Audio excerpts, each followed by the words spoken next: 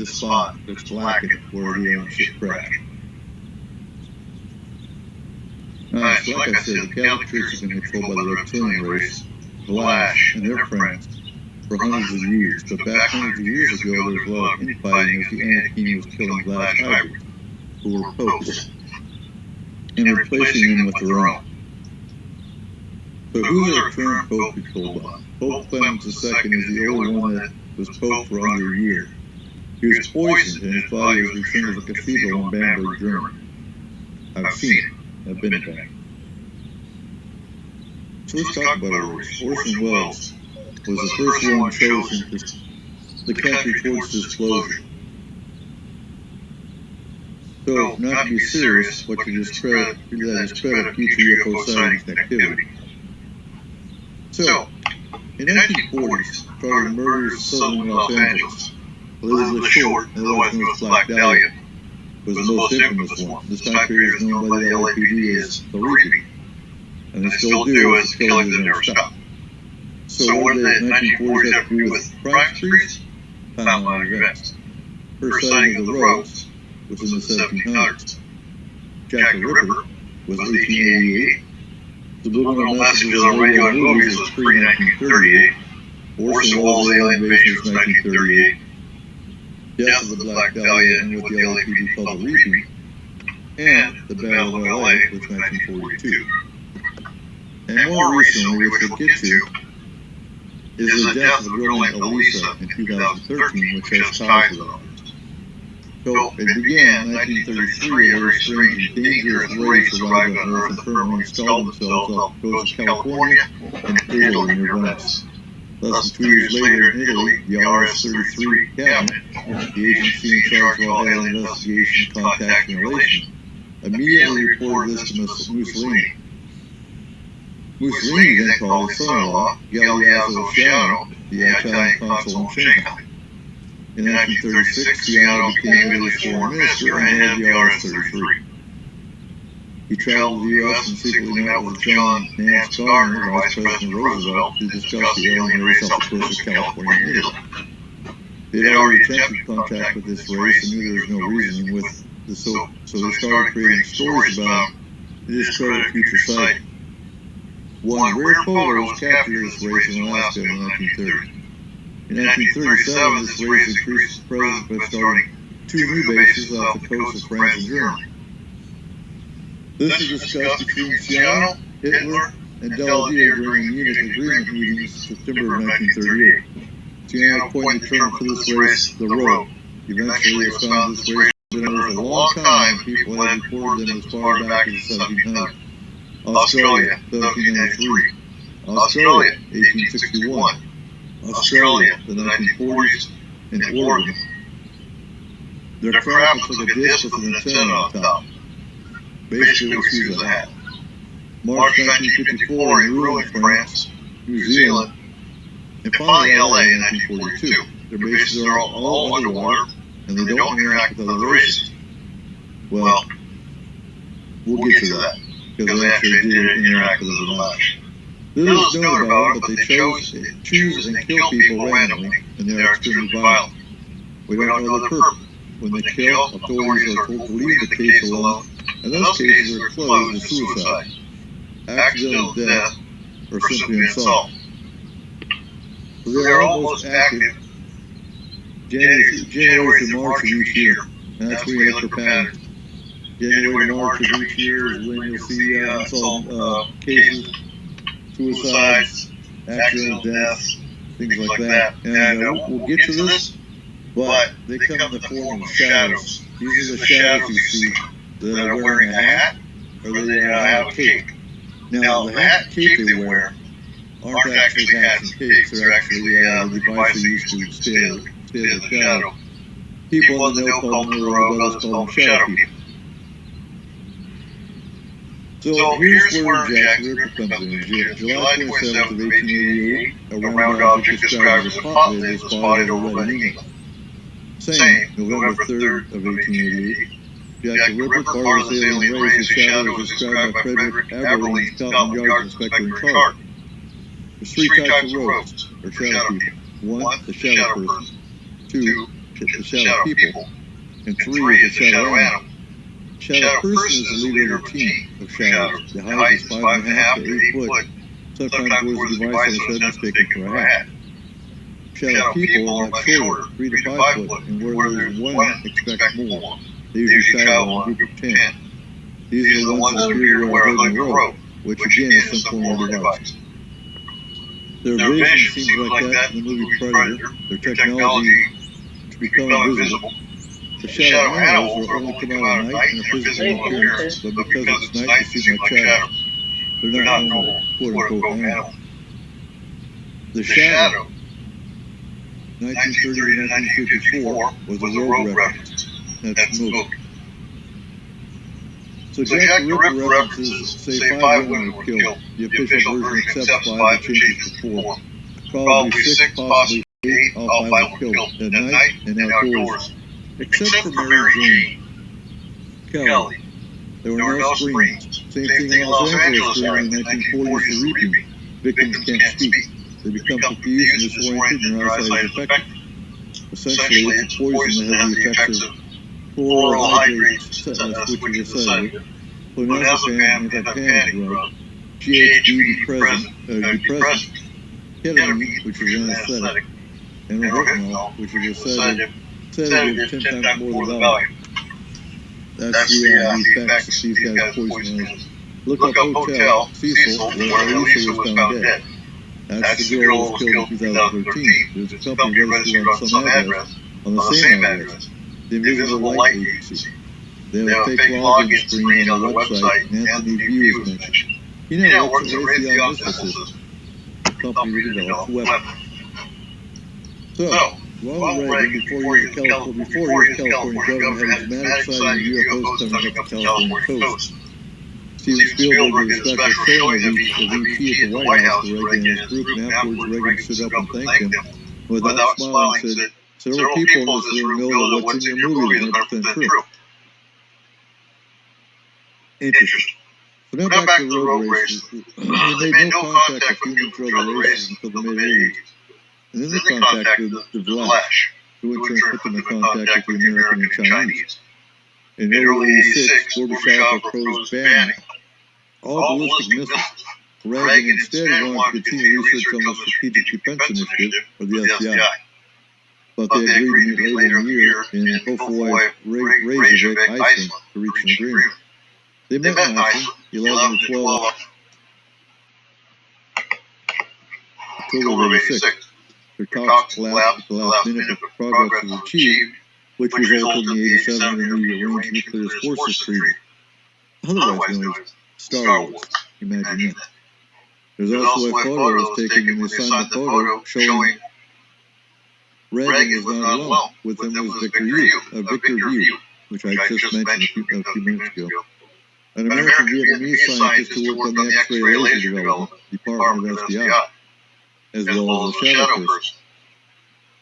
Then September 21st of 1987, during a UN summit, he was quoted, "Perhaps we need some outside universal threat. I occasionally think how quickly our differences worldwide would vanish if we were facing an alien threat from outside this world." Less than 3 months later, December 8th, both parties were signing the IRNFP. Alright, getting back to Lisa. The girl that was killed mysteriously in 2013 by shadows. So her father took her from Canada to Pokfulam, Hong Kong, specifically the Wong Fu estate, hottest spot in Hong Kong for alien supernatural activity. While there, he reported Alicia was missing. Now, 24 hours later, he reported she was found at her relative's house. So Dante thinks she was a hybrid. She had hybrid characteristics. So, what are hybrid characteristics?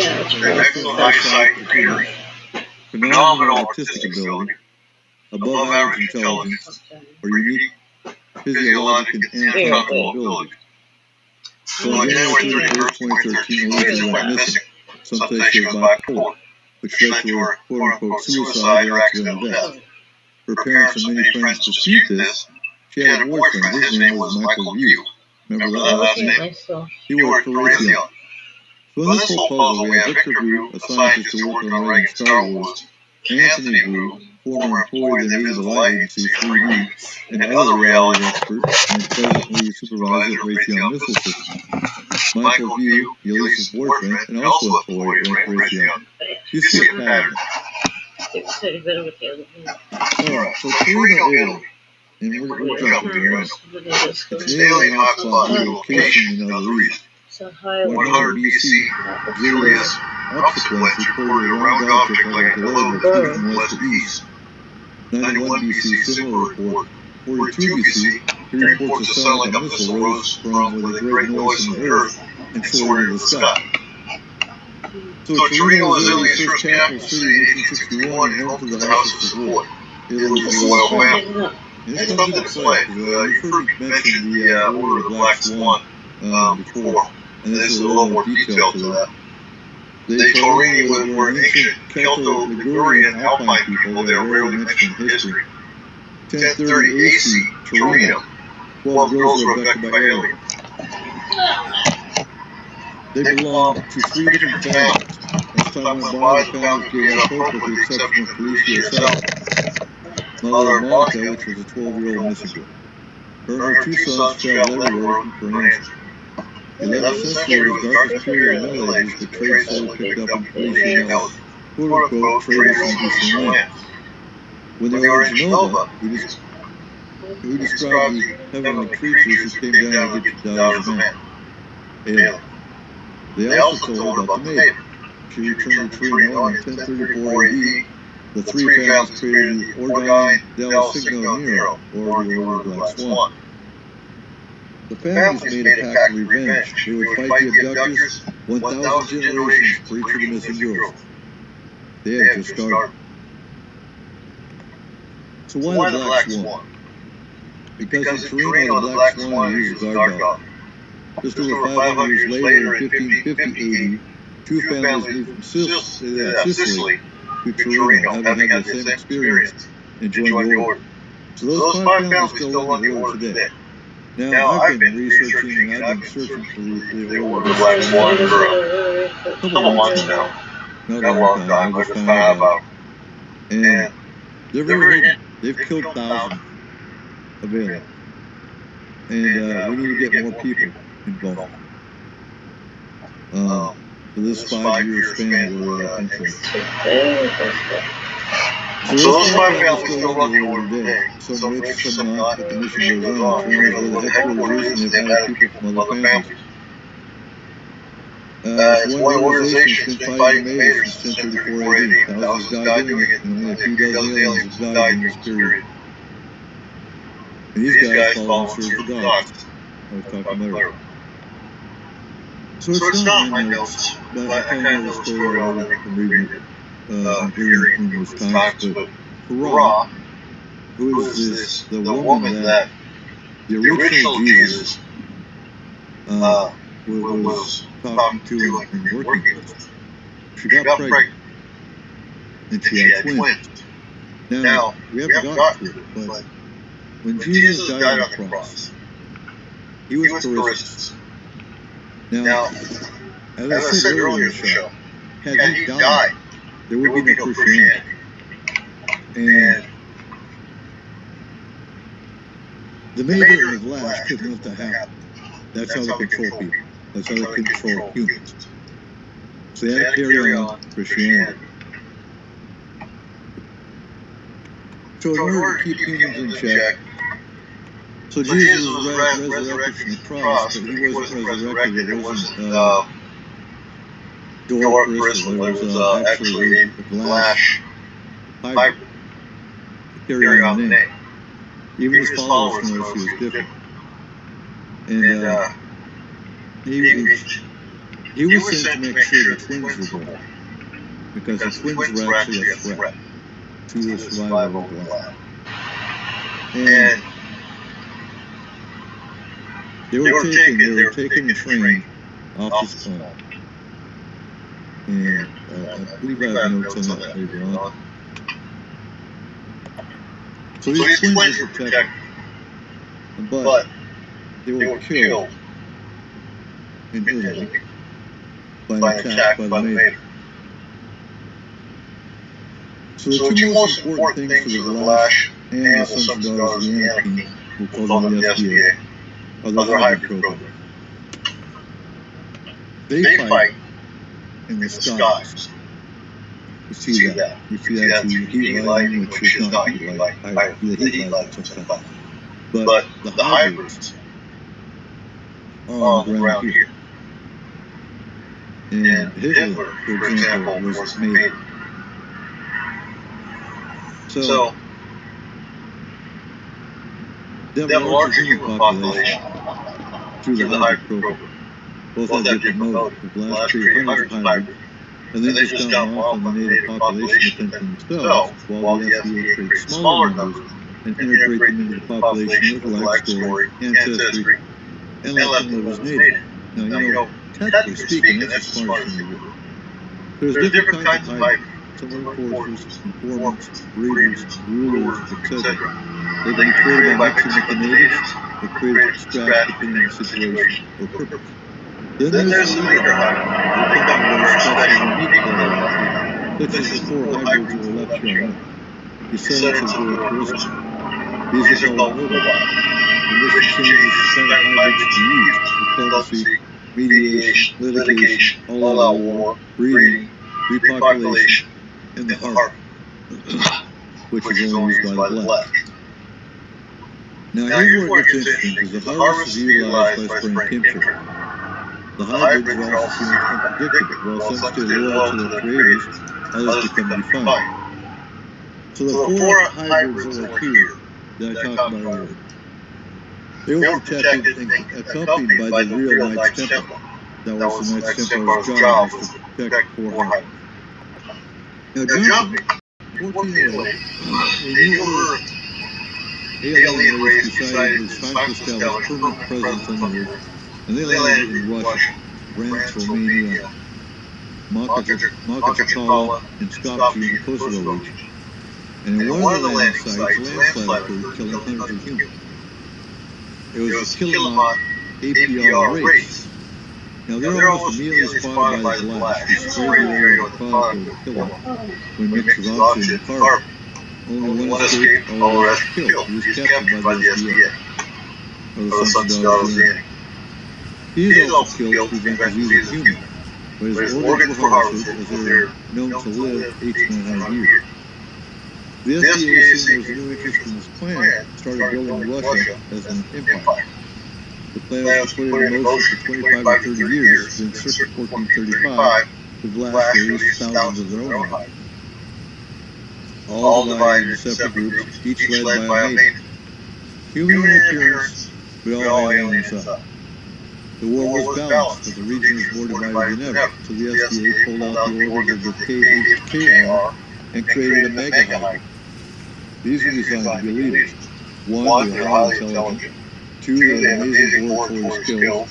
And three, they were brave. With a hybrid human army, they fought the Vlach native and won, eventually creating the empire which lasts today. It always been a constant threat. Which is why I told you earlier, the United States is Vlach controlled. Russia is actually Anakim controlled. The most important SDA underground bases are still around today, which is why you saw Russia invading Ukraine a few years ago. Ivan III Vasilevich started the empire, also known as Ivan the Great. He was killed in 1507 by Lucifer. The SDA uses organs to create a hybrid which is now the number one of the four hybrids, which he went by many names, lived such as Michael the First Romanov. His real name was Ivan Terrible. The main SDA base on Earth today is in a mountain in a region named Odessa. Now we're jumping again, and we're jumping around, hopefully you're catching bits and pieces enough to do your own research on. So the Telos Project, that's military technology, liquid armor, vital sign sensors, here's wounds, has heaters, etc., night vision, computers, and it's all technology. Now, let's talk about the refugees for a second. Not the ones here per se, but the refugees flowing in every country that aren't fleeing here invading. No, I'm not being talking religion, I'm not talking Muslim, I'm not talking Christianity, I'm not talking religion at all. talking about refugees in general, but by theory, some of them are Blash Mater hybrids and humans that are brought into fight during the 2017-2022 window. Now, before you stop and think this is all a crap, do some research. Tell me what you find. I'm curious what you do find. Some of it does sound like crap. I'll admit that.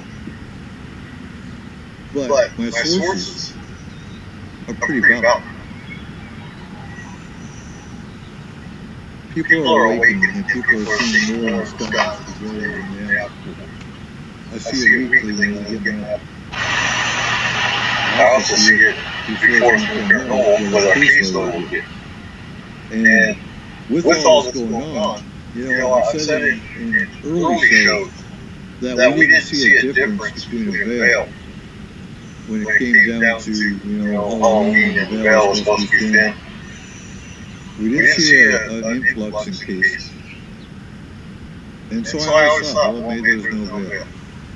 Well, recently we heard through another case we were doing from some ferry that there is a veil. And that veil is getting thin. Now what we're seeing a trend in is an influx in ferries attacking clouds as well. Which is kind of an indicator that there is a veil. It is getting thinner. And then it makes you wonder why. So let's talk about ships. The Callistus have more technology in their ships. It's not as advanced, which is a disadvantage. They're slower, and they do use wormhole technology. Let's talk about humans real quick. The pineal gland is the cell phone of your soul. So the sun is bad for your pineal gland. Only actually supposed to be in the sun for 3 hours. Too much sun causes the pineal gland to shrink. So jumping again, the Anakin also introduced the humans to the written word. Reading, writing, etc. Because reading makes both sides of the brain work and develop. The Lash introduced the TV to dumb down the human. So you can see there's a conflict here. The Anakin are trying to make us progress so we can fight, whereas the Lash wants to be stupid. They want religion, control the people, make them sheeple, make them dumb, give them a TV, give them a video game. The Industrial Revolution was actually the last created as well, because they wanted us slaves to work hard, to work easy, get more done. Let's give them factories, let's give them cars that can go faster, things like that. Now here's what's interesting. I just found this information a couple days ago, having to do with the Titanic. So in 1912, 3 ships sunk in the same area as Titanic. You don't hear about this. The Swedish ship, Ängelholm Bay, lost radio contact after its captain saw an oval-shaped object in the sky, hovering portside at 1300 hours April 13th, a day before the Titanic sunk. He then said the object had landed 1,000 feet away on the water, and then the ship lost contact. The wreckage of the ship was found in 2011 off the Greenland coast with 6 laser-like holes that were found in the hull. They didn't have lasers in 1912. Where did they come? So 15:30 hours, 14 a.m., 2 days later, the day after the Titanic, Captain the Russian fellow, the Pedangju Zhanov, radioed to say he was under attack from a strange airship with the ability to fly above, on top of, and under the water. The craft was firing deadly rays of light. His last radio transmission was picked up by a hand radio operator in Iceland. They never reached their destination. Then you got the Greek trawler, Constantine, left in the Newfoundland shortly before dawn, April 15th. Less than 24 hours after sinking the Titanic. Captain Aris Nicolaitis reported his ship had been attacked by a strange craft that melted his ship. 16 crew members gave the identical story, but all focus was on the Titanic. That kind of reminds me of the Montreal incident here in Washington versus Roswell, New Mexico. Both of those UFO incidents happened a couple days apart, but all media attention was Roswell. Same thing. They pick and choose what they're going to have media attention. In this case, it was Titanic. Even though they had 3 other ships that were attacked in the same area, same time frame. Many survivors of the Titanic report seeing UFOs before, during, and after the Titanic sunk. Ann White was in lifeboat number 6. She saw three bright lights in the sky around a glowing object. Winnie Coates and her 3 sons witnessed strange lights and objects in the sky after all the flares were burnt out. American astronomer George Harris, on the day of the death of the line, April 14, 1912, reported a dark object with a diameter of 80 kilometers moving from the moon towards Earth. Also, Elizabeth Stansfield, her husband, were walking on the pier on the same day in the port of Belfast and reported they saw a huge ball of light sink into the ocean, which was reported by the newspaper The Guardian. In the log of the Norwegian ship Husken, April 15th, while in North Atlantic, the captain saw a huge crater in the ocean like a giant whirlpool. The other fact about the Titanic is the matter of 3 holes in the starboard side below the waterline that seem to have been made with laser precision. These are things to make you think. So new race you look up. Mefeen. M-E-F-E-E-N. This race even last year. Now I'm telling you folks, there's a pecking order here. It's my pecking order. So you've got the Greys, the Reptilians, the Mantic. We fight them. Our action, they can be defeated. We haven't had an encounter made of last year. But I dread the day that we ever have to fight the maiden of Lash, because there's ridiculous. But if there's a race these guys here, yeah, they're the ones to worry about. And that's kind of why we're doing the show, just to make you aware. So the Mefeen, there are thousands already here in place. They have 100,000 ships strong, and the first ones started arriving, and that was in September 2016. Not long ago. They come from the constellation we call Scorpius. So here's a tip for you. Draw the Eye of Horus on your door. It keeps them out. Remember that, the Eye of Horus. Put that on your door. Yeah, it doesn't be big. It doesn't have to be seen. So September 4th, 2016, the biggest ship passed closest to our sun. The Christus have fought them twice in a row. Also, look into the race Krull, K-R-U-L-L. They look reptilian, but they're not reptilian. They come from Andromeda. They're merciless with prisoners. They're also here. Their ships are slower because they don't have the high technology of other races. They can't use wormholes to transport. They don't have Reuben, which is a future technology that makes Reuben used in space travel stabilization, so their ships can't handle gravity. So if you see a ship that's kind of wobbly, it's probably these guys.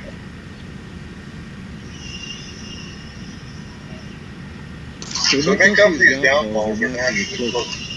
Their ships can float. All these ships can float. That's why I say watch the cloud. You cannot see, hear, or feel. No one knows what they call themselves, so the Christians call them Krull, which means dark. The first actual group of them was arrived here early in 2018.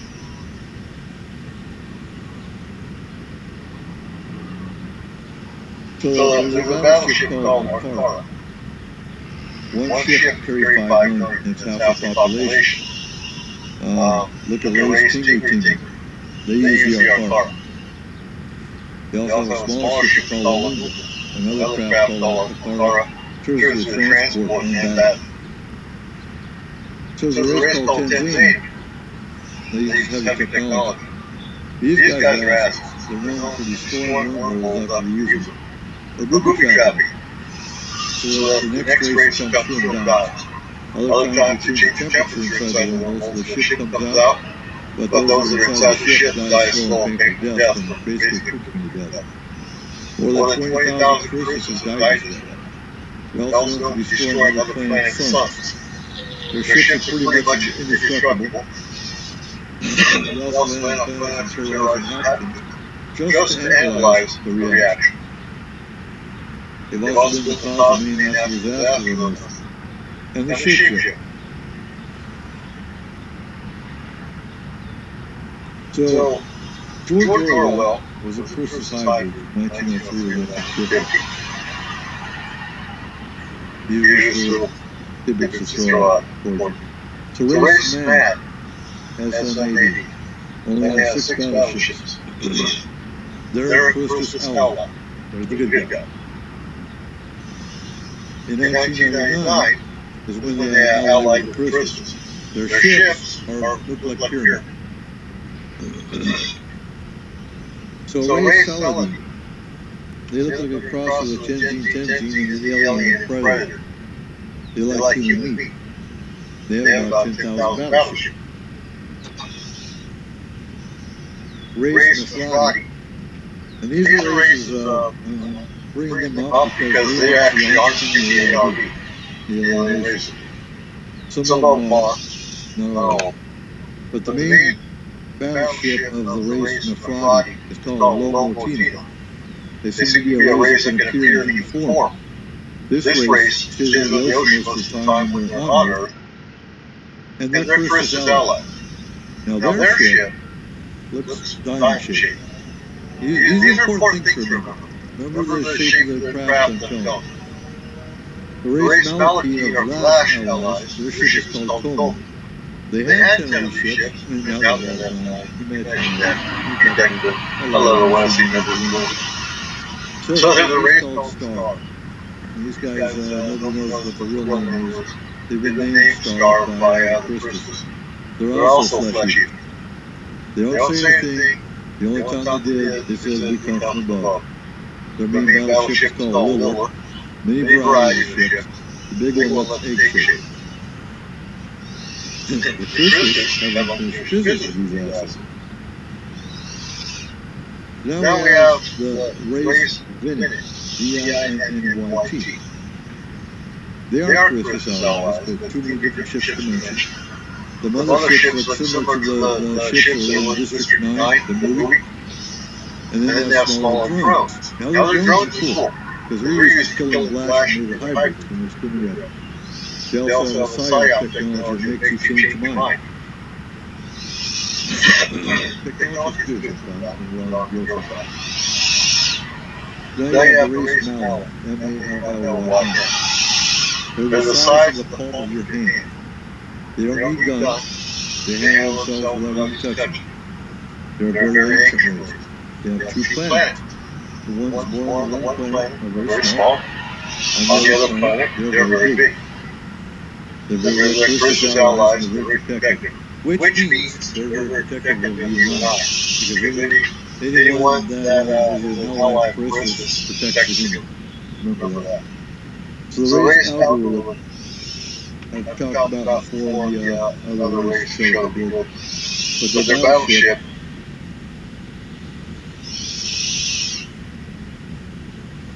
looks similar to the Lash. Because they sold their technology to the Lash. So the ship looks similar. And Medtronic is an extra presentation both this Saturday for training, as well as in Canada and Dave Scott's Caribou Marathon. September 29th, the 1st of October. Remember that. I'll be doing the alien race, go out pictures of the pictures of what they look like anyway. But the algorithm got called also known as the builders because they actually build what they need. Whether it's a ship, whether it's things on a planet, that kind of thing. So they come from the constellation Sculptor, derived from the ancient race of reptilian that has since gone extinct. Now they're not related to reptilian, not the reptilians we hear about today. They specialize in building ships and other devices needed for deep space travel. They're also space travel, and always looking for raw material. They can live up to 230 years. They're last seen in Tokyo, Japan, 2005. So, in the past and now, there are over 40 alien races, plus the Black and Naval hybrid. They're always searching for human children, because they drink their blood. showing blood is the purest to its original form, not contaminated by diet and lifestyle. There are 80,000 proteins in the blood versus 20 to 35 proteins in adult blood. The reason I bring this up is because, like I said, I'm doing the second part to this series, so I've not done my research. And where I concluded with my research before I started getting notes together for this show, there was a whole influx of child disappearances all throughout Europe and America back in the 1800s and 1900s. And if you look at missing and exploited children's websites today, there's thousands missing daily. Now, taking into account, some of these kids ran away. Some of these kids were abducted by parents, that kind of thing. But that doesn't come close to just randomly missing kids either. And if you take into account that a lot of the alien races drink children's blood because it's pure. Well, I think you have party rings right there, as morbid as it sounds. Something to consider. And remember, this is close. And we'll be talking about this more in the next segment of the show.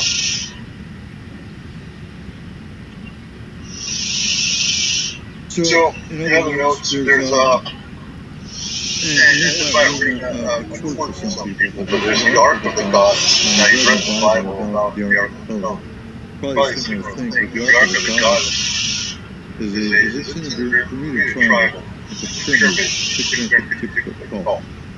And it contains all the essence of this planet, genetic material for life on Earth, humans, flora, fauna, bacteria, animals, insects, everything.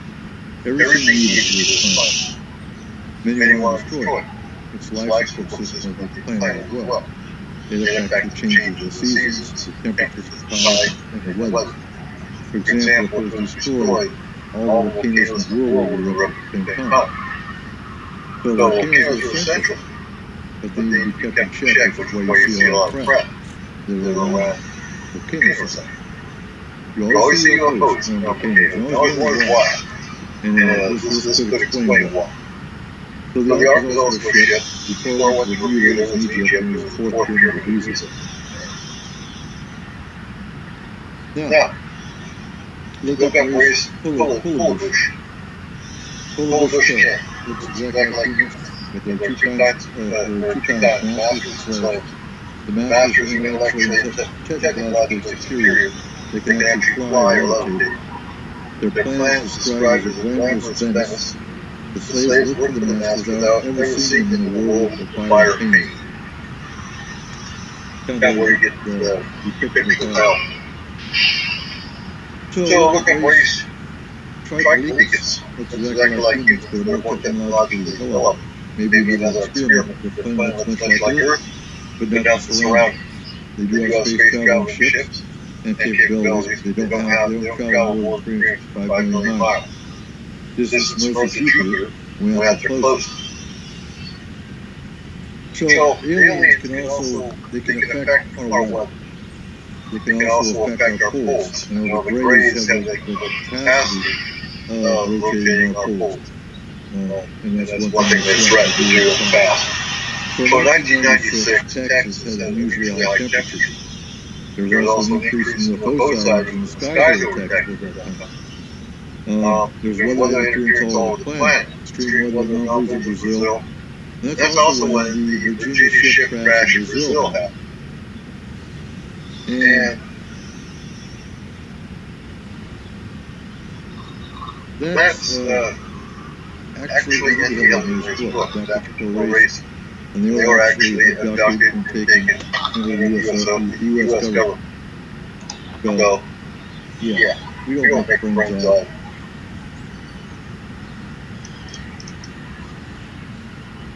So something to look at, again, like I said, we're in the middle of 2017. UFOs are on the rise. And we're going to talk about the Trump science theory a little bit too, I think as well. So what's in store for us for the next 5 years? There's a doomsday prophet. This is kind of funny. T. Chase, which predicted the alien invasion would kill Putin September 2017. He bases this off his own interpretation of Nostradamus and Revelation. That's during our prayer time. Imagine that. So on that note, there's also reports circulating about Biden meeting with groups to draft an agreement to cooperate towards a missile defense system to fight the mile-wide armada of alien craft coming in September 27th. So, September might be an interesting month. I guess it's just a wait and see. So I'm going to talk about the Flash. Here's what I have on the Flash. Not much is really known about him. But the war going on Earth is a Flash war. All Flash hybrids stay on. The Mater hybrids are created for export because they have interest in other areas often.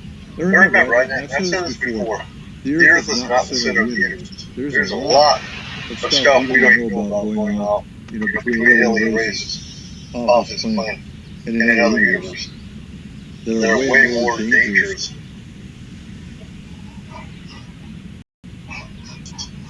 You have a lot more going on than what goes on here. So the hybrids created for the Mater are exported off our planet to other areas off Earth for natural resources and whatnot. But they're only involved here as Flash out, if they are. So now many of them are here. They're untouchable, stay hidden. Whereas the Mater, on the other hand, are more vulnerable, not by weakness, but there's so many of them that expose themselves and their allies upon, including humans. The Mater attack at night 80% of the time, but do attack during the day as well sometimes. But the hybrids only attack after dark. Now here's the thing about the Mater hybrids. Actually not, with the Flash hybrids. If you see people whose eyes glow, and they're not contacts, that's a Flash hybrid. And also, and I brought this up when we did the Kids Paranormal, what to watch for in kids. If they're actually drawing pictures, art, and things have red eyes, ask about it. And don't just get panicky because they have red eyes. And maybe the kid only had a red color at the time, you never know. But if it's a common theme, and there's other friends there, I'll be asking why do they have red eyes? Because spirits can have red eyes, demons can have red eyes, jinn can have red eyes, but so can hybrids. So this is something to keep in mind. So the last start of the Industrial Revolution, the machinery get more production out of it. The battleship they have is called Shelley and Colossus III. It is their biggest and most feared. They call it 3 because 2 others were destroyed. Both were destroyed in Jupiter. Now here's what's going to disturb some people. The battleship had abducted hundreds of thousands of humans and animals with the purpose of conducting genetic crossbreeding experiments. Now, not all the animals were from Earth. I'll bring up Chupacabra. I'll bring up Jersey Devil. You can bring up Wendigo. You can bring up Bigfoot's mentioned. Do I believe that? Not entirely. I believe personally Bigfoot's an interdimensional being because you can follow a track and those tracks disappear. No trees multiplying, no nothing. Animals will just disappear. So they do mention that some of these projects were abandoned, the Bigfoot and whatnot. One they actually called Shuru Pasundaki. Shuru means human in Flash. Uru means animal. Pasundaki means horror in Filipino. That's where these creatures were originally created. They are the perfect shapeshifters. In normal form, they appear human, but in seconds, they can grow fangs, claws, and wings.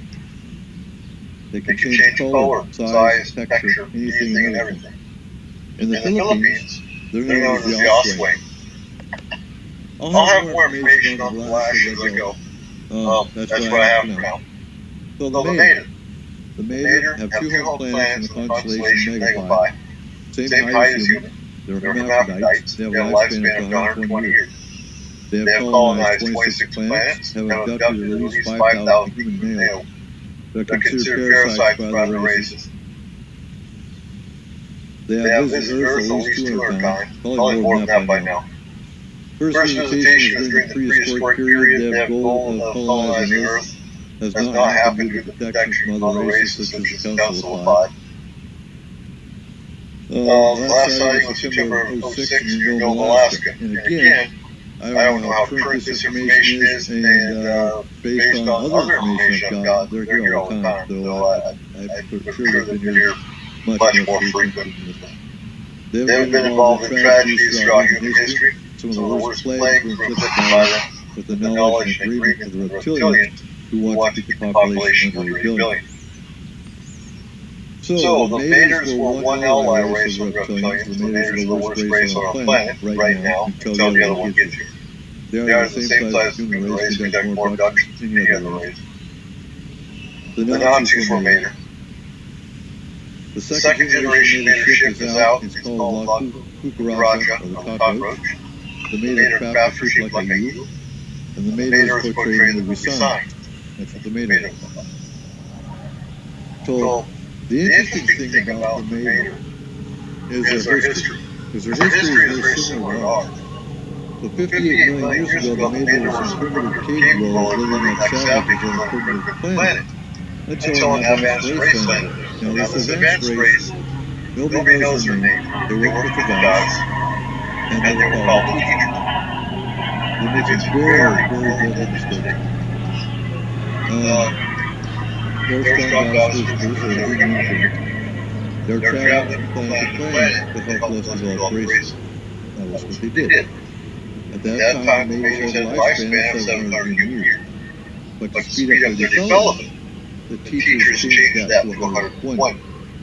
It took 3 generations for them to reach their potential. The Teachers returned every 50 years to assess their development.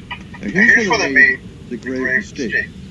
One, that previously the Teachers had helped thousands of other species to develop, and all of them turned out benevolent. Not the Mater. 2, the Mater revealed to be different and were aggressive from the beginning, resisted change, and several times attacked the Teachers even after 200 years of constant development. They still remained hostile. They should have been destroyed. I'm sure by all protocols they should have. So 3, there's a rule among other species doing the same job, that if they encounter an obstacle in normal development, they're supposed to call upon the Jeppa, which is another race. In cases of obstacles, normal development phase, the Teachers didn't do that. That was stupid on their part. The Teachers failed or did not report to assess the origins of the Mater. It was later found the Mater had been created by alien race gigantic as hybrids. And they used their own DNA and that of an unknown reptilian race. The gigantic abandoned the Mater, 100,000 of them, on that planet when they realized their experiment was a failure. They had planned to create an army of hybrid warriors, but they couldn't control them. So the Teachers were supposed to keep the original Mater they had found with a lifespan of 700 years under constant surveillance, but they failed. The Teachers were supposed to return to the Mater's planet every 25 human years. They failed. And now look what we have today. The Teachers were unaware that there was also a hostile race visiting the Mater at the same time as them. They were called the Viking. No enemy of the Rame and the Kurds. Now these were good races. And the Teachers returned to the planet for the 7th or 8th time. Info is not precise on that. The leader of the original Mater was expecting them in a battleship. His name was Akamata. Caught by surprise, the Teacher's scout ship was destroyed, immediately followed by the mothership, with the help of hundreds of Viking ships. Akamata died on that battlefield fighting the Teacher, who had escaped the mothership. Once that battle was over, they destroyed their planet. After they destroyed their planet, they followed the Viking around for a few thousand years and learned the art of war. That was stupid on the Vikings' part, too. The Vikings were a warmongering and very violent species, and resembled the aliens in the movie Predator. I like using movies for references because movies have a lot of fact in them. So after following the Vikings for a few thousand years and destroyed their own planet, they went looking for a new planet to conquer. So they headed for Carducci, which was the Vikings' home planet. It took them only 7 Earth days to do it. They'd already started their own hybridization program and called them Project Mater Kip, which means 2. They built a 500,000 strong hybrid army, ships included, resembling the teachers as they found them strong and agile and perfect for war. And their appearance was trustworthy for spying. The army is composed of different hybrid types, each built with their own tasks. Some for flying ships, some for close quarter fighting, and so on and so forth.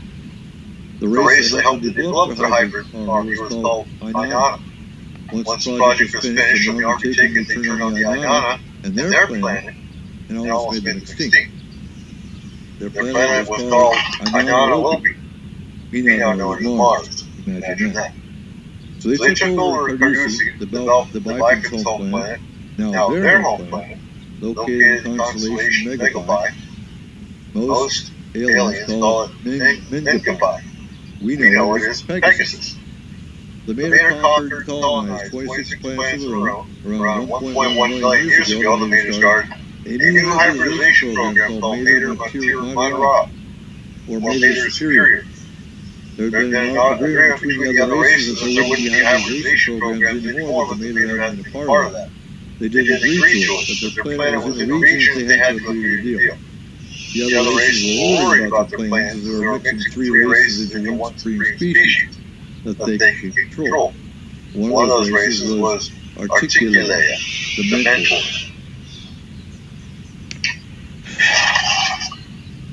So, it was said to be the first race ever.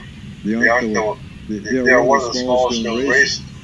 Mysterious, and not much is known about them. They didn't live on a planet, but on an artificial satellite that no one knew who built. They were there from the beginning. They don't travel. They don't talk to anyone. Simply live inside these containers with liquid. Somehow, the Mater was able to get a hold of a bunch of them.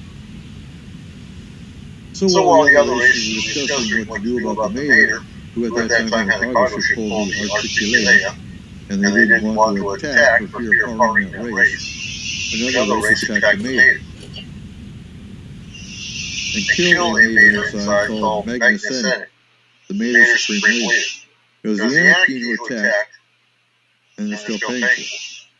So all humans and most normal hybrids have contracted some form of disease, either more or less harmful, the Lucifer created, or the mega one developed by Vlash at Plum Island in the 1940s.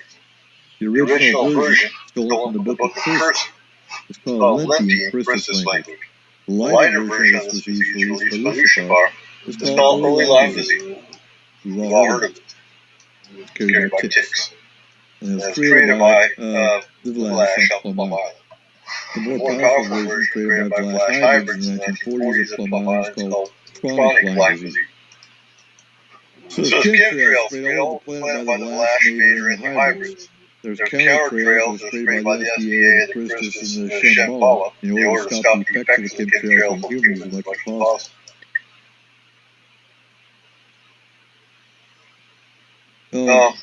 That pretty much closes out all the notes I've got. But with all this talk, and all these notes I've brought to you, I think the main points I want you to take home, our history isn't what we know. I've always thought. I've never liked religion. I'm pagan. That's uncomfortable. That's what I'm comfortable calling myself. I follow Morrigan. I follow Carrion. Those are my deity. God. So that's where I have a hard time. More or less.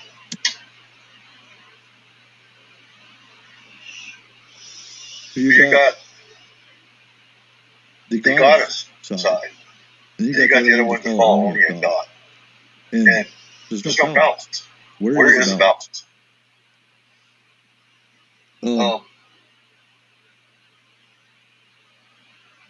Take everything I say with a grain of salt. Do your own research. If it's comfortable and if it makes sense, then so be it. I'm only putting out my research notes. A lot of them came from Dante Sartori and his works, which Dante Sartori has since done completely underground.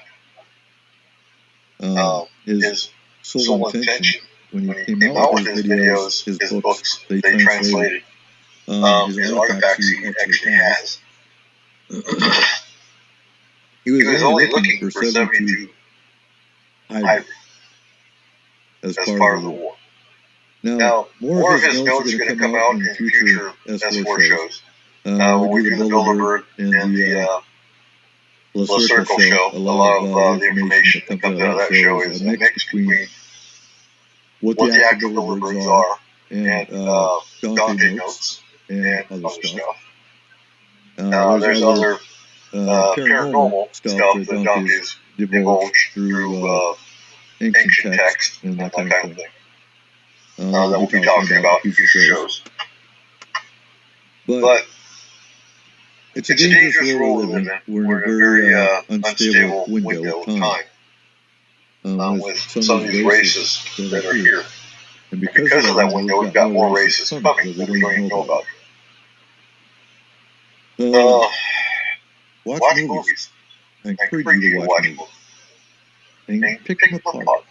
Pick them apart and figure out where the truth is versus where the lies are. Well, where's the manipulation? What's the fact? I love The Arrival. It's a slow movie, some say. I think it's great. And it also shows what the humans would do if they saw a ship coming. Should we just shoot at it? Not knowing who it is or what their motive is? I don't think so. Which leads to my next point with this next show. Because I hate Pure Mom. And I don't ever want to be seen as a Pure Mom. I want to bring you information. That's what I do. Watch the skies. Watch for weird shapes in the cloud. Watch volcanoes. I live by a volcano.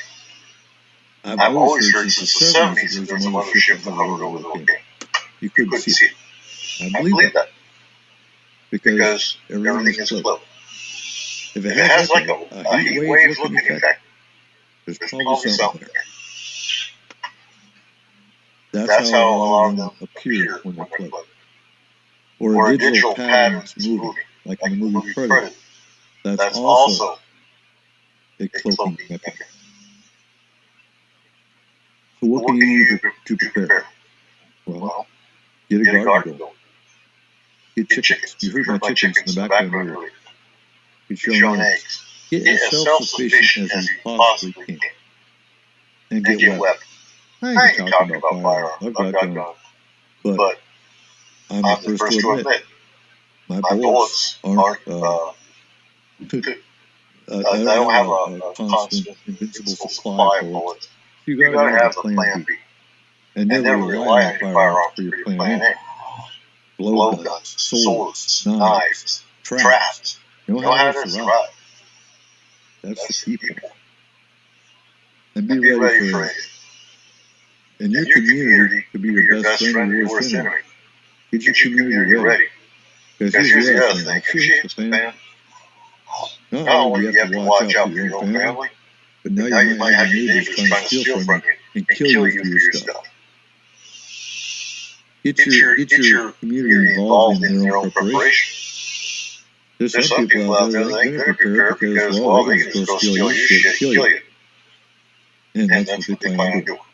So, know human nature. Know psychology. Know who's going to be the one to attack you and who's going to be your friend. Those are some of the keys. Now, when you're looking at survival here, when you're looking at what do I need to survive, remember, don't rely on batteries. Batteries don't last forever. And if we ever got hit by an EMP or a magnetic pulse, your car batteries, everything's shot. It's back to the dark ages.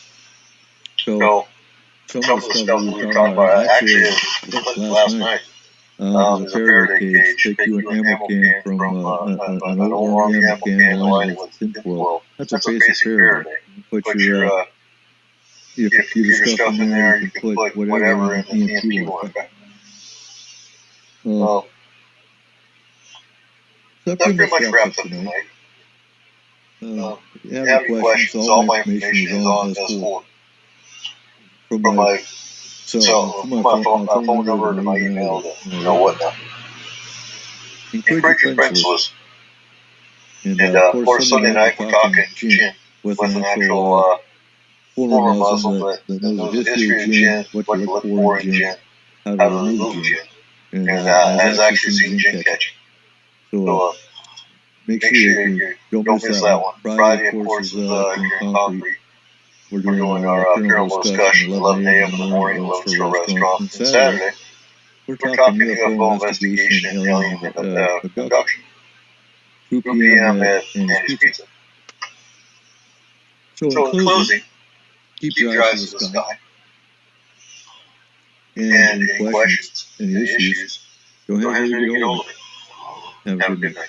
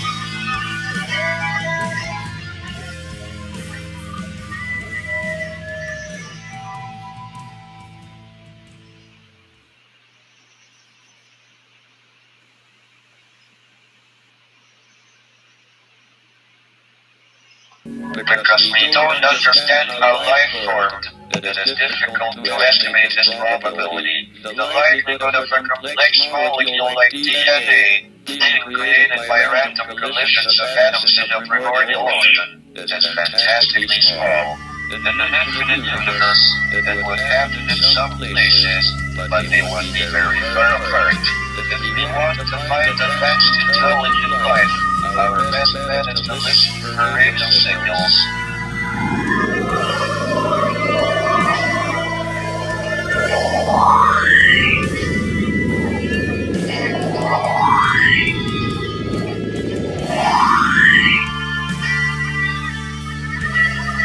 look up to the stars and the forests that surround. Do you see them? Do you hear them? Are they there?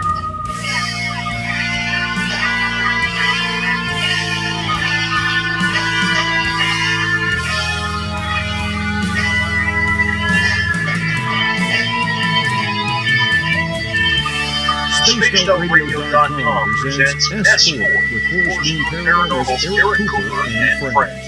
Also, take the time to join the Forest Moon Paranormal Facebook group. I knew I should have made a left turn at Alpha Place.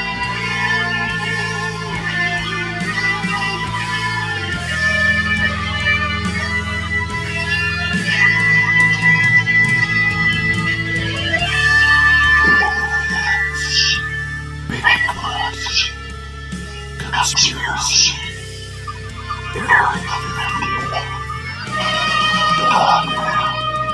Ghosts. Cover-ups. UFOs.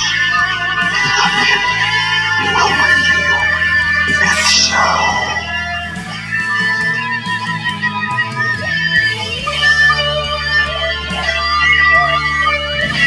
That's one small step for man, one giant leap for mankind.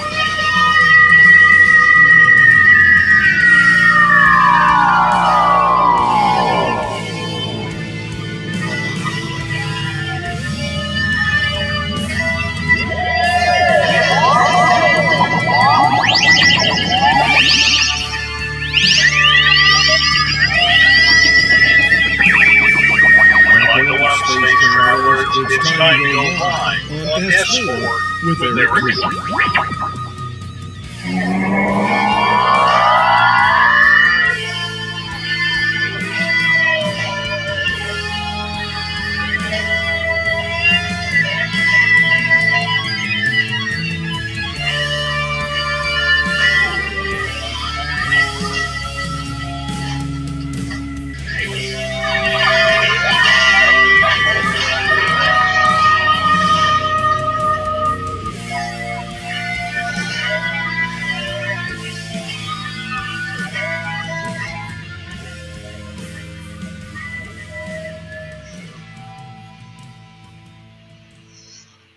Good evening, ladies and gentlemen, and welcome to S4 with Eric Cooper, broadcasting live from the beautiful mountains of Concrete, Washington.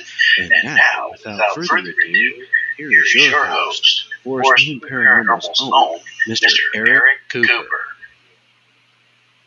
Hey, good evening, everyone, from the mountains of Concrete, like Corey said. So the views and fittings of S4 do not reflect that of Spaced Out Radio. And if you haven't heard of Spaced Out Radio, oh my God, 95 p.m. every night, 6 Standard Time.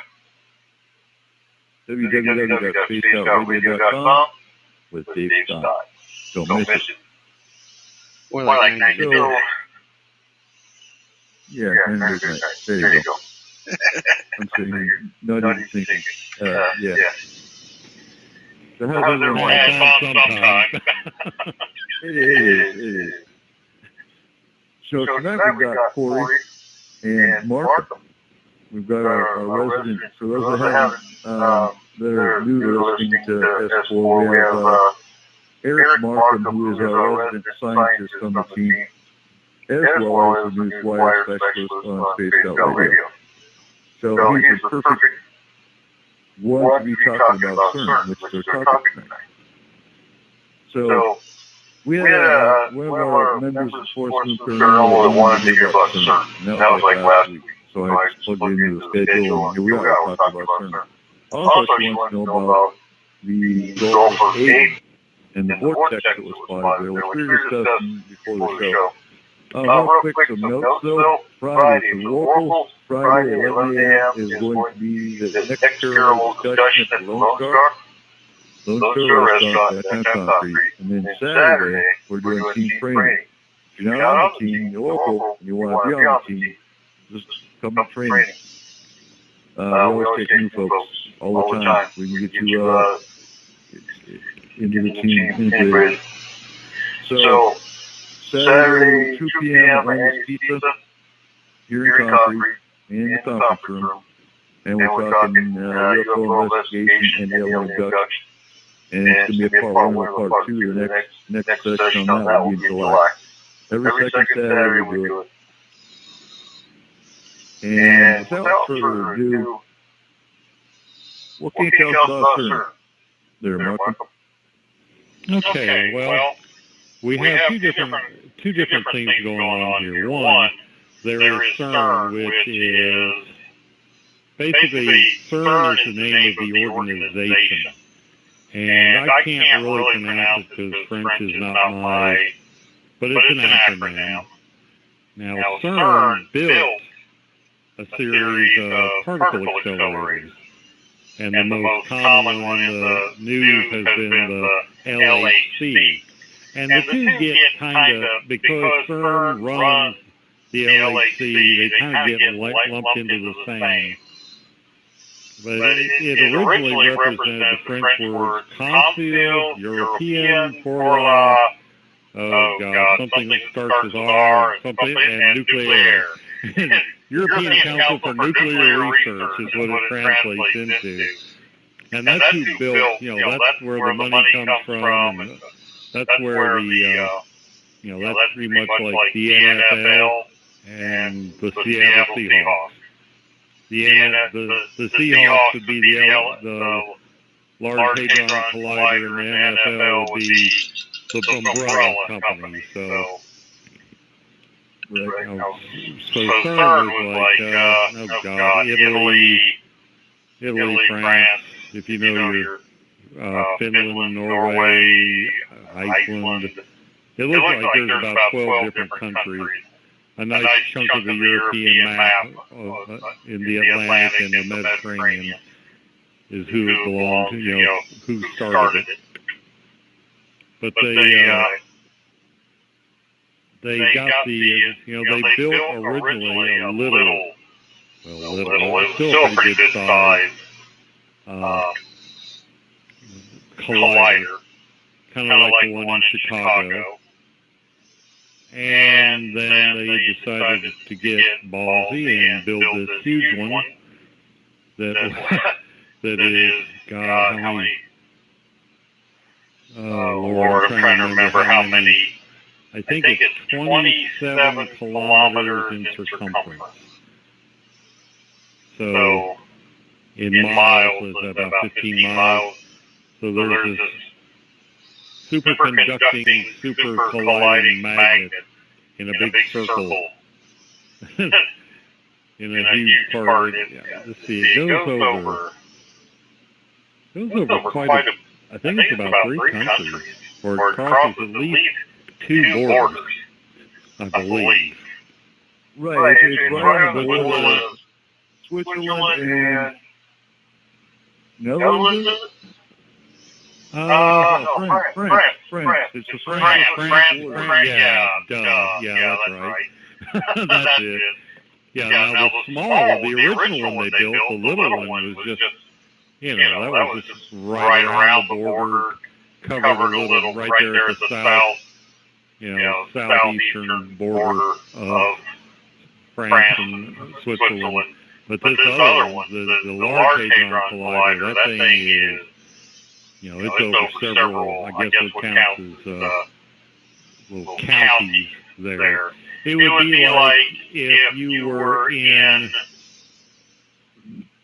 to build this thing on the border of New York, it would go through New Jersey, Massachusetts, Connecticut, Rhode Island. This is how big this thing is. It would hit all those borders. Or if you build it out west, the Four Corners area, it would actually go within the 4 states at the Four Corners: Arizona, Nevada, New Mexico.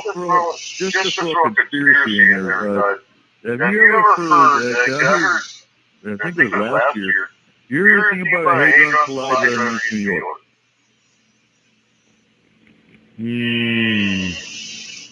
Under New York? Yeah.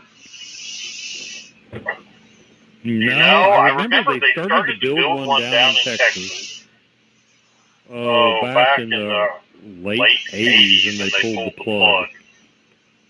They got this thing. They had stuck several billion into it, or maybe it was million at the time. But by this day, yeah. I think it was just one of those, holy crap, you spent this much and you still haven't finished? Never mind. Well, and to backtrack real quick, so CERN was founded in 1954. And it was actually, the CERN convention was signed in 53 by the 12 founding states. Well, they call them states, but Belgium, Denmark, France, Germany, Greece, Italy, the Netherlands, Norway, Sweden, Switzerland, UK, and Yugoslavia. Actually, Yugoslavia, hold on. Yugoslavia entered 29 September 54. Then, Austria joined in 59, Spain joined in 61 and 69, and rejoined in 83. Portugal joined in 85. Finland joined in 91. Poland joined in 91. The Czech Republic joined in 92.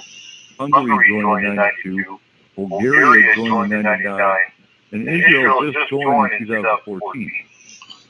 Romania joined in 2016. And then apparently the Czech Republic and the Slovak Republic rejoined after the mutual independence in 93. So today they have 22 member states. Serbia and Cyprus are associate members in the pre-stage membership. And Turkey, Pakistan, Ukraine, and India are associate members. I believe there's over 600 institutes and universities around the world that use the CERN facility, but they're not members. And I think the United States uses their facility for scientific experimentation, but we're not actually members. No, we've got our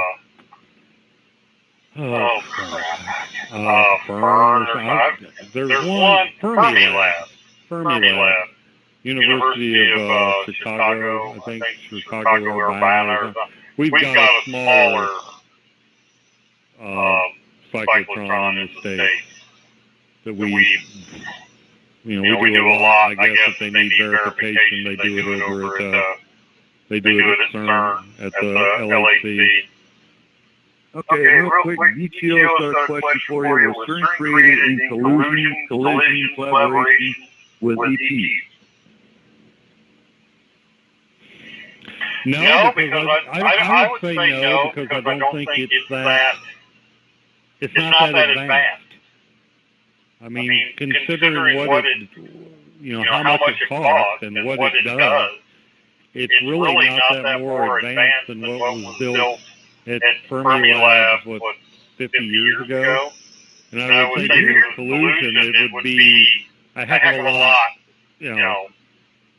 Right. And I'm just going to say this, ETs, well, it depends on the race, but the technology they use, if anything, I can see one of the negative races like the Mater or Lash, one of them kind of spurring it on just to destroy the planet. Because none of the races want anything to do with this planet other than the destruction of it. So, yeah, that would be my take on that one. I couldn't see anyone with a negative aspect because it's the negative races that want us to destroy ourselves.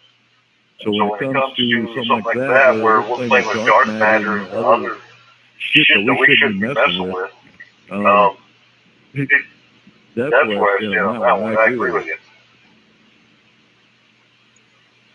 Okay, so I just looked up Hadron colliders, and there is one in New York. From 2000 to present, yes. Yes, a 2000?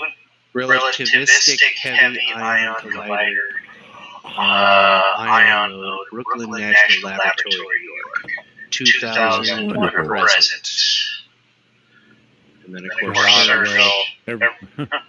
CERN kind of took the wind out of their sails, and then Fermi Lab, everybody knows about them. So that's the one in Brooklyn is sort of under the radar. Yeah.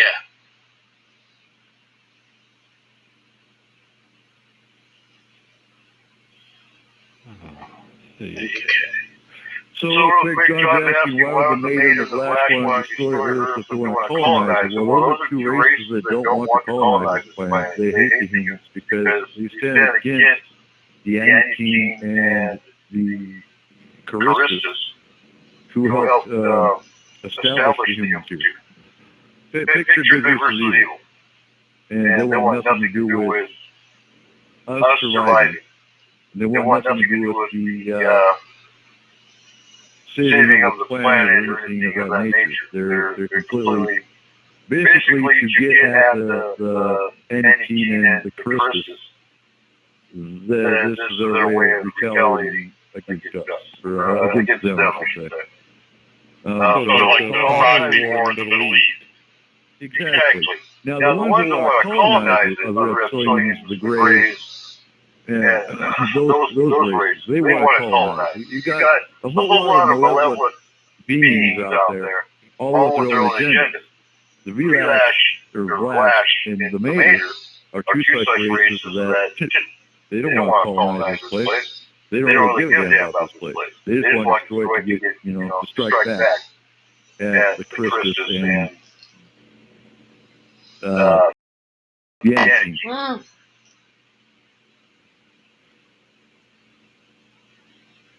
Be nice. I'm telling you right now, the reptilians are weak in comparison with the Mater, the Vlash, and a few others that just in the last couple of days I've been reading about. So, there's watch this guys, folks, because we're in that 2017-2022 window right now, and there's a lot of new races that are coming here because of that.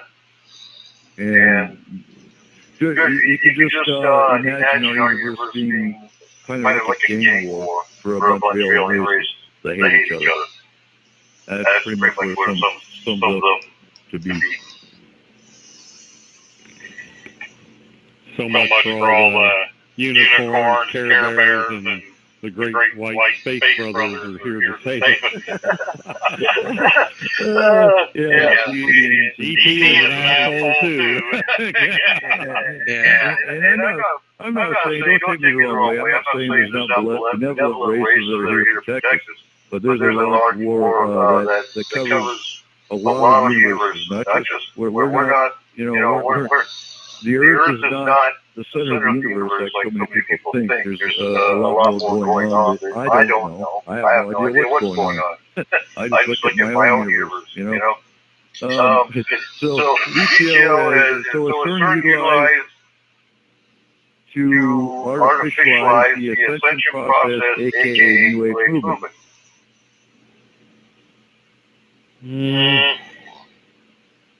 Yeah, I don't think so.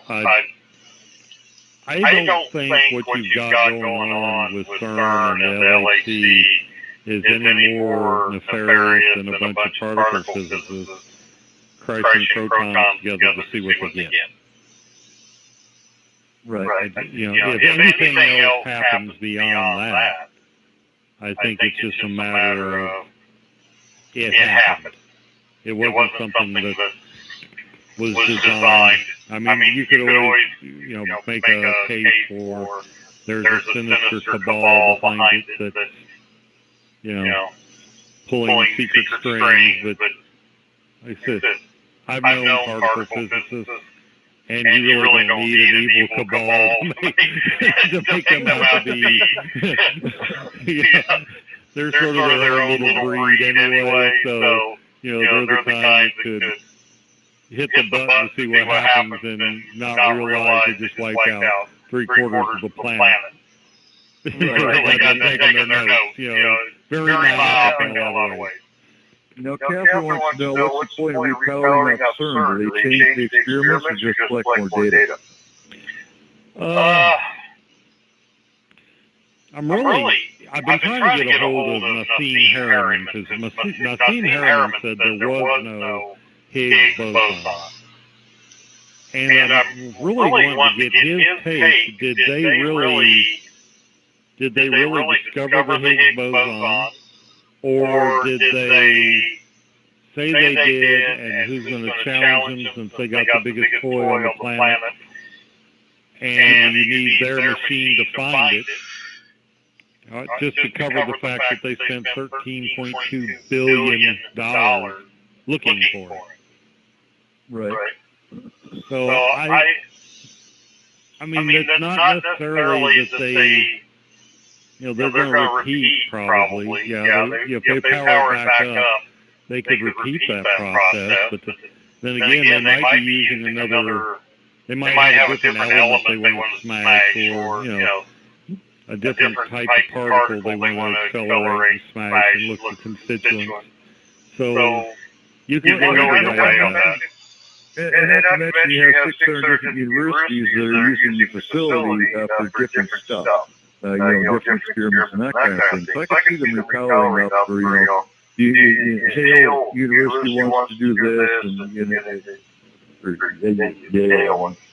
And this, university wants to do that, and so I can see them repowering for different stuff, but basically depending on which associate country wants to work on. Yeah, there's all different kinds of experiments that go on at CERN. Or I should say the Large Hadron Collider, because they have other there too. They look at how many different particles they've said to discover, different people using it. And they say that they've found this particle or that particle.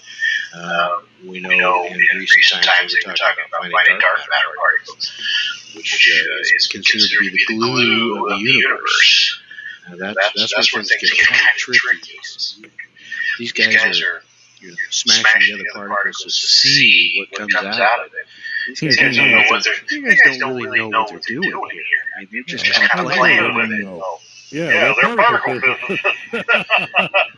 they think at the quantum level, and they just don't really have a broad. To me, they just don't have a broad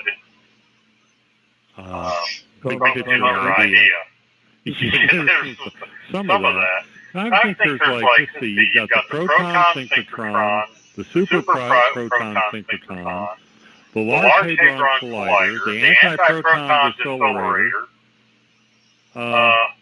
There's 5 or 6 different accelerators right there at CERN headquarters, where the LHC is. Now, let's shift gears real quick. Tell us about dark matter and why would it be not in our best interest to mess with it? Well, the thing is that I'm not sure that really dark matter exists. What happened is they took the visible universe and they calculated the mass that they could see. And here again, how did they do that and have a really accurate number? But supposedly, when they looked in all the directions, calculated all the mass, there wasn't enough mass to account for the universe as we see it. So in order to fill the blanks, they created this concept of dark energy and dark matter. Now, it wasn't too long ago, sometime last year, I wrote a Newswire piece where they think that there is possibly billions, if not trillions, of galaxies that are visible. And I think that that's where your, I'm thinking that might be where your missing math is. Plus, we can only see, I'm going to pull this off the top of my head now, but I think we can only see 14 billion light years in any given direction. So we're assuming that the universe is 14 billion years old, based on that. We don't know. There's probably, if there is more universe beyond the limit we see for, the speed of light, how far we can see out, there might not be a need for dark matter. But the thing is, what dark matter is supposed to be, it doesn't interact with anything. Apparently, it doesn't interact with anything within our physical universe. I mean, it doesn't light up, hence dark matter.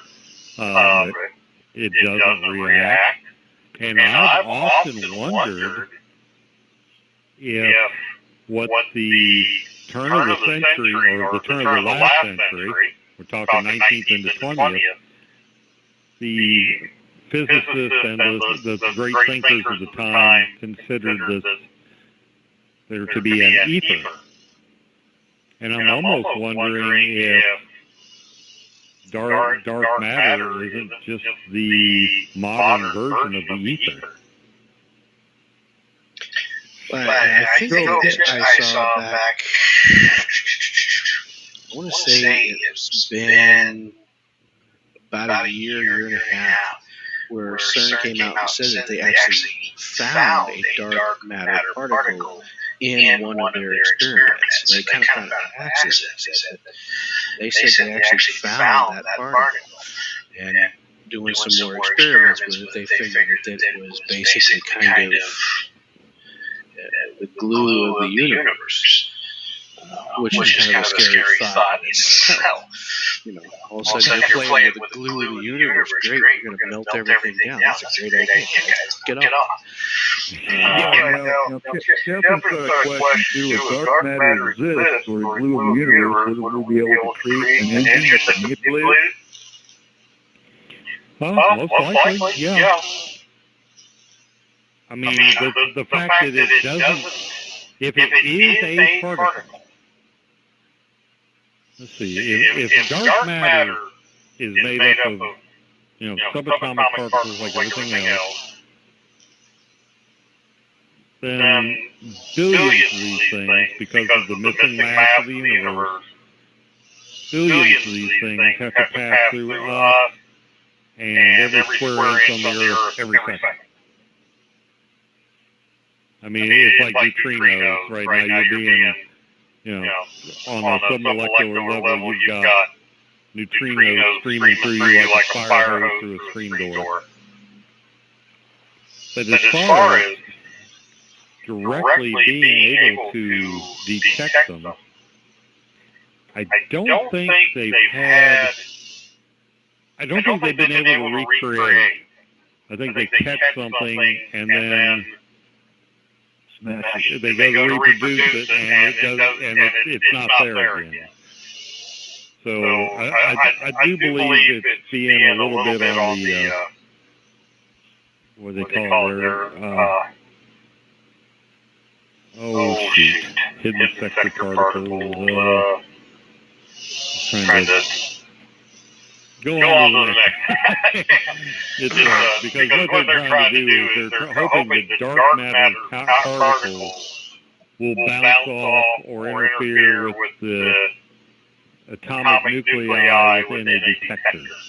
It's more likely it's an indirect detection because they're focused on something of known property, of known behavior, and if they see aberrant behavior, it goes, forms a figure eight, and it never forms a figure eight. They're going to take that as a sign that dark matter interacted with that particle. My theory, real quick. Go ahead. My theory is that if it's a big if, there's a lot we don't know, obviously. If they are able to recreate these dark matter particles with the hadron collider, basically that hadron collider, as it comes down to it, is the beginning of that engine to control that, or work with it, or mess with it. Therein lies the issue.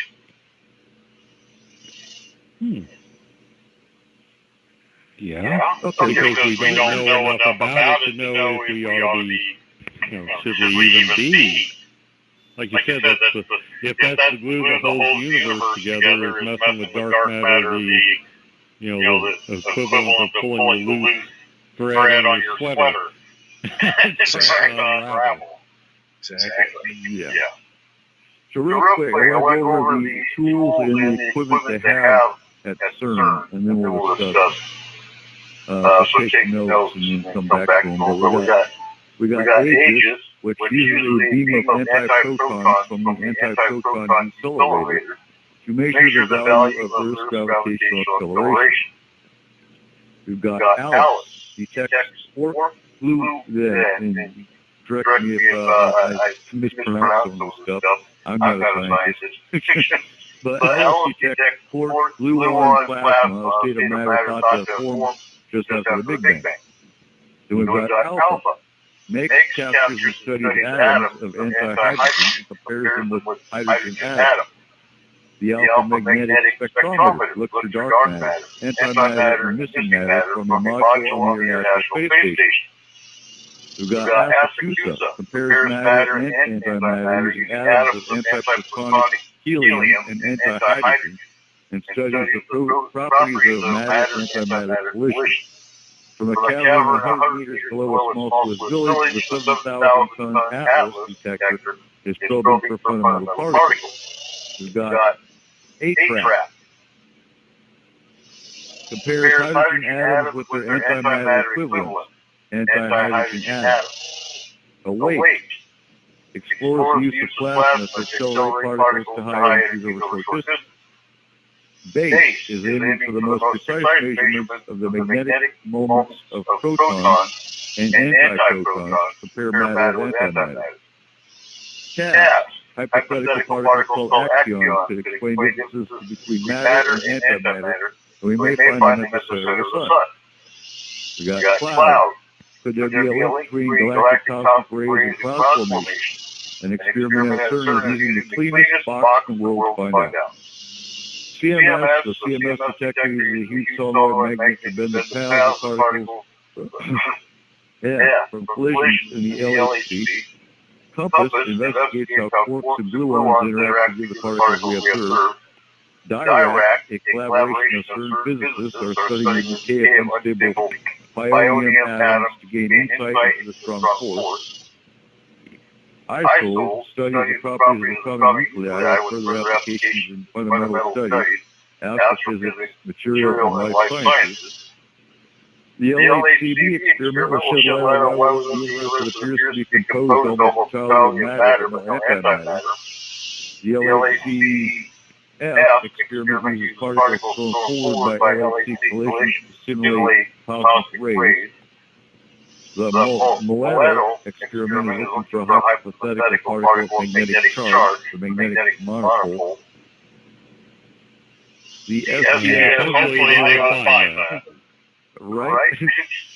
If they find that, yeah. This is all information I took straight off the CERN website, so it's not like it's any kind of conspiracy. This is straight off their site telling you what they do.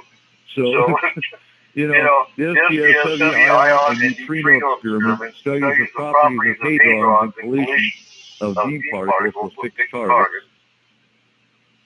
The NA62 rare kaon decays can give insights into how copper quarks decay and help to check the consistency of the standard model.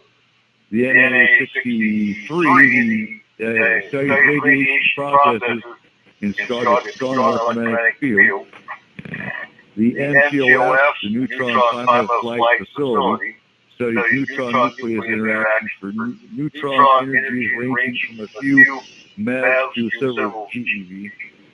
The OSPAR experiment looks for particles that can be a component of dark matter, explaining why our universe is made of matter instead of antimatter. The total elastic and diffractive cross-section measurement experiment studies particles thrust forward by collisions in the LHC. And the UA9 experiment is investigating how crystals can help steer particle beams in high light. So you have all these experiments they're doing, and all these facilities they've got. What's it doing to our own planet?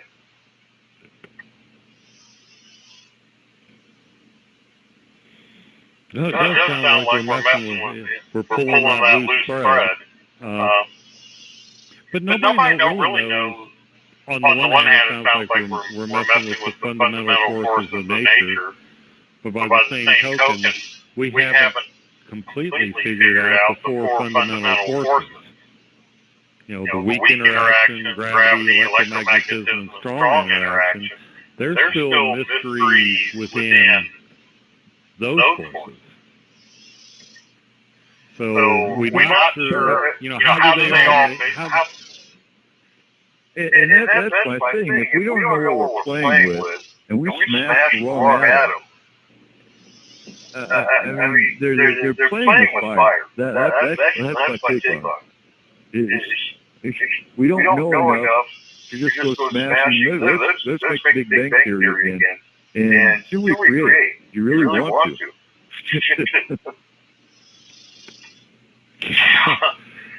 Yeah, these are like giga electron volts is what that GeV stands for.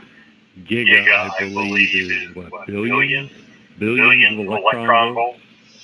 Which may, right off the top of my head, I'm not sure how much a electron volt is. So, billions of electron volts might not even equal what's in a 9-volt battery. So it might sound more impressive than it is. But it's a matter of, if we look at the fact, I think most of us would agree that we're not the only civilization out that's, out there. That I know some of us have seen or interacted with other more advanced races. I don't think that the talking monkeys on the fourth marble from Saul are going to be able to destroy the universe with their, their basic chemistry set. I just think that the universe is too big for us to cause that much. But at the same time, could that be one reason why you have some new races coming to check us out? Yeah, that would not be interesting if we stumbled on something none of them did. Just for speculation, it's like, holy crap, the talking monkeys are about to pull the plug. Get over there quick. Right? Yeah, that would be funny. Now, did you hear I'll call them conspiracy theories because all they are, but did you hear the theories about supposedly they heard the sounds of hell? Oh, yeah. And I mean, honestly, to me, that's just the apocalyptic mouthpieces that are saying, oh, look, we're creating the apocalypse. Well, it could be, but at the same time, I really don't believe you're opening up the gates of hell either. Mm-hmm. And I don't know if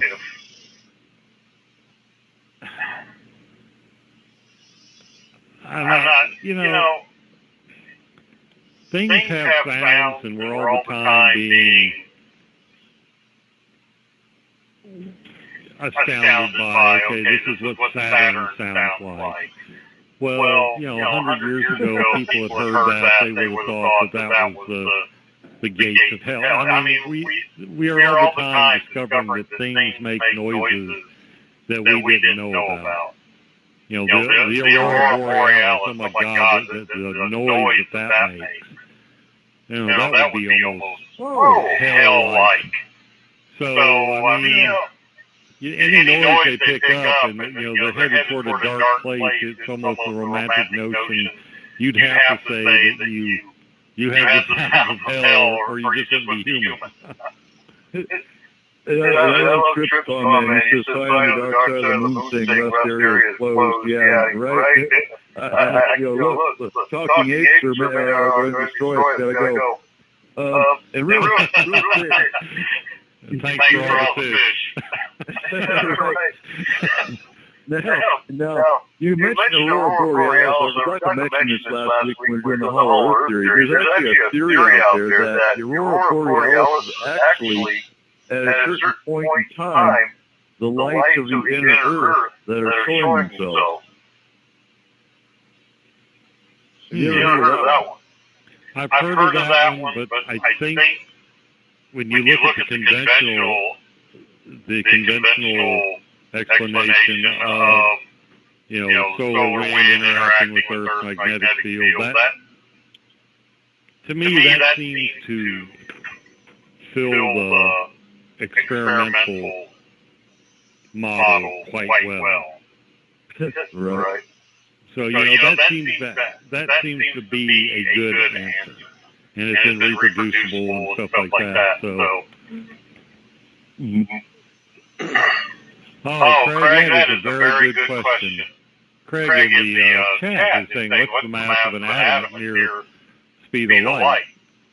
Because like we all know, E equals mc squared. The closer a particle or anything approaches the speed of light, its mass is supposed to approach infinity. And that's something I was thinking of all weekend when you said that we were going to talk about CERN and the LHC. It's like, what are the masses? What kind of masses are we dealing with? Even if it's just a proton is not massless. So, how much mass does it have when it collides? I couldn't find an answer, really. So, Craig, that's a good one. If you ever find an answer that seems legit, let me know. Right. Okay, so I looked up an electron volt. And electron volt is basically it's a unit of measure that can measure how fast, how much energy, what the weight of an electron is. It measures energy, mass, momentum, temperature, time, and distance of an electron. That is what an electron volt is. It's equal to 1.6 joules, roughly. Okay, joules, I remember that from chemistry. How many joules you have to pump into something to get, like to make water boil. You say joules, I think of the defibrillator. How many joules to get the heart started again? Right. So figure that 1.6 of 1 times 1.6, and you've got an electron volt, basically. That's very, very, very basic. Okay. 1 watt would convert to 1 joule per second. So you're talking about, you said giga was the billions, so you're talking about billions of watts. That just doesn't seem like...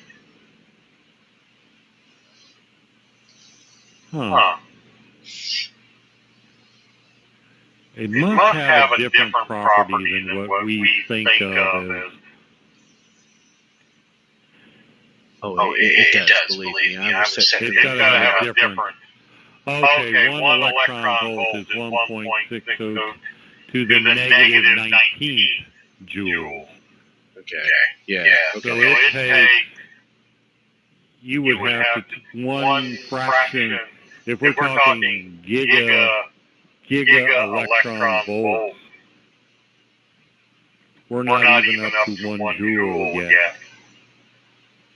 Okay, that giga is only billions, and this is an exponent, it's the negative 19, so that's whatever number with 19 zeros, or not, it would be a decimal place where you did 0, 0, 0, 0, 0, 19 times before you put the number in.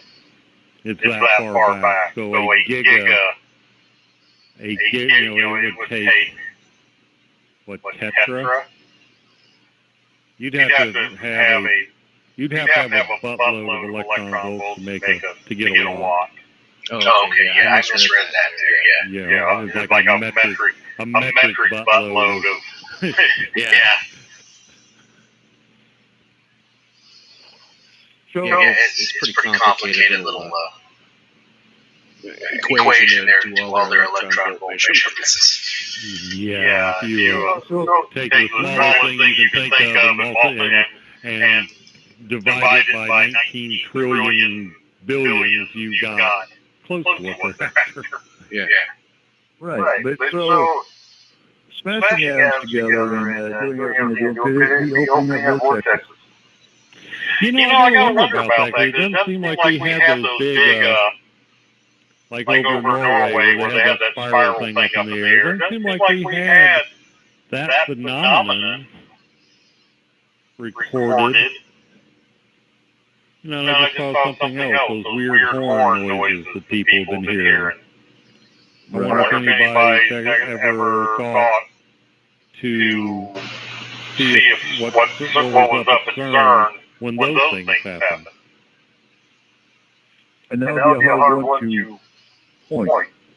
I mean, you can look at dates, but I don't think CERN's is releasing all the dates that they're doing stuff, because they're doing stuff all the time. Right. So that'd be a hard one to pinpoint. What you have to do, though, is looking when did these things start showing up? Right. When did these things start happening, and when did CERN go on, or when did the Large Hadron Collider?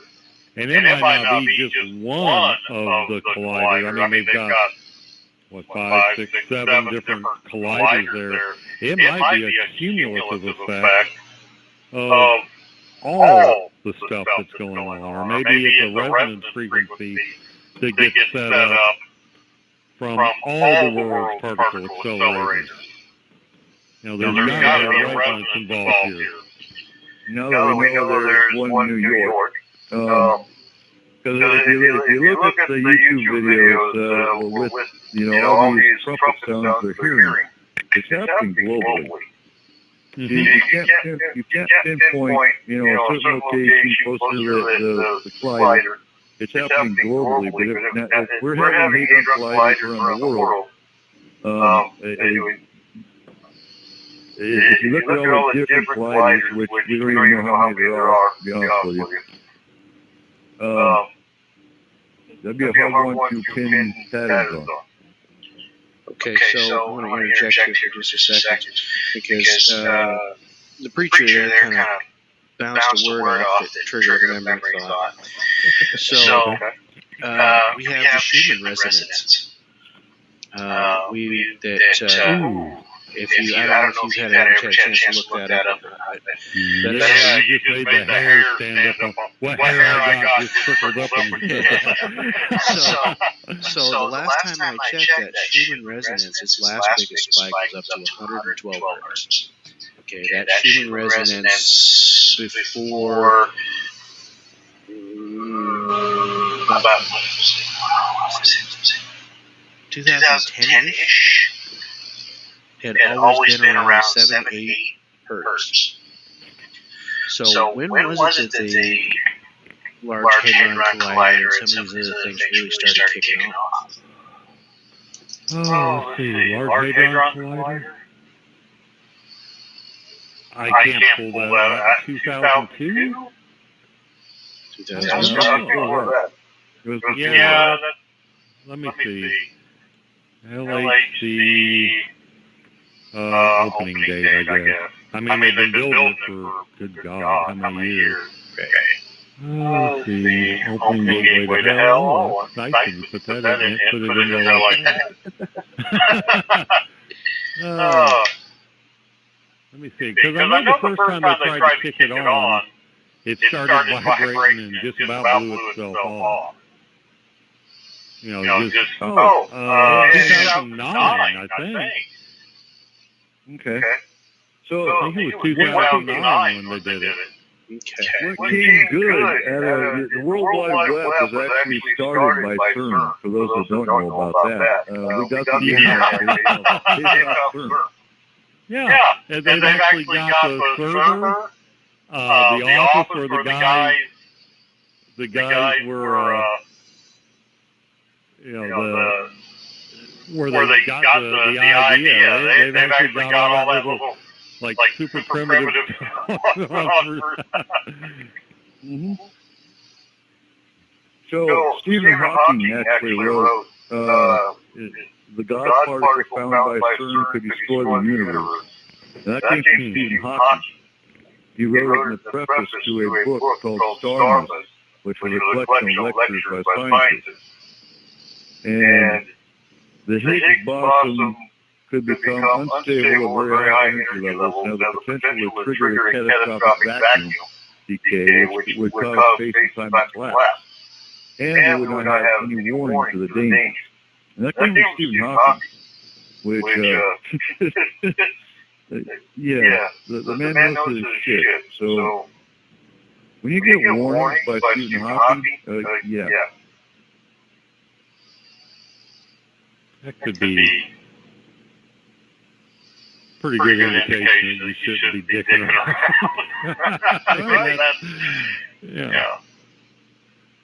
Sometimes, and I'm going to play devil's advocate here. I'm not saying this is true or not, but sometimes I wonder how much of what Stephen Hawking says is really coming from Stephen Hawking, because, he has to speak through a computer, and it's gotten to the point now where he's needing a lot of help and translation. So I'm almost wondering sometimes if the Stephen Hawking said, did he really say, or did one of his, because he's got to speak to these people. Sort of like, if you don't speak a foreign language, you better trust your interpreter. Because but those words actually he wrote. Okay. Those are words he wrote in the preface of a book. And real quick, for the Anti-Science Reason and Logic group, Christian Truther has accused CERN of manifesting hell on Earth. Antimatter will be a demonically charged particle retrieved from the pit, bringing with it chaos and destruction. CERN has coded it in such a way to make it sound positive, when in fact supersymmetry is unobtainable. Humans are not gods, thus we could never produce heaven on Earth. CERN is building a team of the Antichrist hell on Earth. And then shortly after that, you remember when we first started S4, and we were actually talking about a sacrifice that was done on CERN property? Oh yeah, that video shot from the window. Yeah, I still don't believe that one, because I don't know, it just seemed kind of, I don't know, too shaky. Okay, good. But that happened shortly after this Christian Truther group came out and said this. So, just add fuel to the fire.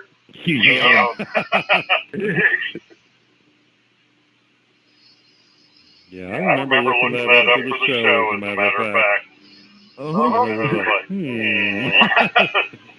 I remember that one.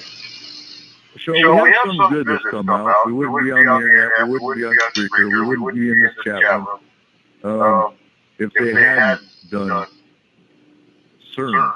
Not the Hadron Collider, but CERN. Right. So, I think they got too big for their britches and decided to start playing with atoms that we shouldn't be playing with. Give me a sec, I'll be right back. All right. And then we're going to discuss, so the Sherman resident, I'm curious, when did that start spiking?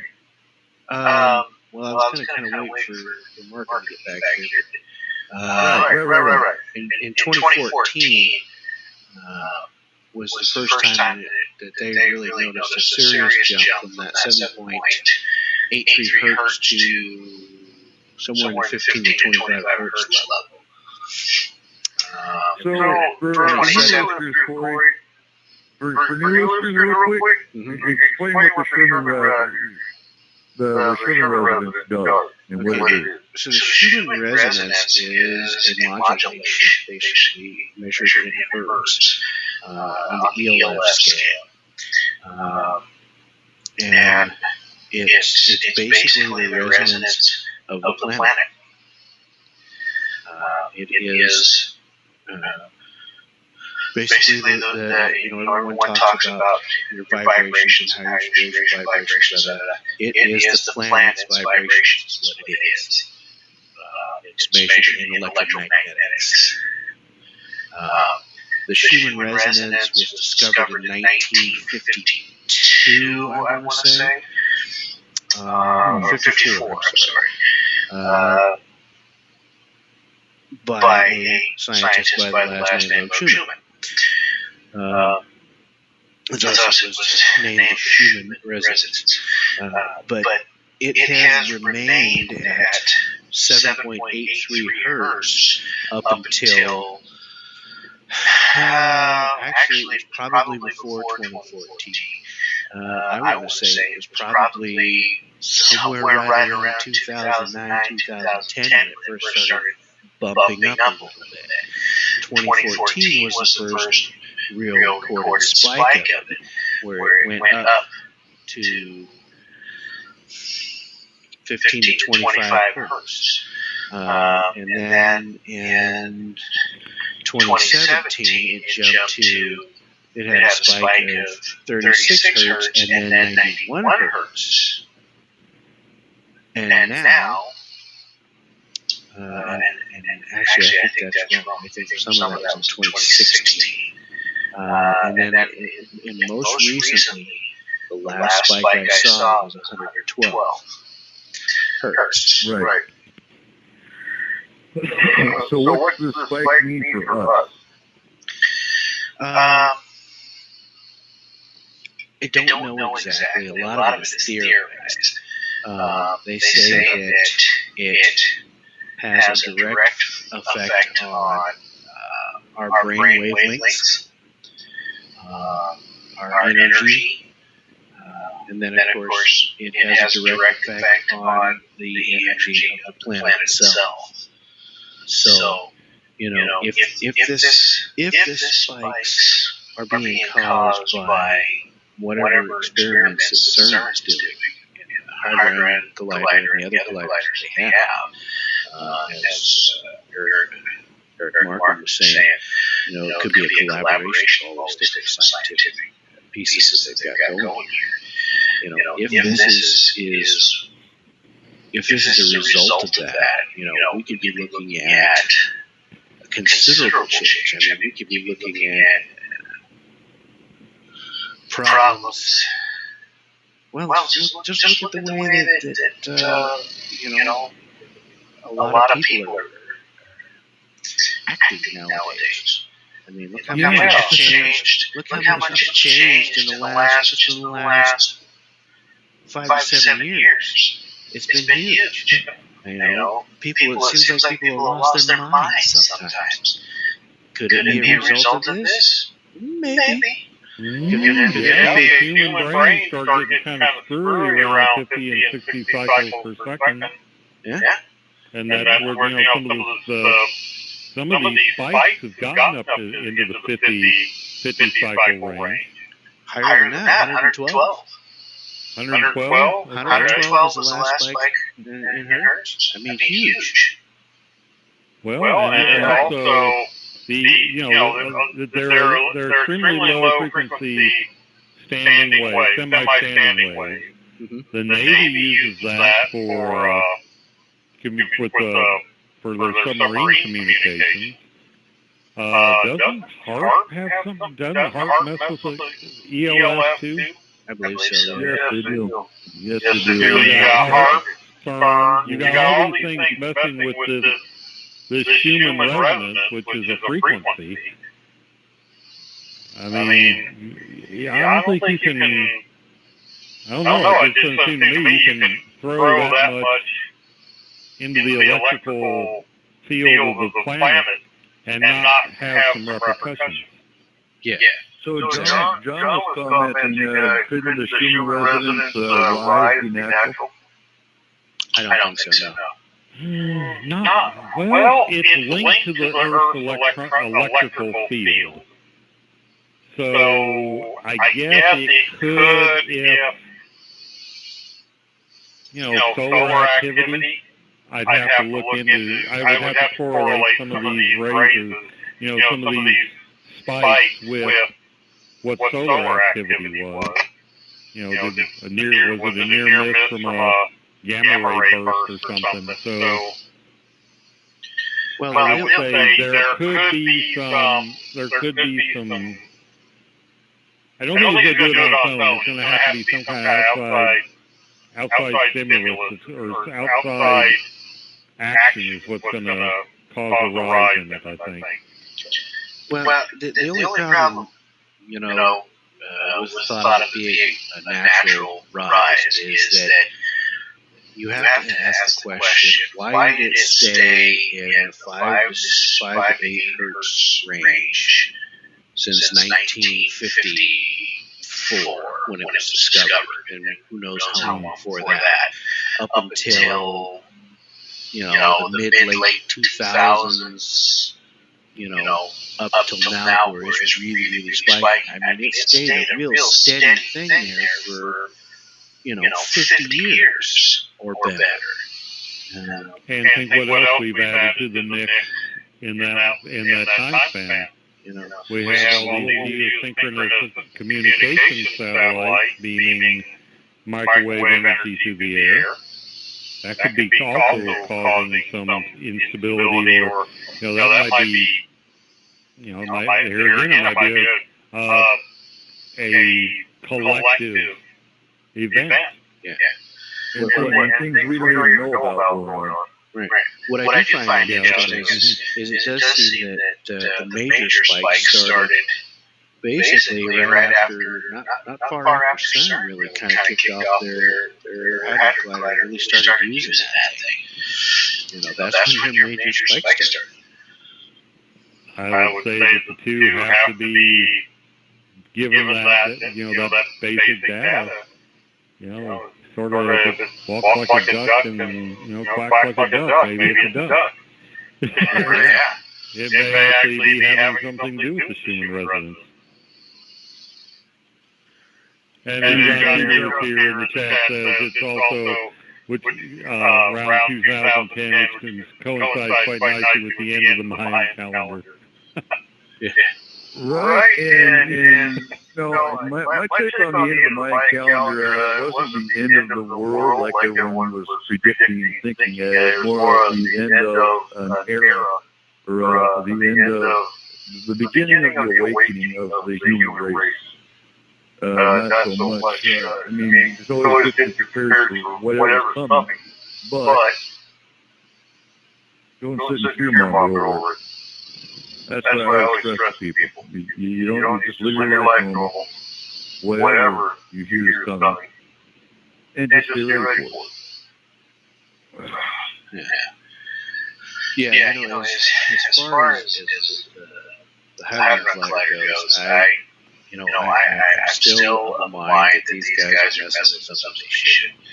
They're guessing at stuff, they're throwing stuff together to see what happens. And my thought is that one of the things is they're going to throw two atoms together that don't mix right, and they're going to start splitting the universe.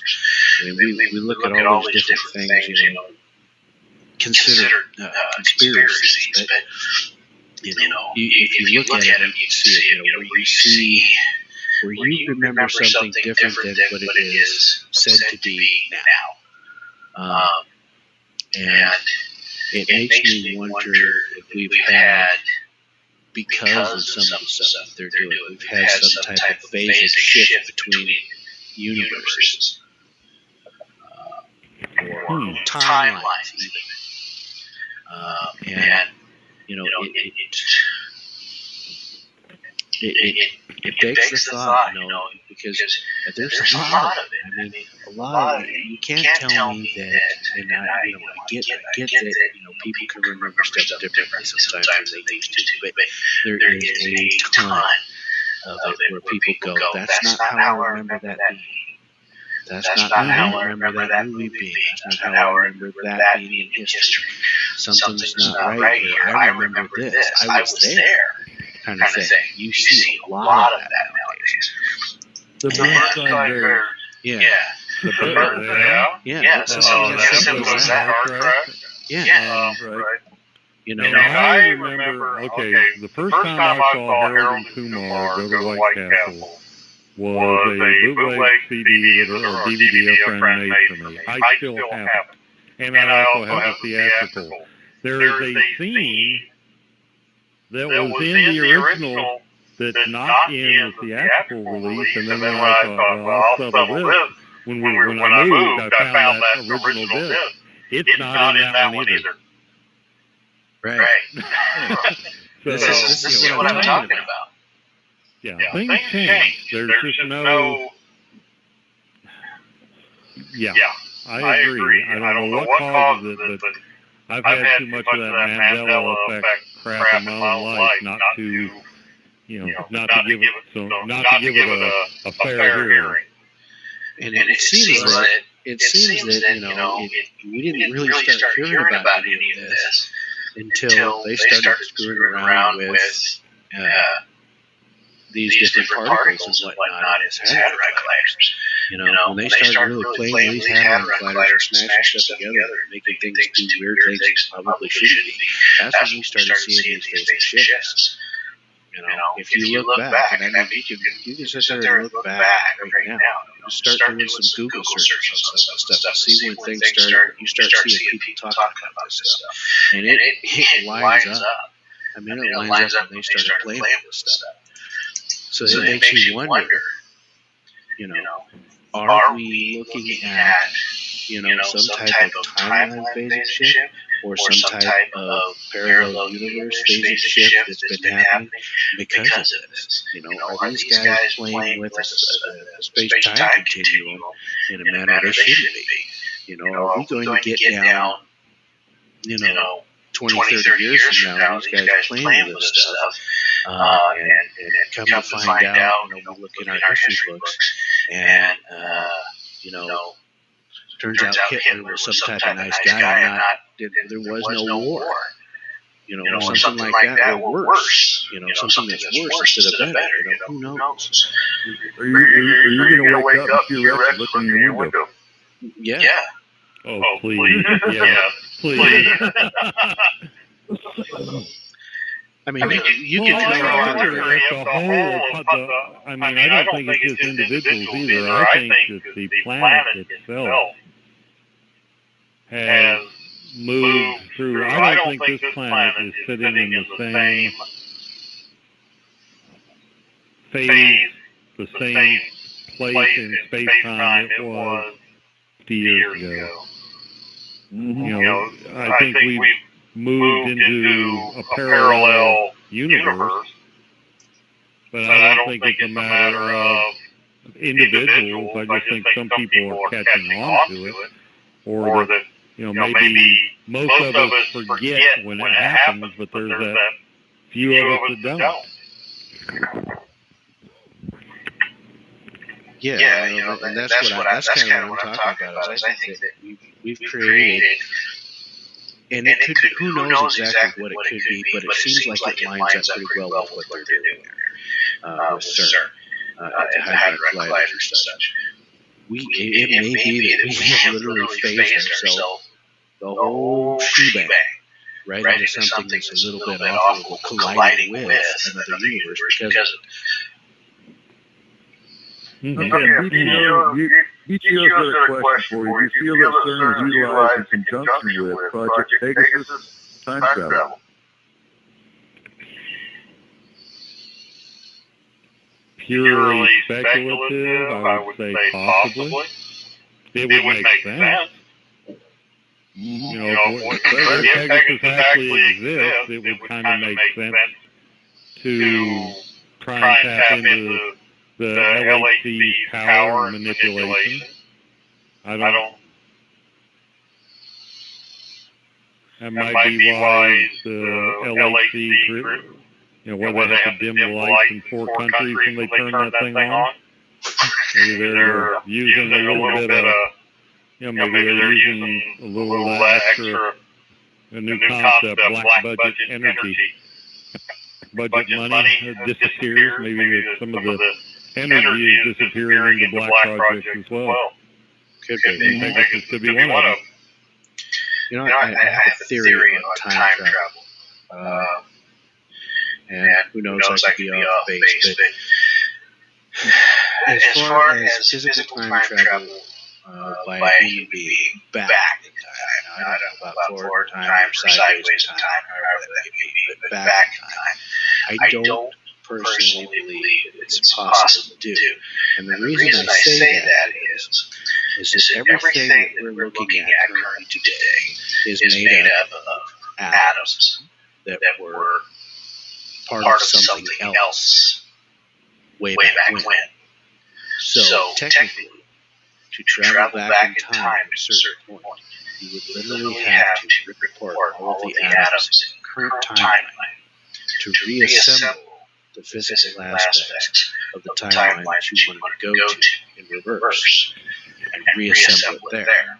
So you would literally destroy time and space as it is current to go back in time to a physical spot previous. That's why I don't think time travel in reverse is possible.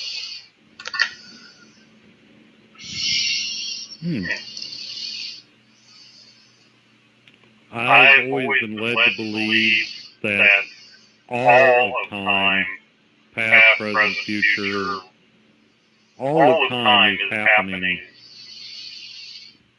I guess it's hard to be a entity in a 3D, 4D universe and try and think of describing something without using it itself and its thing, but that at this right now we're talking on the phone. Alexander Graham Bell is in a slightly different vibratory state. Alexander Graham Bell is inventing the telephone. A T-Rex is eating carrion at the same time. It's just that we experience time with our bodies as individual slices as we move through a part of it. But the time or everything that has existed and will exist is now. And it's just the only way we can perceive it is piece at a time. And that's where we get our concept of time. So I think if it's a continuum or a loop, you should be able to figure out a way to step out of it, move back, and then get back in the time stream. Yeah, I'm not sure if a human being could. I think there would be resonance issues. I think we could probably send a mechanical contrivance back. But I'm not sure if a flesh and blood human being could take the transition. Yeah, I think it'd be like stepping off a speeding train or something. If time is truly as you speak it is, which is very possible. I mean, everything in time could be happening all at once. We just perceive it as linear. It's very possible. If that's true, then yeah, there is possibly a way somehow, don't know how that you can step off that fast-moving train. It would seem like a fast-moving train sometimes. And look at nothing else to look at other segments of time that will happen at the same time. But like I say, that is just my theory. And if time is in our physical 3D world, the way that I perceive it in my brain on the atomic level, I don't think it would be possible. But who knows? It's all speculation and theory. So also the school of thought that says there really is no time. It's an illusion that we humans created. We're all in the matrix. Yeah. So, and it makes me, the more I think, CERN has been around since the 50s. Like, when did it start the Hadron Collider? Because it's always baffled me in 91, when I've told this story before on both S4 and S4, when I walked through the time lapse where I saw Hitler in Germany. Germany obviously being closer to the CERN location. I wonder if that was a CERN effect. What year did that happen? It happened in, actually no, it happened in 92. Okay, they didn't start building I don't think they started building the Large Hadron Collider until 98. Didn't So they we're have, trying to find that out. didn't they have some other colliders? Yeah, Fermi Labs had theirs going, so yeah, it could be. That very well could be. Because I still have no explanation for that. I mean, it's kind of weird. And for those that haven't heard it, we were walking down an alley. Me and a buddy of mine were, and our vision turned to black and white. And in front of us was a 1920s limousine with a Nazi flag on one side and a German flag on the other. And Hitler and his entourage stepped out of the building, which would be the political building of the town. It was in a town called Bad Hersfeld. And they looked at us, but they didn't look surprised. So it wasn't like they saw American soldiers walking down the street. I don't know if they saw us as Germans walking down the street, but it lasted about 2 or 3 minutes because it was long enough for us to walk pretty much through them and then turn left up the street. And then our vision went back to color, normal. And we were quiet for about 5 minutes, and then we both saw the exact same thing. We both went, oh my God, that was weird. Almost like we walked through some kind of a time dimension or something and saw Hitler in his era. So it makes me wonder, since I was in Germany, if something CERN was doing at the time in 92 could have affected some. Well, the question is was that a phase shift between parallel universes, or was that an actual time shift? Was it a rip in the time-space continuum? There's a lot of questions there. What may have been there? What caused it? Well, Fermi Lab was running experiments on the Tevatron between 87 and 2011, so that fits within that timeline. Mm-hmm. What does the Tevatron do? It's Tevatron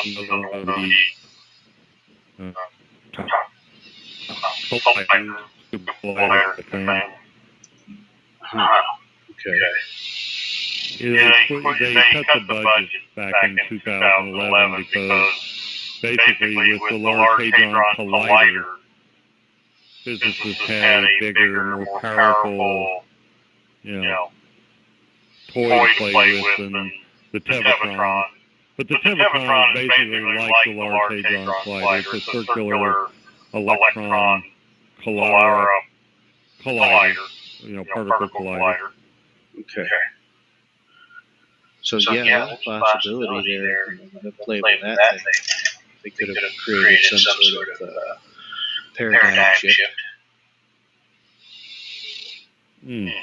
So did Hitler actually look at you guys, or? Oh yeah. That was part. He's and if I remember right, Hitler looked at us. His whole entourage turned around to look at us. But they didn't look shocked, like, oh my God, get your guns, as Americans. They didn't look shocked at all. Just like, oh, look, there's Germans walking down the alley. It's like midnight. It's not their time frame. It would be interesting to know what they perceived. Did you just phase shift into a couple of German guards that were guarding that alley? You still felt that you were still seeing yourself as you, but they were seeing you as, a couple of centuries. It'd be kind of be funny what they saw. No one knows. I wish I could. I wish I could do it again. And like who said it, Tripping was asking there's a way to go back and do it again, but I can't get back to Germany. Would love to. Well, the question is did they get in that limousine and then one of them look at the other and go, did you see that shit? It's like, recently back in January, February, I did jump into a Bad Hersfeld Facebook group, and I did post a question in the Bad Hersfeld group. It says, has any of them experienced any paranormal? And no one's explained it. You know, no one's described anything like that. You know, ghosts and whatnot. But there have been individuals through time. I mean, you know, within like in the 20th century, there's been several accounts where people have like gone into I think one was in Britain. The guy walked down into one of the public restrooms, and when he came up, it was Roman era England.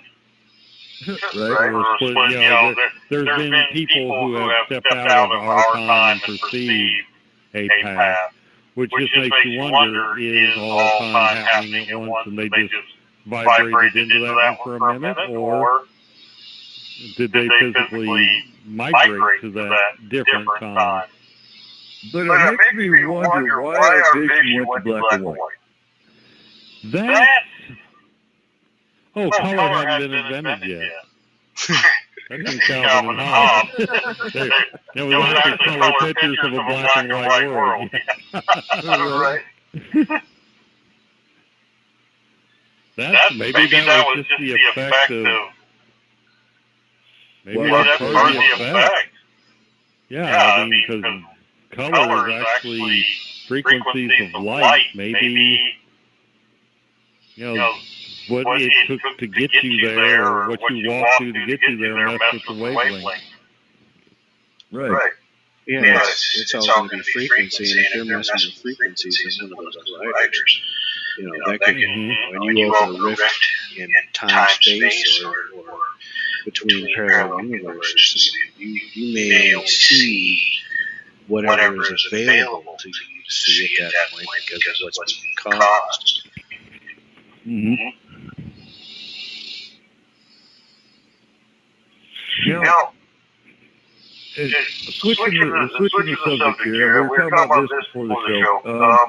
So has there been an influx in earthquakes since they started smashing Adam? And I know we were talking, there seems to be an increase in volcanic activity. Yeah, well, I just a cursory look, it seems that the caldera rise in was it Yellowstone, that Finnish volcano that went off and all those flights. You'd have to look at rats to make a correlation. Wasn't the one in Iceland as well? Iceland, I think that's one I was. Yeah, Iceland, not Finland. You're correctly identifying the one I was remembering. I was just thinking Finland for some reason. I guess with all the good hard rock and heavy metal.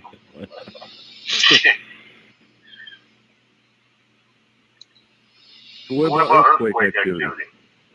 And that was another question. So all this talk about climate change, the earth is warming up, yada yada. Personally, I think it's a natural phenomenon. I don't see a human on this planet affecting this planet in the way they think it is. So look at the Industrial Revolution and all the pollution it put out versus today. So you think CERN has any effect on the Earth's climate?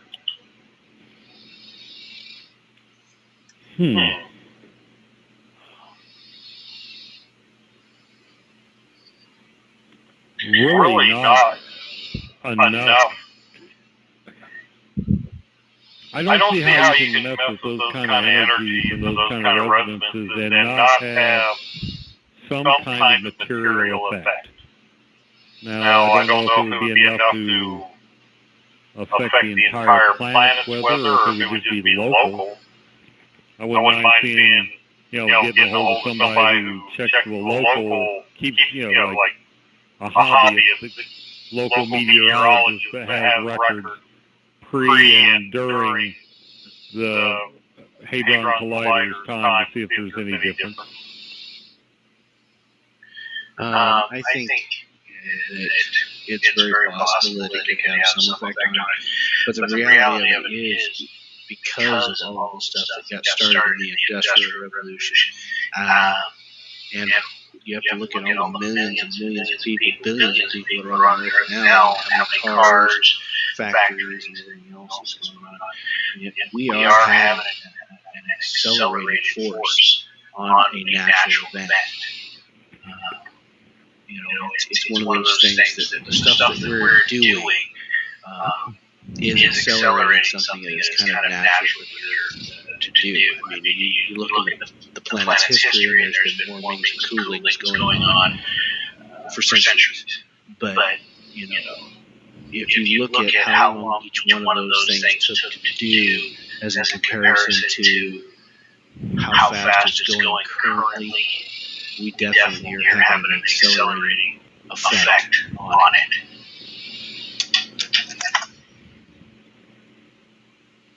Yeah, I used to think man-caused global warming was not. I think it's got to be cumulative. I mean, yes, there's these natural cycles, but well, I'm not sure if we put as much pollution into the air in a given day, though, as one of these some of the major, like Mount Pinatubo. But if you take these, like you're saying, we're adding to what naturally would have occurred as well. So you've got a Mount Pinatubo and whatever that one in Iceland was, what is his name? You've got the CO2 and the pollution that it's throwing into the air, and also what the industrialized world is throwing into the air added to that. It's got to have some effect. Mm-hmm. Yeah. And that can't be a good effect either. I'm pretty sure that we're doing a good job of, like I said, accelerating the natural effect, because, in times history past, you had all of the volcanoes and different stuff that could spew stuff into the air, and again, you had your natural cycles of warming and cooling. It took certain amounts of time, each one a little bit different, but, pretty much a large chunks of time.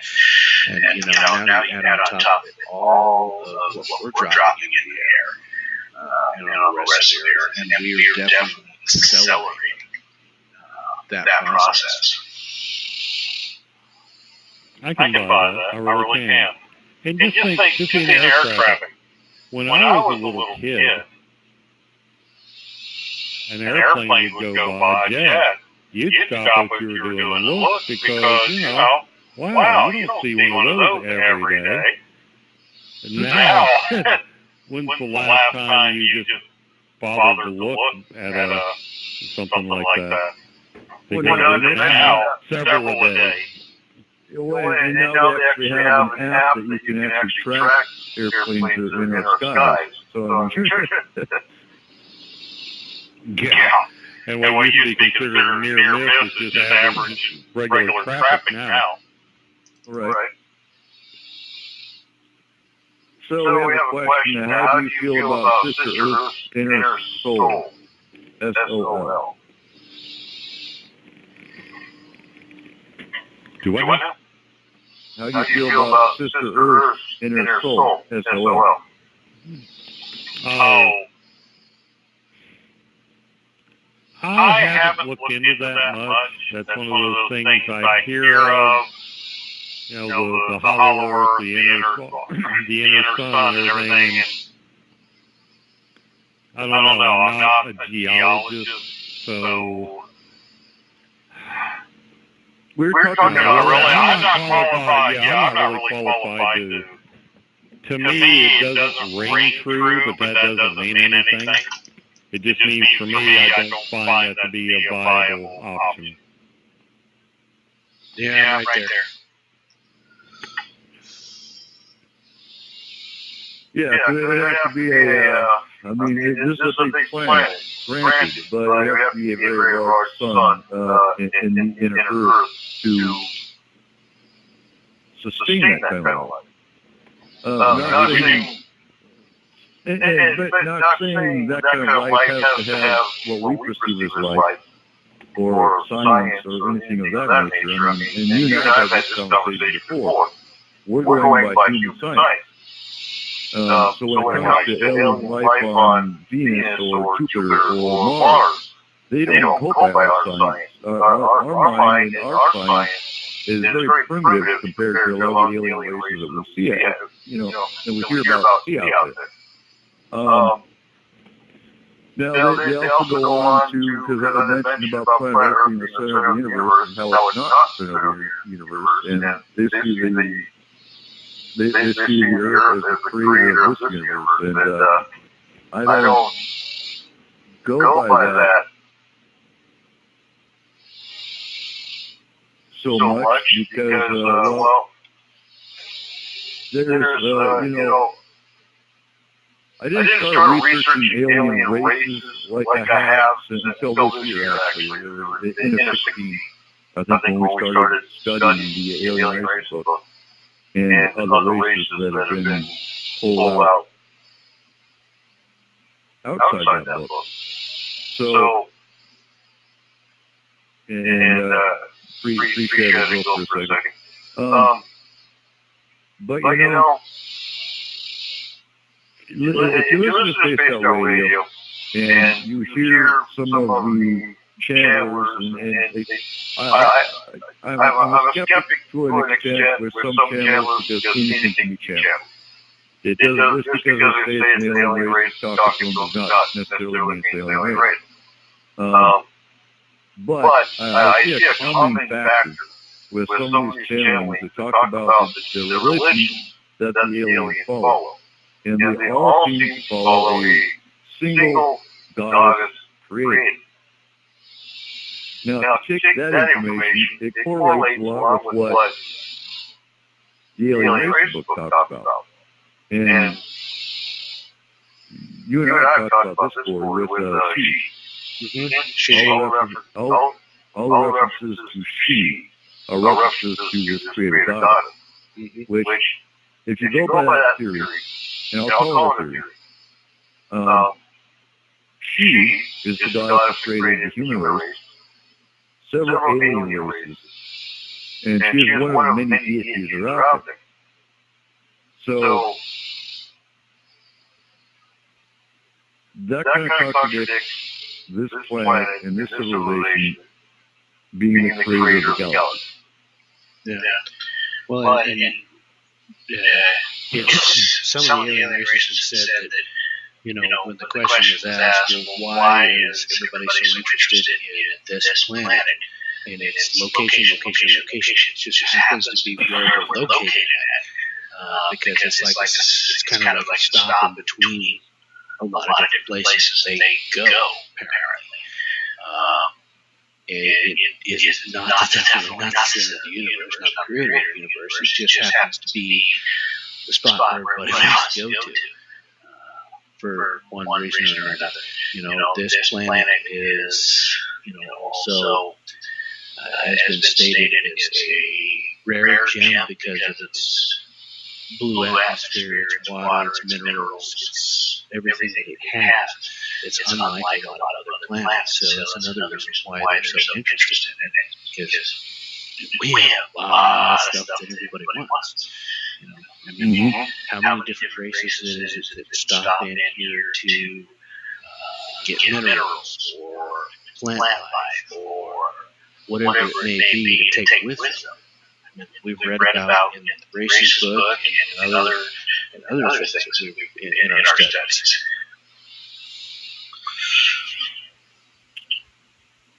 Right. So Tripp is also saying we keep an eye on the Alaska Bogoslav volcano. It's doubled in size in 1 year.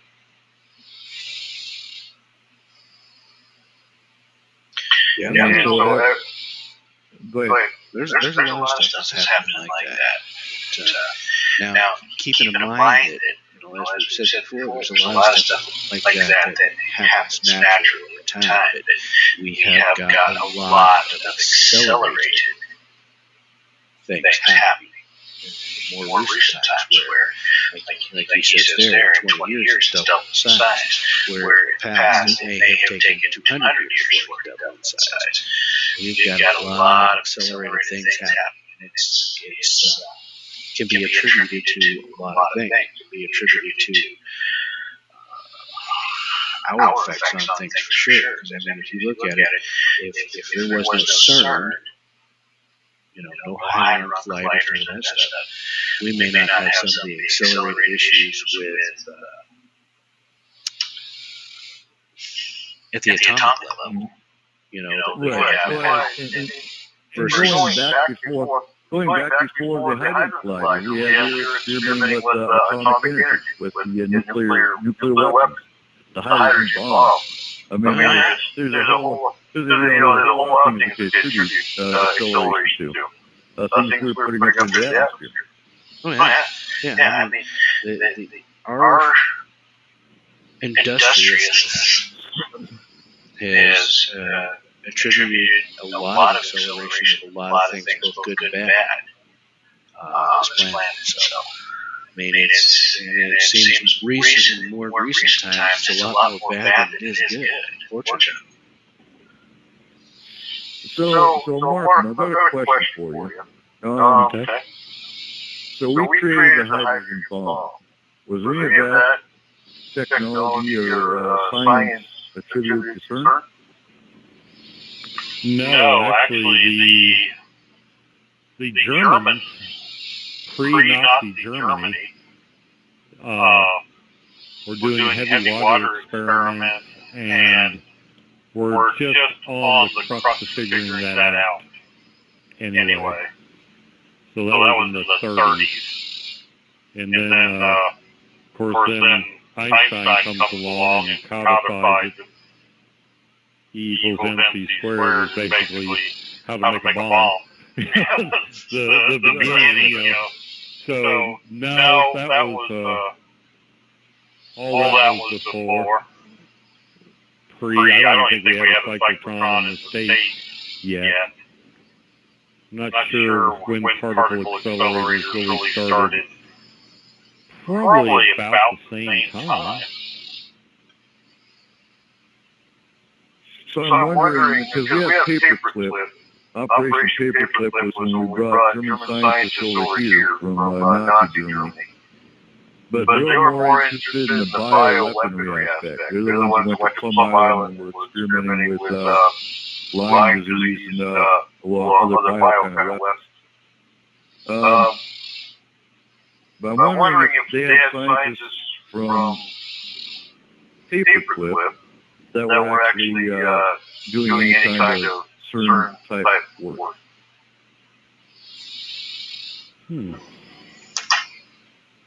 Well, we grabbed 1,600 German scientists, and even into the 50s, most of the scientific journals, medical and physics and everything, were written in German. German was the language of science for decades. So it's quite possible. Let's see. For biological weapons, we got Theodore Benzinger, Rudolf Brill, Conrad Johannes, Karl Buchner, Richard Lindbergh, Walter Schreiber, Eric Traub. Physics, we had, Gutin, Schlesinger, Weikman, and Winterberg. One of these guys makes me look at this. Winterberg is working on molecular fusion and plasmas. So, there might have been some early stuff there. Mm-hmm. So Winterberg, that's why I remember Winterberg. He's one of the ones that proposed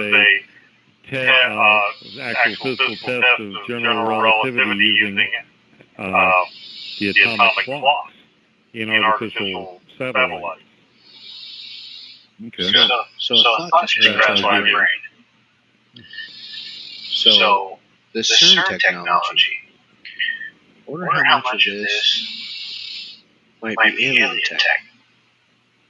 You know, what if you know one of these races who probably doesn't give a rat's flying crap about us decided, hey, here's a toy, go play with it. Like handing a colony of ants a pack of firecrackers and a match. Right, exactly. Well, and that came up today, actually, in some of the studies I was doing, is that the Flash and the Mater actually were the ones that spurred on the Industrial Revolution, because the human race was moving too slow. And picture us as a slave race. So they gave us new toys. Certain people new toys. We were moving too slow, we're on horseback. So they plant the ideas into Ford's head to make the car. And now we're driving. And, and so on and so forth. They plant the ideas in someone else's head of building a factory. Now we're actually producing stuff a lot faster. And so on and so forth. So they plant the idea for a hadron collider in someone's head? Good possibility. I don't want I think you really have to. I don't think you can underestimate the curiosity of the human mind either. I mean, I think it's in that they might have tipped the scale here, pulled a thread there, but I think humans are just, first thing you have to do to get a human to do something is say don't. Yeah. God didn't say don't eat from the tree of eternal life. He said don't eat from the tree of knowledge. Yeah. So instead of living forever, what do we do? Right. So, hold on a second here. I gotta get Eric back. We lost him. I'm back. Okay, good. So, what I was going to say is, I don't want to sell the human race short by any means, because we are smart, industrious people. We have some very super intelligent people. People that are definitely geniuses and figure a lot of stuff out. But there are some things that you look at that and go, wait a minute, that is definitely far ahead of where we should be. When you look at some of the other things that we're building and making and everything else, and when you look at the time the Hadron Collider and stuff all come out, what they're doing with that is some advanced crap, man. That is some seriously advanced crap. Yeah, so, like I said, it just a thought crossed my mind. I could be far off base, but that thought of, what if one of these races decided to hand a toy, knowing full well knowing that if we pull the wrong trigger on that thing, we could kind of blow everything to smithereens. Just said, here, go play with this. Like handing a 4-year-old a gun. Kind of thing. Yeah, exactly what I was thinking here. Yeah. Here, play with this hand grenade. Yeah, exactly. Here's how it works. You just hold this pin here, and you just drop it. Yeah.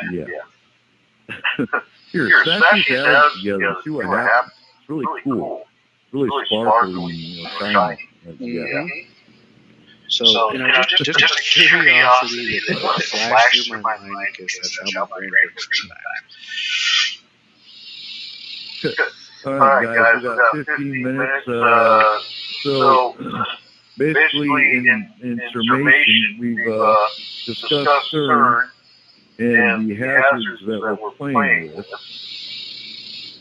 And I think we ruled out it's not opening up the gates to hell. But if we play with dark matter, it could manipulate time-space continuum.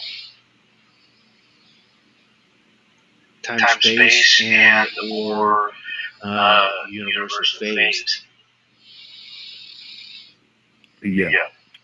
Kicking away the glue from the everything. Tugging the loose thread from the sweater of the universe. Exactly. Right. Now, I getting used to Sylvester pulling that hair until he was naked with a handful of one big hair. right. And getting to the Gulf of Aden real quick. So, people have seen these YouTube videos. All these, and I want to clear this up real quick too. With all the military, the Navy ships from different countries' militaries that were surrounding this vortex. Now, for one, the project or the program that was going on outside Somalia, Homeland Security was involved in investigating the laundering of money. So there was and still is a military program that's in that area. So were they surrounding a vortex? Maybe, but speculatively, I don't think so. What's your take, Mark?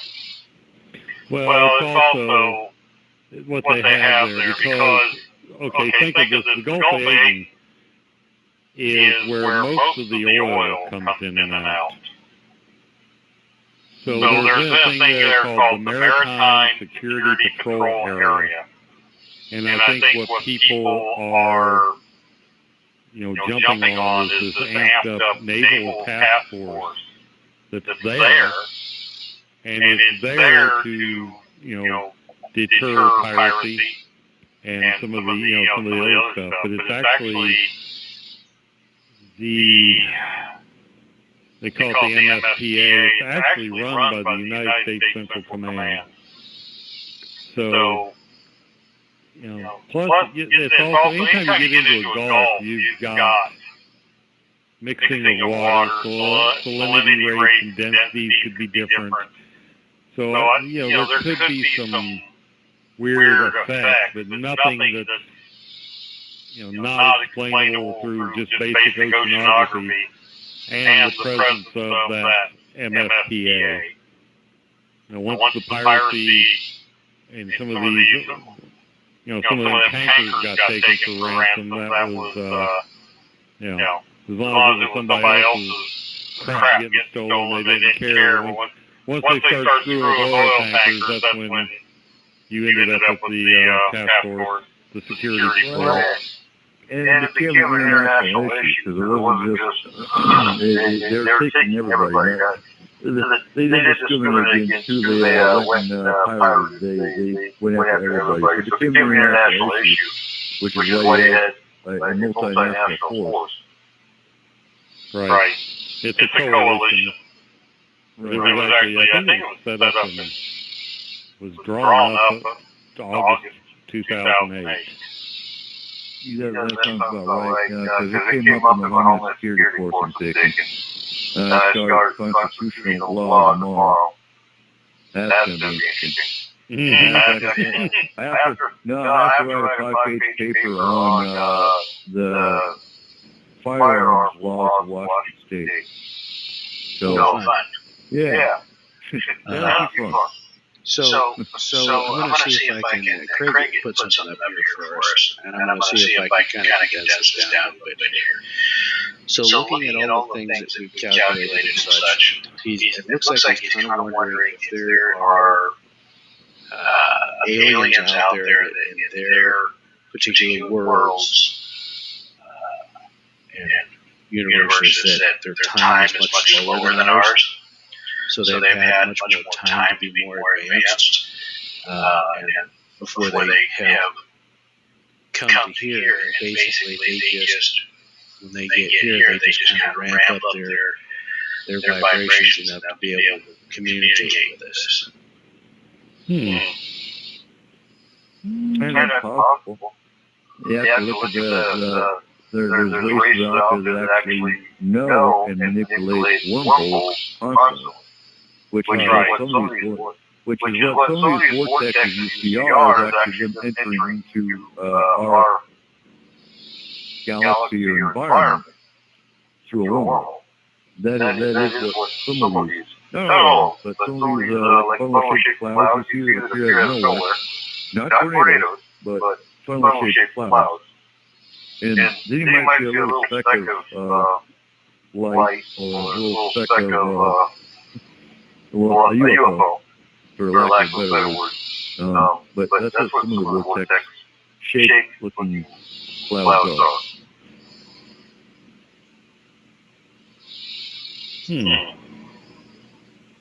Well, I think one of the things that they're going after at the Large Hadron, and those different accelerators, where they're studying antimatter, and as any Trekkie knows, the universe runs, everything runs on antimatter, but the amount of power generated by one proton annihilating one antiproton is just unreal.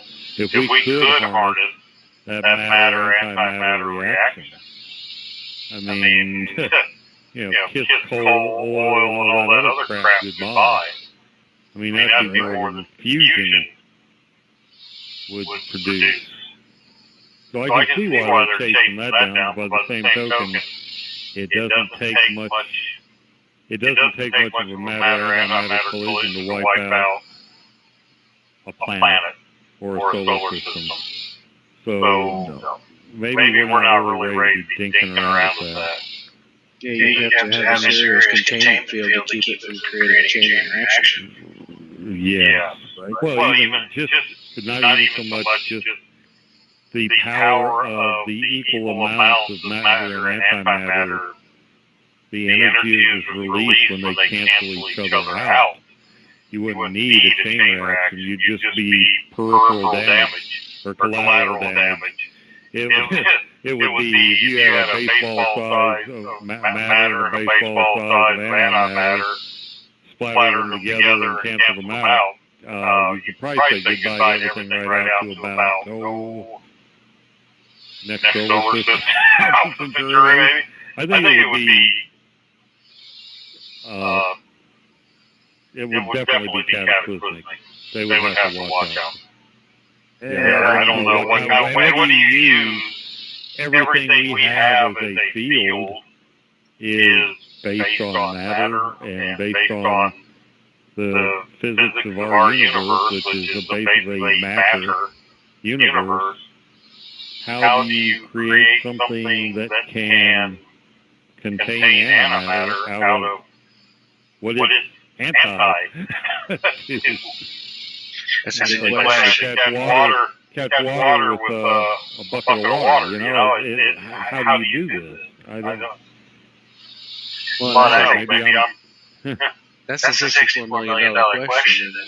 And probably what some of these other alien races figured out. And you figure, as far as they're coming from their ships, they've got to have something like that to create excess propulsion and energy.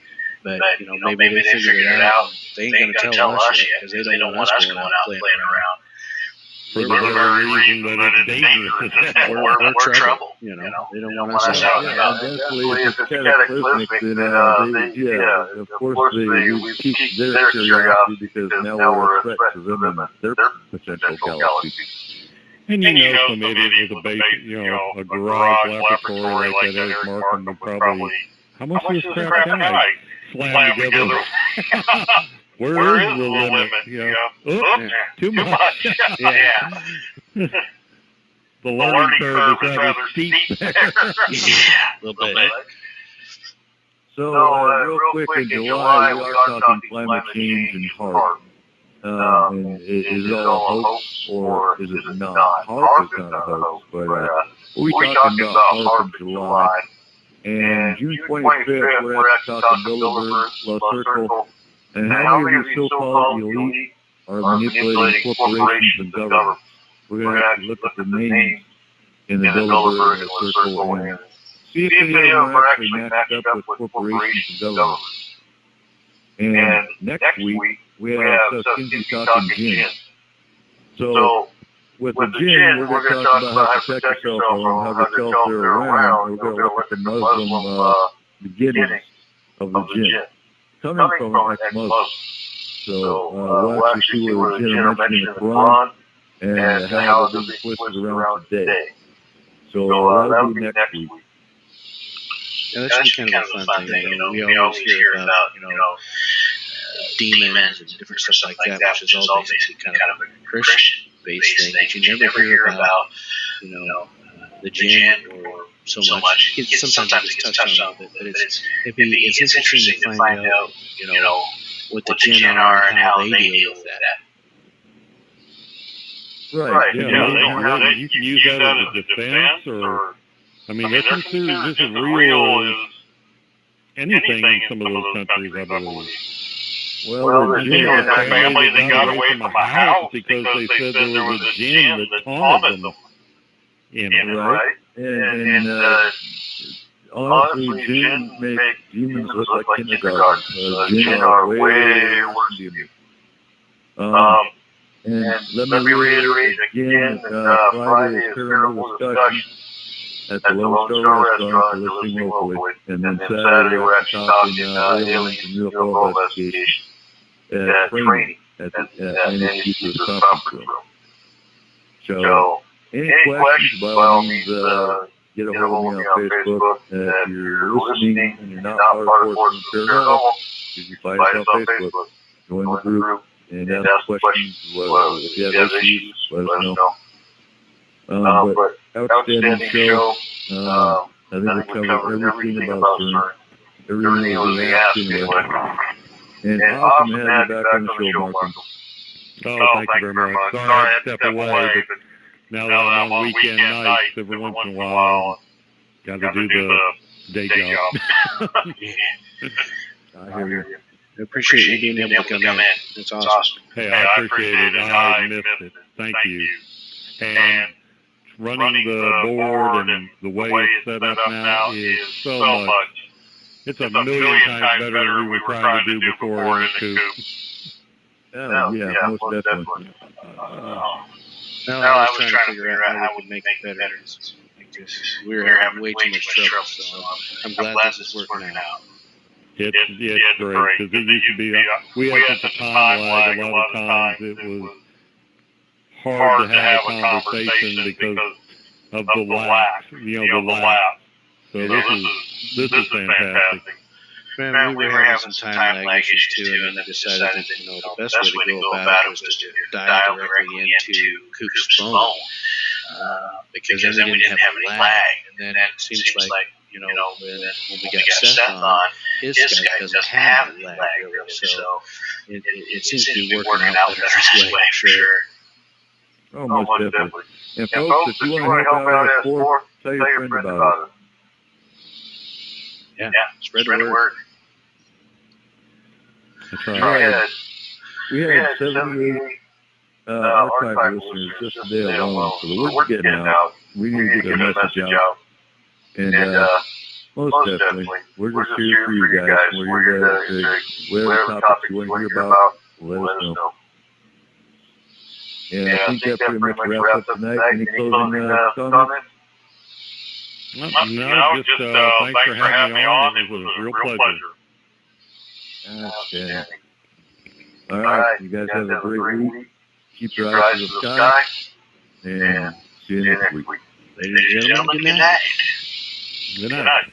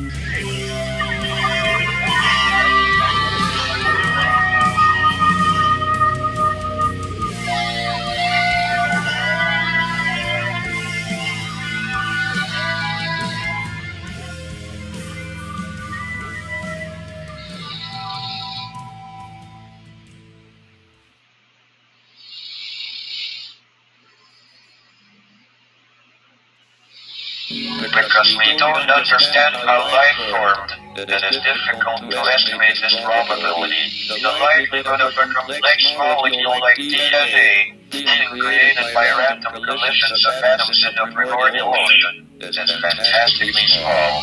In an infinite universe, it would happen in some places, but they would be very far apart. If we want to find advanced intelligent life, our best bet is to listen for radio signals.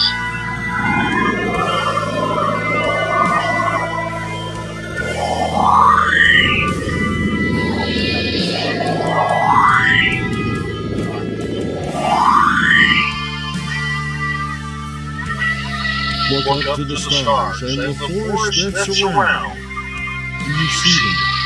Do you hear them? Are they there?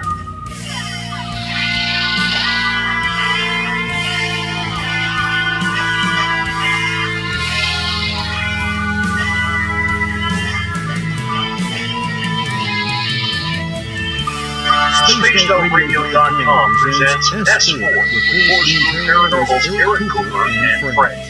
Also, take the time to join the Force Moon Paranormal Facebook group. I knew I should have made the left turn to help us quick.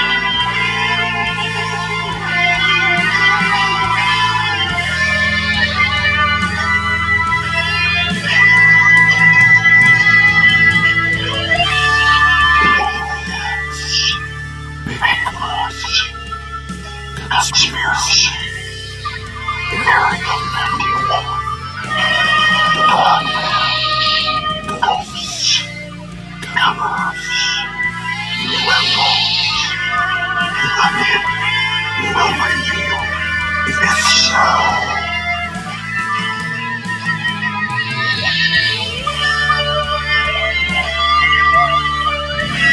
It's one small step for man, one giant leap for mankind.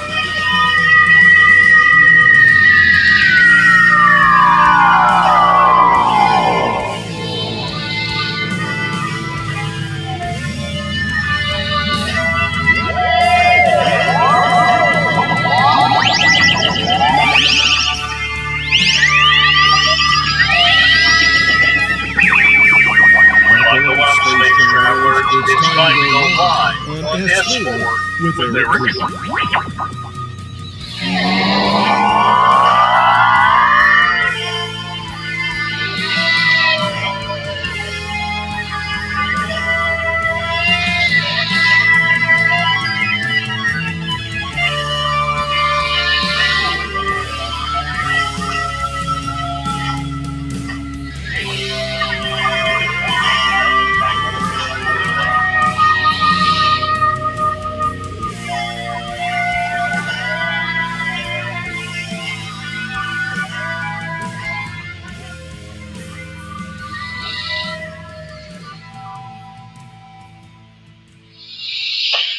Good evening, ladies and gentlemen, and welcome to S4 with Eric Cooper, broadcasting live from beautiful mountains of Concrete, Washington.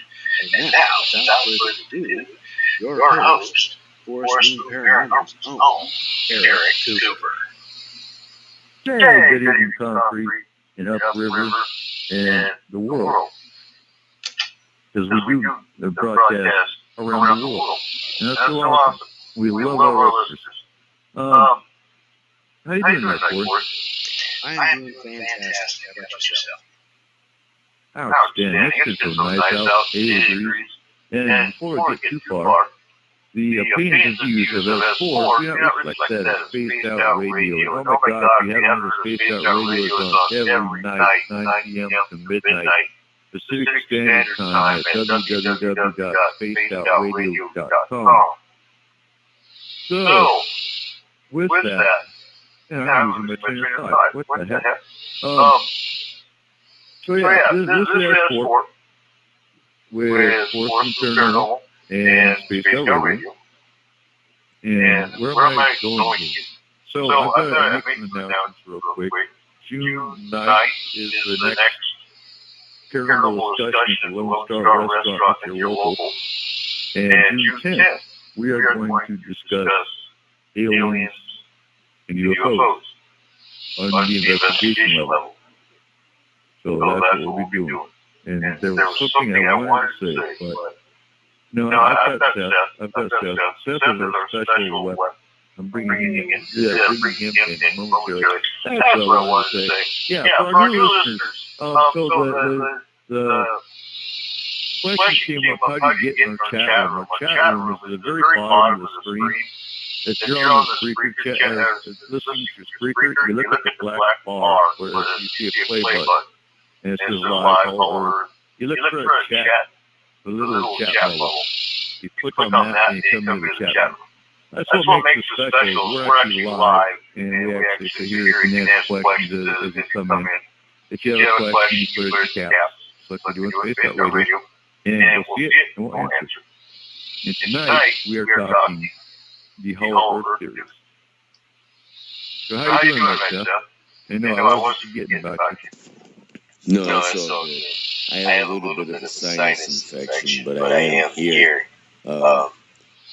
I know you guys broadcast from Concrete, Washington, and we talk to your upriver community. I want to let everybody listening also know that I am taking part in the program from the Winding Hills of Central New York, home of the Loomis Gang, and also the invention of the X-ray machine and the Ice Cream Sundae in Ithaca, New York, which is the hometown of the fictional character Michael Scofield in Prison Break. With that being said, it is the holy month of Ramadan, so all the jinn are chained up right now. Thank goodness for that. But I'm excited to learn about this because we've heard about the flat Earth theory, we've heard about the round Earth theory. Now we're going to hear about the theory of a hollow Earth. I myself haven't been up into space, so I can't make a sound judgment, but I know that you can't mention hollow Earth without mentioning Admiral Byrd. I also want to let you guys know that you can go to my new Facebook page called Dark 30 Quickening. Now, whenever it's dark outside, it's dark 30. It doesn't matter where you are, what you're doing, whether or not it's morning hours, whether or not it's late night hours, but it is dark 30. And sometimes I will talk about things that may very well get me in trouble, but I don't care. With that being said, I'm excited to be a part of this, and I look forward to hearing what you have to say on Hollow Earth. Indeed. It's not happy to me. Have a safe Memorial Day weekend, folks. As a veteran and having lost friends and having lost soldiers. Yeah, have a safe Memorial Day. People say Happy Memorial Day, and it means not happy. It's a somber remembrance type weekend. Son of barbecue and just be happy kind of thing. It's remember the fallen. You know, I had an uncle that I never got to meet. He passed in Vietnam, and so those are the things I remember. But I hope y'all are having a very safe Memorial Day out there. This is Memorial Day weekend. You know, I did actually toss around making a Memorial Day S4, but I was like, we're just going to go with Hollow Earth. Just had to make a judgment call. I mean, what do you talk about? When you're talking about the topics we do, there's not really much of a Memorial Day thing. I could bring in veteran friends of mine and we could sit and talk veteran stuff, but nah, just wait. I wasn't feeling it. Okay, this is long as everybody knows. Okay, we will take home somewhere along the line of your day this weekend. Please take home to give some remembrance to those who laid down their lives so we can have what we have here in this country. Exactly. And so many of them laid down their lives for a lot of political nothing. We've lost a lot of daughters, mothers and fathers, brothers and sisters. It's really sad. And that's another reason we don't discuss that, because the reason they lost their life really pisses me off, and we'll just leave it at that. When it comes to some of these politicians. So Hollow Earth theory, where did it come from? And we're going to go way back in history with, the idea of subterranean wells actually came from the afterlife, such as the Greek underworld, the Nordic, and I can't even pronounce it. The Norse have such crazy words. Svartalfheimr. Christians with hell, the Jewish with soul. The details describing inner earth and Kabbalistic literature, such as the Zohar. The idea of subterranean realm is also mentioned in Tibetan Buddhism belief, according to one story, there's an ancient city called Shambhala, which is located inside here. So, did you guys do any research on the actual historical? As far as myself, I've touched on it before in the past, not necessarily based around the notion that it's Hollow Earth, but I do have at least a decent knowledge of different subterranean cultures.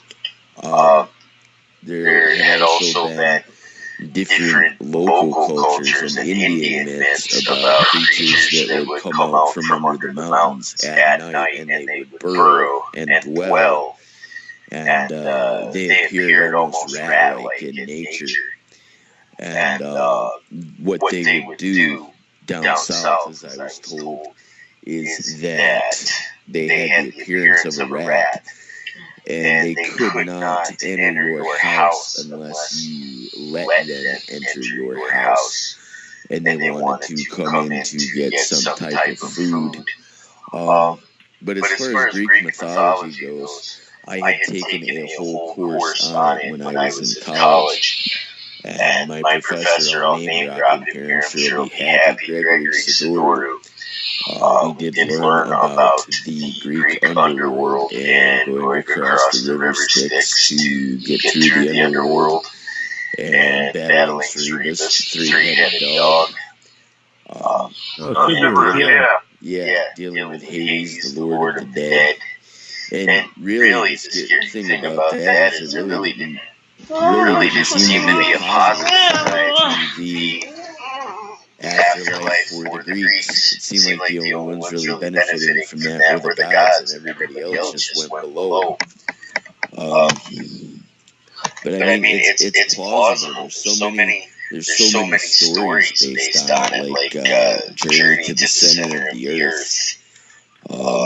Even in children's cartoons, for example, the theory of Hollow Earth is present, like, for example, in the Ninja Turtles, the main villain's lair was in the middle of the Hollow Earth. And so it's definitely had a cultural impact. And it's also said that the Centers for Disease Control has, the CDC, has many subterranean levels where the further down you go, the worse diseases and conditions are kept. I don't know if there is any truth to that, but I've heard enough of it. But that's what I have as far as that goes. Well, we're actually going to get into that, actually, because we're not just talking the whole theory, we're actually talking underground bases, underground, because to me, they're all over.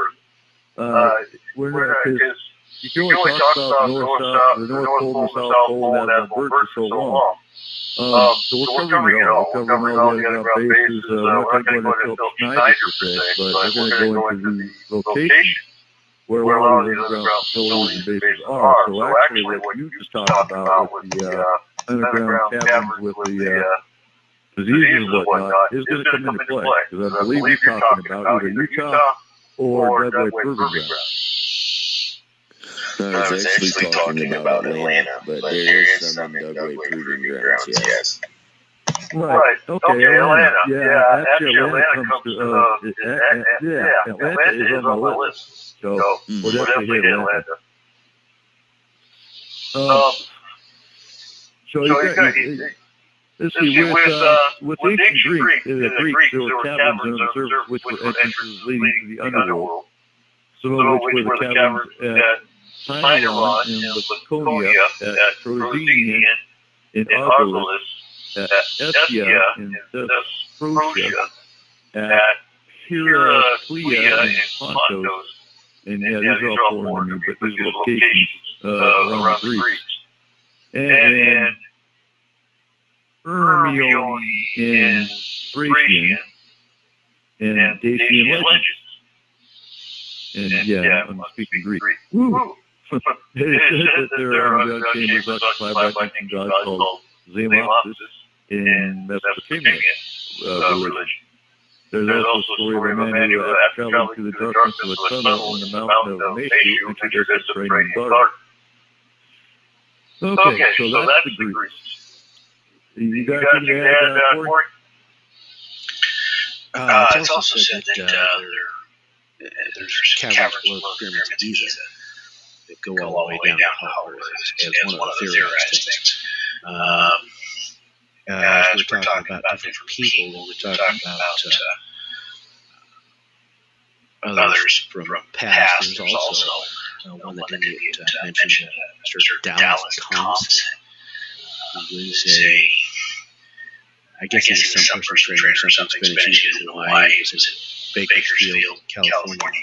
Apparently he got in an accident at one point, and he was said to saying that he saw some white light that was so bright that it burned his eyes. And at the same time, he got this download of everything was supposed to be of Hollow Earth. He was actually on Coast to Coast at one point, back when it was still Art Bell.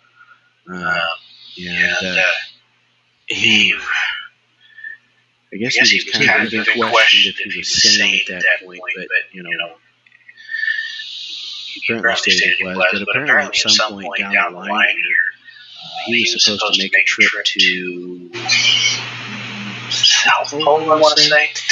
That was the North Pole expedition, I think. He had some best-selling books that were on the market that he actually pulled. Yep. Because he didn't actually, he's on my list as well, but yeah, keep going. Yeah, he actually had best-selling books that he pulled from the market. Because he was going to go on this expedition. Yeah. And apparently at some point, just prior to the expedition, he disappeared. Like off the face of the earth kind of thing. Nobody has seen him since. There's been a couple of people that have tried to find him. One person that has been sure they thought they found him, but supposedly it's another person. But this person, same name, similar background, and stuff like that. But when contact said, no, you got the wrong Thompson, you need to talk to somebody else. So it's kind of weird. But it seems like, you know, as I look through here, there's a couple of different ones where people were trying to get together funds, things to try to get the expedition to go, and never seemed to do it. One person was trying to get it back in the 1800s to go and find out. And every time I turned around, got a big no, you know, mostly from government. And then later on, there was another set of people that were putting funds together, had funds together. And then one guy got, you know, just before he was supposed to go, 6 inoperable brain tumors and died.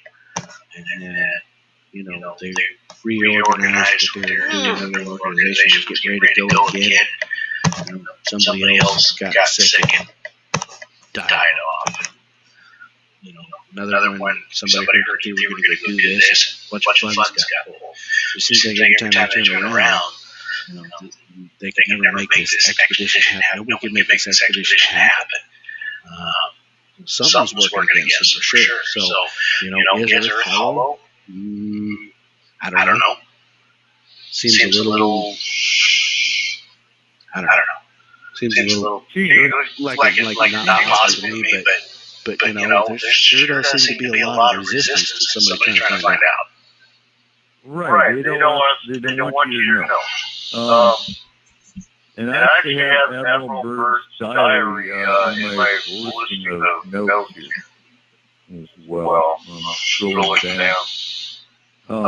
There's a lot of Native American lore that actually talks about Hollow Earth. And has anyone in the chat room heard of the Branson Files?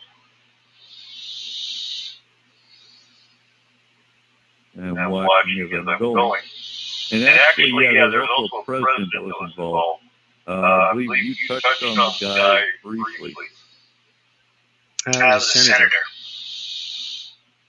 No, President Adams, I think it was. Well, I'm getting down there real quick. And he actually, there was an army officer that was traveling the country speaking to anyone who would listen and telling him about his theories of the Hollow Earth. He was so convinced his theory was right that he even approached Congress in a bid to secure funding for an expedition to the center of his Hollow Earth. Congress said no. Matter of fact, there, but President of the United States was John Quincy Adams who approved the funding. Unfortunately, Adams proved to be such an unpopular president that he spent only one term in office. The plan for dreaming the center of the Hollow Earth was later stopped before it got off the ground, but because Adams created the Naval Observatory in Washington, D.C., and laid the groundwork for the establishment of the Smithsonian Institute. It was John Quincy Adams, John Peter. There was also, in that same realm there was a senator named Richard Thompson who went before Congress after that, presented several times to try to get it to happen. It just didn't go anywhere. Got a pretty much a unanimous no on all of it. So in certain places, at various times, some people claim to hear a distinct humming sound in their head, which sits on the fringe of their awareness, but which nonetheless can be extremely irritating to them. Not everyone hears the sound, but those who are deeply affected by it, there have been cases of people committing suicide after being driven mad by the incessant hum. People hearing the sound often found within the same general locale, which we're going to get to these locales shortly, suggesting that they're not making the whole thing up. Now, these hums are all over the place, all over the globe. So Olaf Jensen and his father Jens Jensen are Norwegian fishermen, accidentally discovered the North Pole opening in 1829 in search of the chosen ones of their ancestors, and entered the Hollow Earth, where they lived for 2 years with the giant people there. Olaf then returned to Sweden by way of the South Polar opening, after being rescued by a Scotland whale boat from an iceberg. His father was killed when the fishing boat was struck by the iceberg in Antarctica. Olaf later immigrated to the United States and died in Los Angeles in 1908. And I'm going to have a whole list of books you guys can look up. I mean, some of them actually date back to the 1900s, 1850s, and more recent about the whole Earth. So you can actually do your own research. And that's pretty much the idea of our show. Is we present you the research we found, what we found, and you can go on with it and prove us wrong. Not prove us wrong, but find out more information than we can. Yeah, take it, continue on. Exactly. So I'm the man who Bruce Walton discovered was William Morgan, was sent to the Hollow Earth by the Freemasons with an Inter-Earth Guide for a cabin in Kentucky in 1827. Carl Unger reached the Hollow Earth in 1943 as a refugee from World War II, and the German submarine U-209 captured Heinrich Rada and wrote a letter back to his friend in Houston, Missouri, to Wani W. Schuss, from the Hollow Earth interior of our Earth. Then, of course, we all know about Admiral Byrd, flew through the North and South Polar openings in his airplane in 1929, through the North Polar opening in 1947, and again through the South Polar opening in 1966. Reinhold Schmidt, as reported in Alec Macmillan's book, The Hollow Earth Enigma, was taken by a flying saucer from the Bakersfield Quarry, California, to our Hollow Earth through the North Pole opening on August 14, 1958, and returned 5 days later. Retired Colonel Billy Woodard was taken in a flying saucer to our Hollow Earth through the North Pole opening at the age of 12 in 1964 and returned 6 months later. Later, while working at Area 51 in Nevada, he was taken to our Hollow Earth 4 times on special missions for a military and a Hollow Earth tunnel train after Area 51 workers broke into their tunnel beneath Area 51. And there's a YouTube video of that interview. And hold on, Chris, what are you asking now? Let me move this. Clarify what type of Hollow Earth I propose the Edgar Rice. Edgar Rice burrows one with the Earth like a hole in the sun. And actually, we're getting there, Chris. We're getting there. There's a lot of different theories out here, which is what we'll bring to you.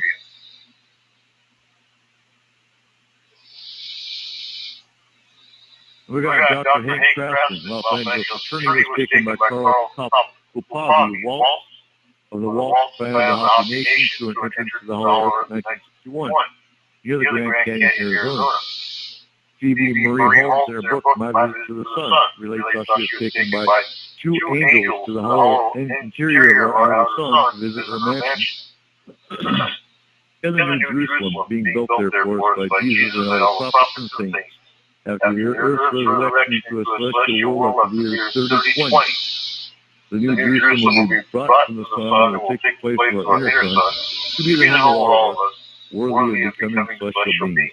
And you know, there's some that actually think we're in the Hollow Earth, and all the planets and solar systems and whatnot go to the outer Earth. You guys heard that theory? I have actually heard that theory, and in a roundabout way.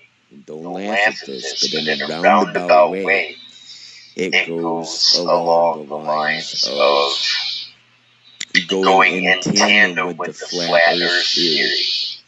And what I mean by that is if you imagine a snow globe that is halfway filled, and you think, like, you know, when you guys were in science class and they had you make a terrarium, right?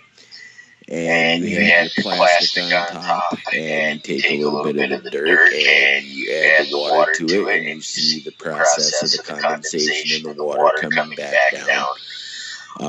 Some people think that the Earth's hollow, as it is kind of acting as a terrarium, where the water gathering in space kind of shields us as a bubble. Like when you go into space and you see how the astronauts will take like their tang, and it'll float when there's no gravity, and it's a ball, but they could like have an M&M floating right in the middle of it.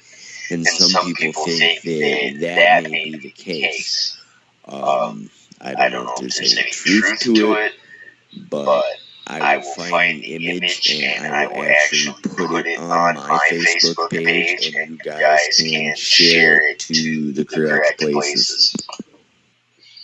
The only problem that I see with that theory is talking about outer space, you're talking about a bubble of liquid with an M&M floating in the center.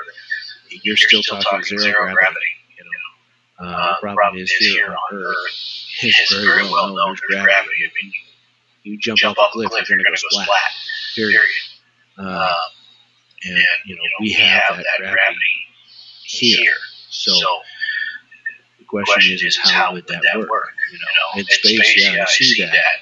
You know, with something like an M&M drop of water, I can see how somebody could, you know, without having any scientific thought about it, could go, yeah, this could work. You know, this is how Hollow Earth would work. But you know, when you look at the reality of it, we have a considerable amount of gravity here, and I don't see personally, just a theory, how that would work with one floating inside the other.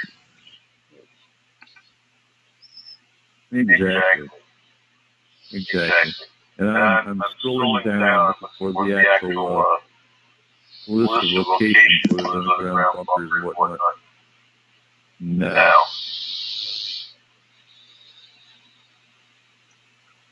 So keep talking. Follow me.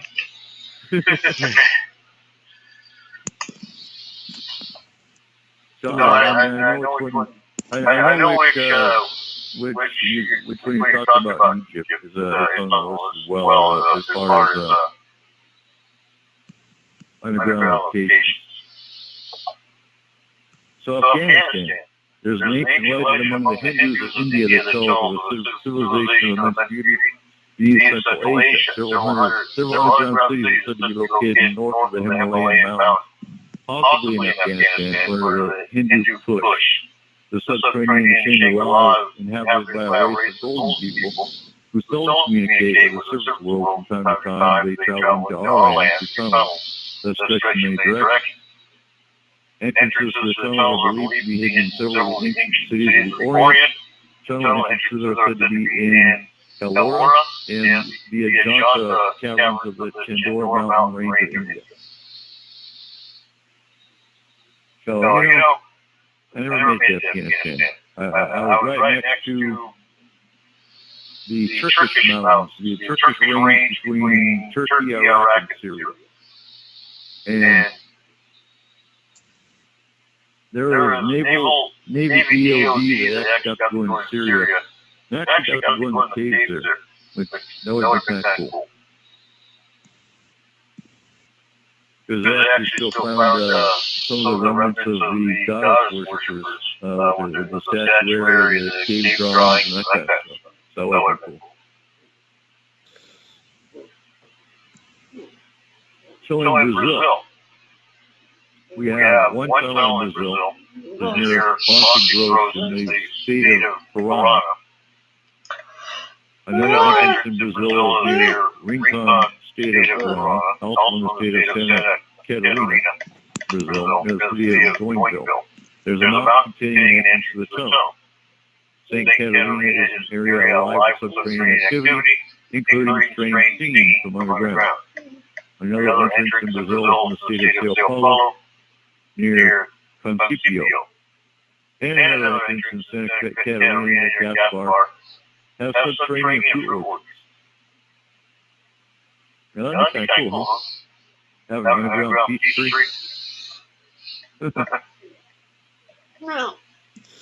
I would just like to be able to, I would just like to be able to go straight underground and not have to deal with society as it is.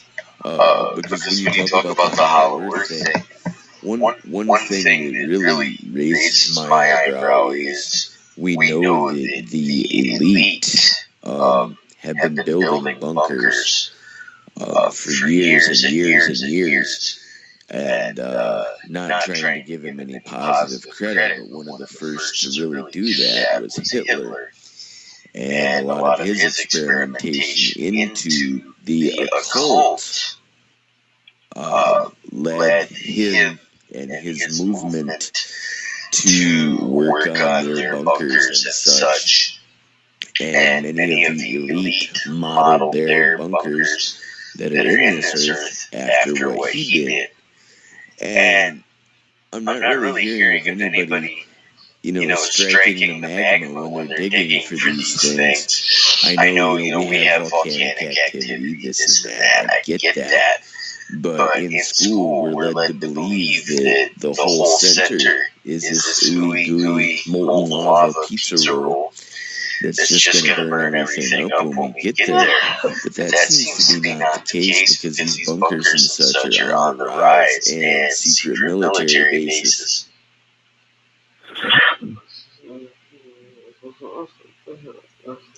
We get a lot of stuff that's been dug underground.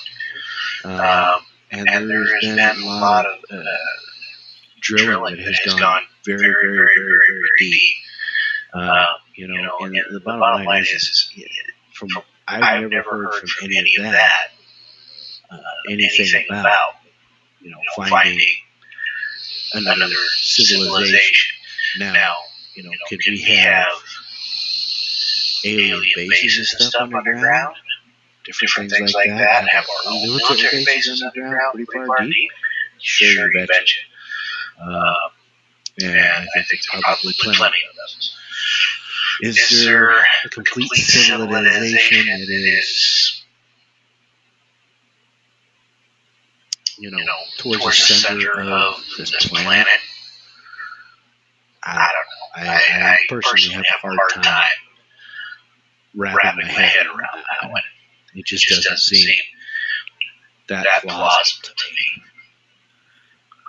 Well, and that's one of those things you have to see to believe. I mean, and that's all.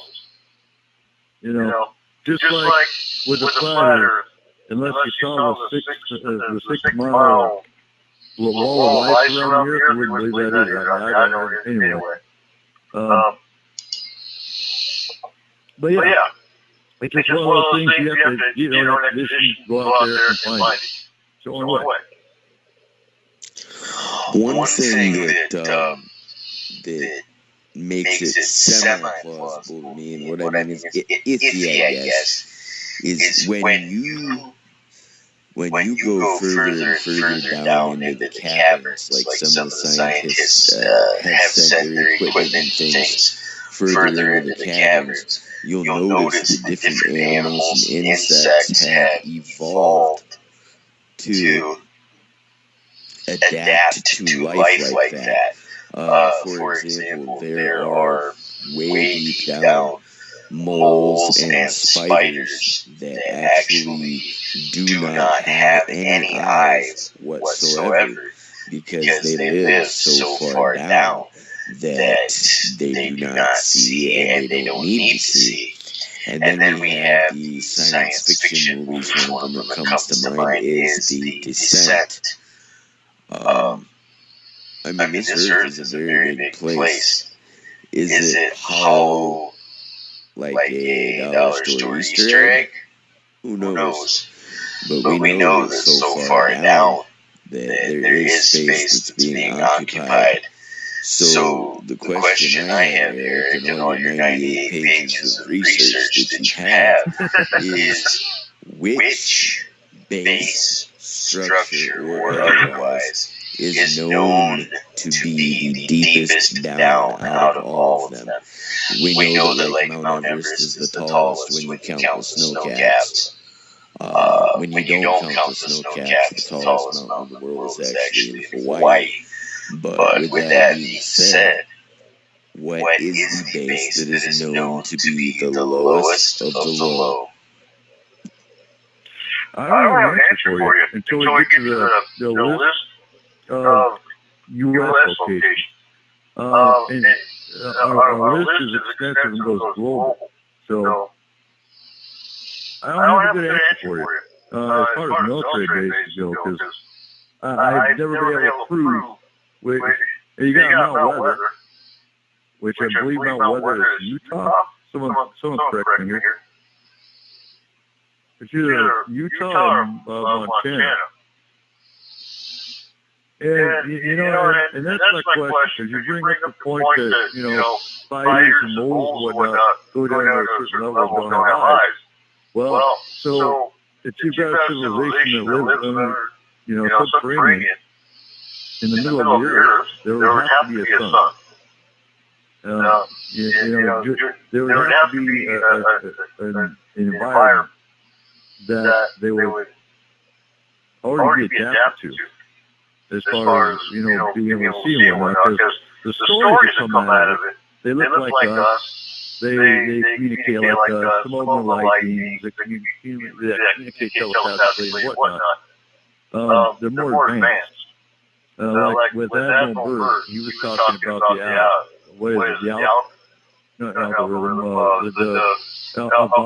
Algarve system was.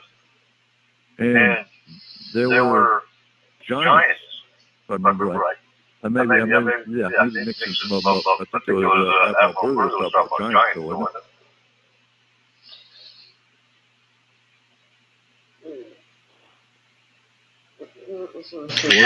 I don't know on that one. I didn't get a chance to read up on Admiral Byrd, but you know what? As I'm looking at things here, and you look at how, and it was mentioned, I saw it mentioned in the chat as well. There's a lot of these animals still have eyes.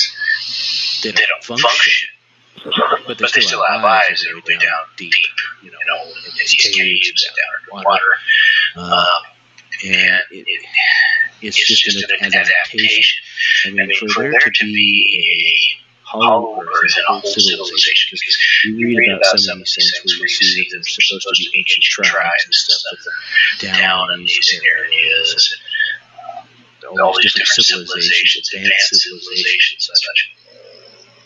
You know, there's going to have to be some kind of light source for them to be able to even function. And if we didn't have the sun here on Earth, we'd be an absolute mess. For one, you'd pretty much freeze to death. But for two, you know, just on the light aspect of it, being able to do everything we do. We'd be braille readers all the time, every one of us. Because our eyes wouldn't function, no light. This is some of the things that I sit here and I look at, you know, this hollow earth and go. It just doesn't make any sense. How are you going to have this massive light source like the sun inside the earth for this whole civilization and I may add, have it and not have it burn them all up?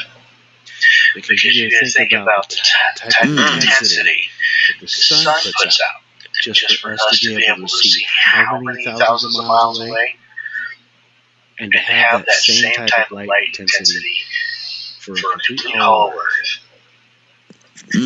It just doesn't fit.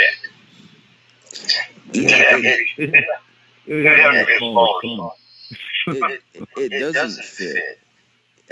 When you talk about it from a natural standpoint, and the only roundabout that I could think of is if it was a civilization that physically hollowed it out.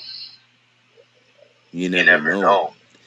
But one thing I'm thinking about here is with Admiral Byrd. It's Garza you guys were talking about, or Cooper were talking about. And in his expeditions, I mean, it's pretty amazing when you wrap your mind around it. And a lot of the governments have really guarded some of these similar expeditions, except what we know about Admiral Byrd. And so many people are jumping on the bandwagon that the Earth is hollow, and I really don't know why that governments would keep it hush-hush either way. But before we get into Admiral Byrd, I have something for you guys to ponder now. We have NASA who explores space. For any of these other theories, how come there isn't an equally governing body that is trying to get to the bottom of whether or not the Earth is flat or hollow? I know we have our theorists and people who try to prove one way or another, but we have NASA who is backing, the idea that the Earth is round. Forget the NASA conspiracies, because you gotta consider that a round Earth and a flat Earth could very well still be hollow inside. We didn't create it. And we're speculating based on the scientific knowledge that we have. Without a full and complete understanding of the universe, we are still a relatively very, very, very young species in this universe. Now, envision the Earth, kind of like a bead, and we're on the surface, and the holes would be the north and the south poles, the hole that you would put your string through, or your wire through. Now, with the right equipment, theoretically, we may be able to travel through there and see what we can see.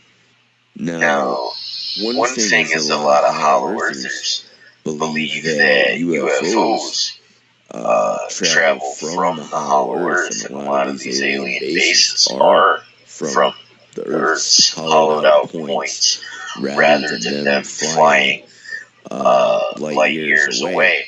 And if you don't think about things like black holes and stuff for a minute, it's a pretty plausible theory. It would be the perfect getaway. You know, you have your TV shows where the villain has their secret lair well below the earth, like I said. But the hollow earth theory has several proponents throughout history. Like you said, rooted with the Greeks under the Giza pyramids.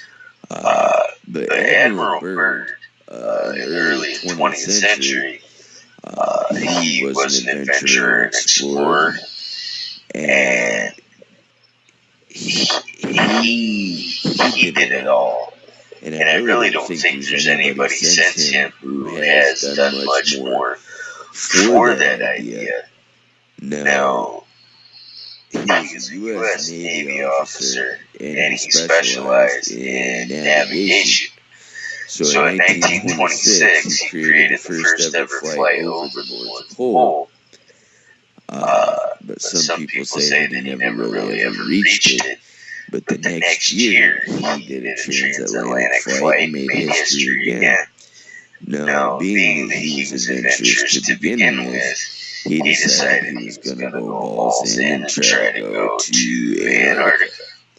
So when he visited, he actually made more than one visit. A lot of people think that he just made one visit. No, he went there quite a few times. And he really paved the way for other explorers to go through this. But when he went down there, he described the race of the Agarthan people, and some people refer to it as Ariana on some accounts. Where's my notes going? But he spoke with the representative of the city, and they basically bitched him out for humanity's invention of the atomic bomb, and they told him that a dark age is coming if humans don't shape up or ship out. And after visiting with them for some time, he was sent away with specifics on how to relay the message to people. All right, I got a couple of thoughts here as you're talking about this stuff. You asked the one question, why would the government continually try to stifle it, so to speak? The government likes to keep us thrown off our balance. They really do. We've got aliens that we're all pretty sure we know are there. No one can define it or definitely say, yeah, except for those who experience it. Okay? And the government likes to cover that stuff up. We've got all these different conspiracies, as we call them. A lot of them probably pretty much a fact. But the government likes to cover something up. So why not take something like this and cover it up, but for nothing else but to keep us thrown off our game?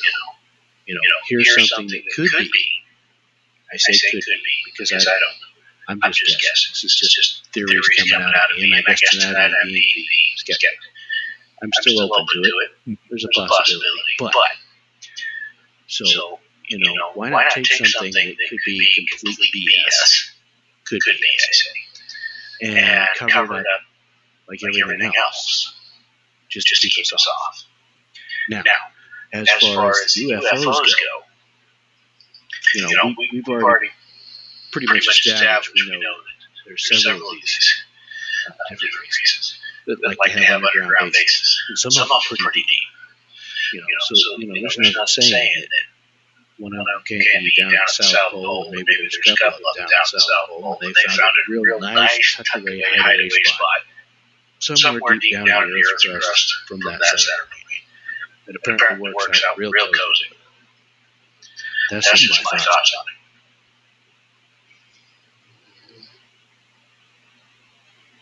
Okay, and let's talk about them real quick. So, we're going to talk about the states and all the underground bases we've got. That's where we're going to go with this. So, were you guys aware that any airline pilot is not allowed to fly directly over the pole? No, I wasn't. It's against the law. They're not allowed to fly over the pole. I would imagine that's about their navigation. And also think about it, Admiral Byrd, when he flew over the poles, he didn't fly over the poles, he flew into the inner Earth, in theory.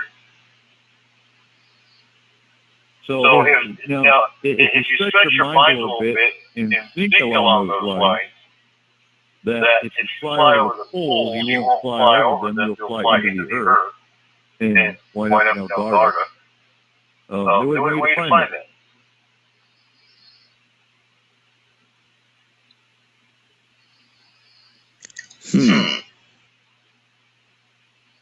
And like I said, there's theories of that that's very possible.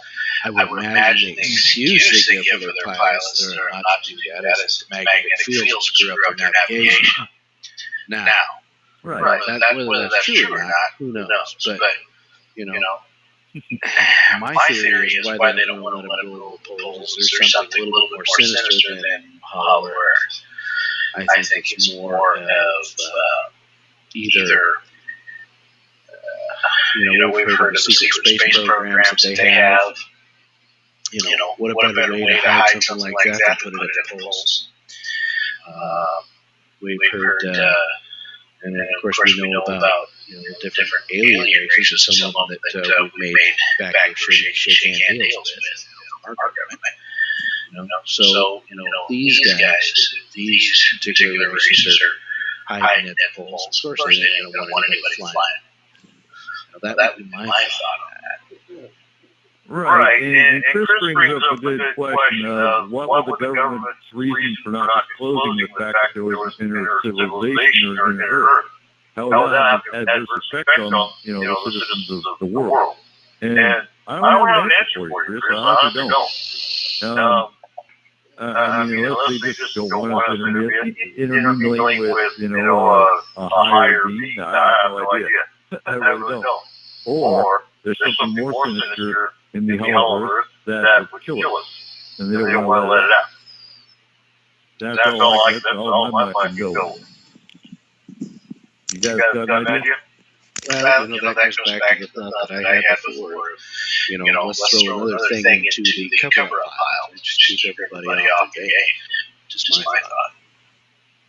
Yeah, that makes sense, Corey, because I mean, if I was an all-powerful super world government, I might even cover something up just because I could, just for shits and giggles. Just to do it and say that I did it. I cover up the most asinine of things, and just troll the entire world. The moon is made of cheese, sort of thing. Keep it all for myself, But really, here's a scary thought. If you think about this, y'all heard before about how the Russians supposedly dug a hole several miles down and lowered a microphone. They supposedly recorded sounds from hell. Now, granted, we have our underground bases. Granted, we have supposed species living there. But wouldn't it be scarier to think for a minute, if you will, that hell would be an actual physical place on Earth that we could reach while living versus dying and going there?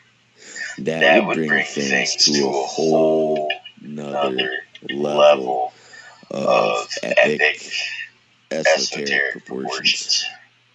Heck, I always say that hell was probably on Earth anyways.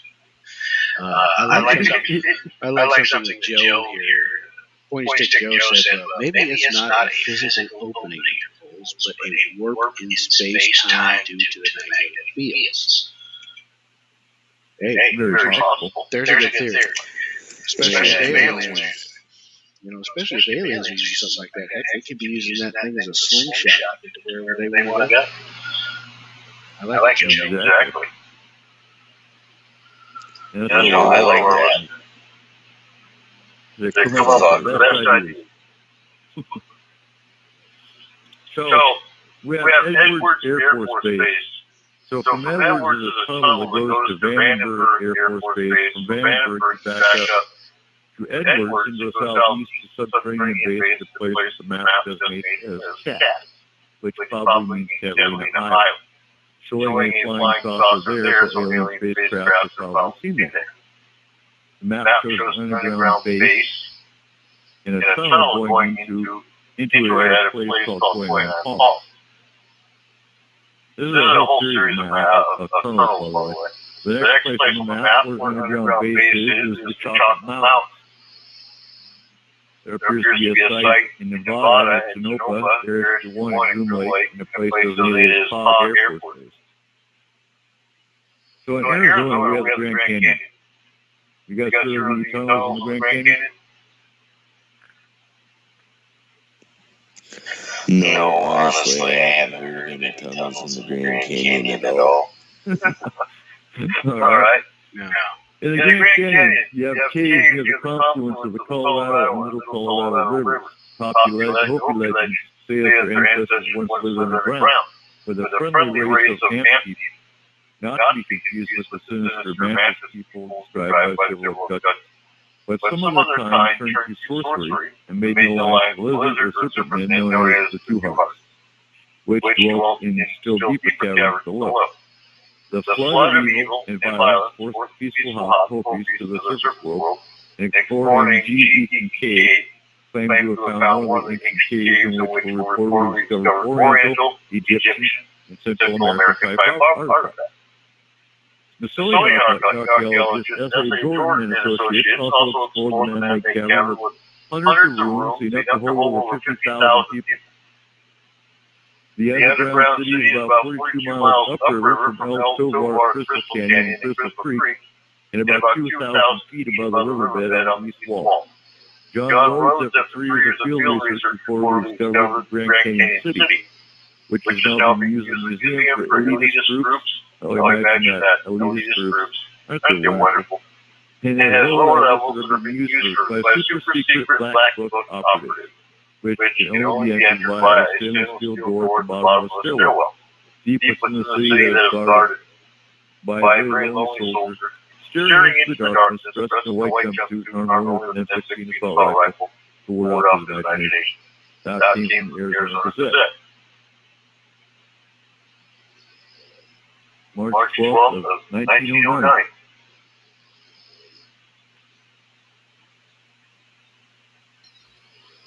It's an interesting story for sure. 1909. Would you say, what kind of gun did you say you jumped down in here with? That's what I don't get. It's dated 1909. It's gotta be a misprint. Perhaps not. You never know. So in Sedonia, of course, y'all heard Sedonia, Arizona, famous for its massive vortexes, is claimed to be an ancient colony of the Lemurians. According to Commander X, there are reports of a joint operational underground city and facility of the Enchantment Resort in Boyd Canyon, where clothing like men in black have been seen, along with unusual electromagnetic vortex phenomena. That one I wouldn't be surprised, because I've heard so much about Sedonia.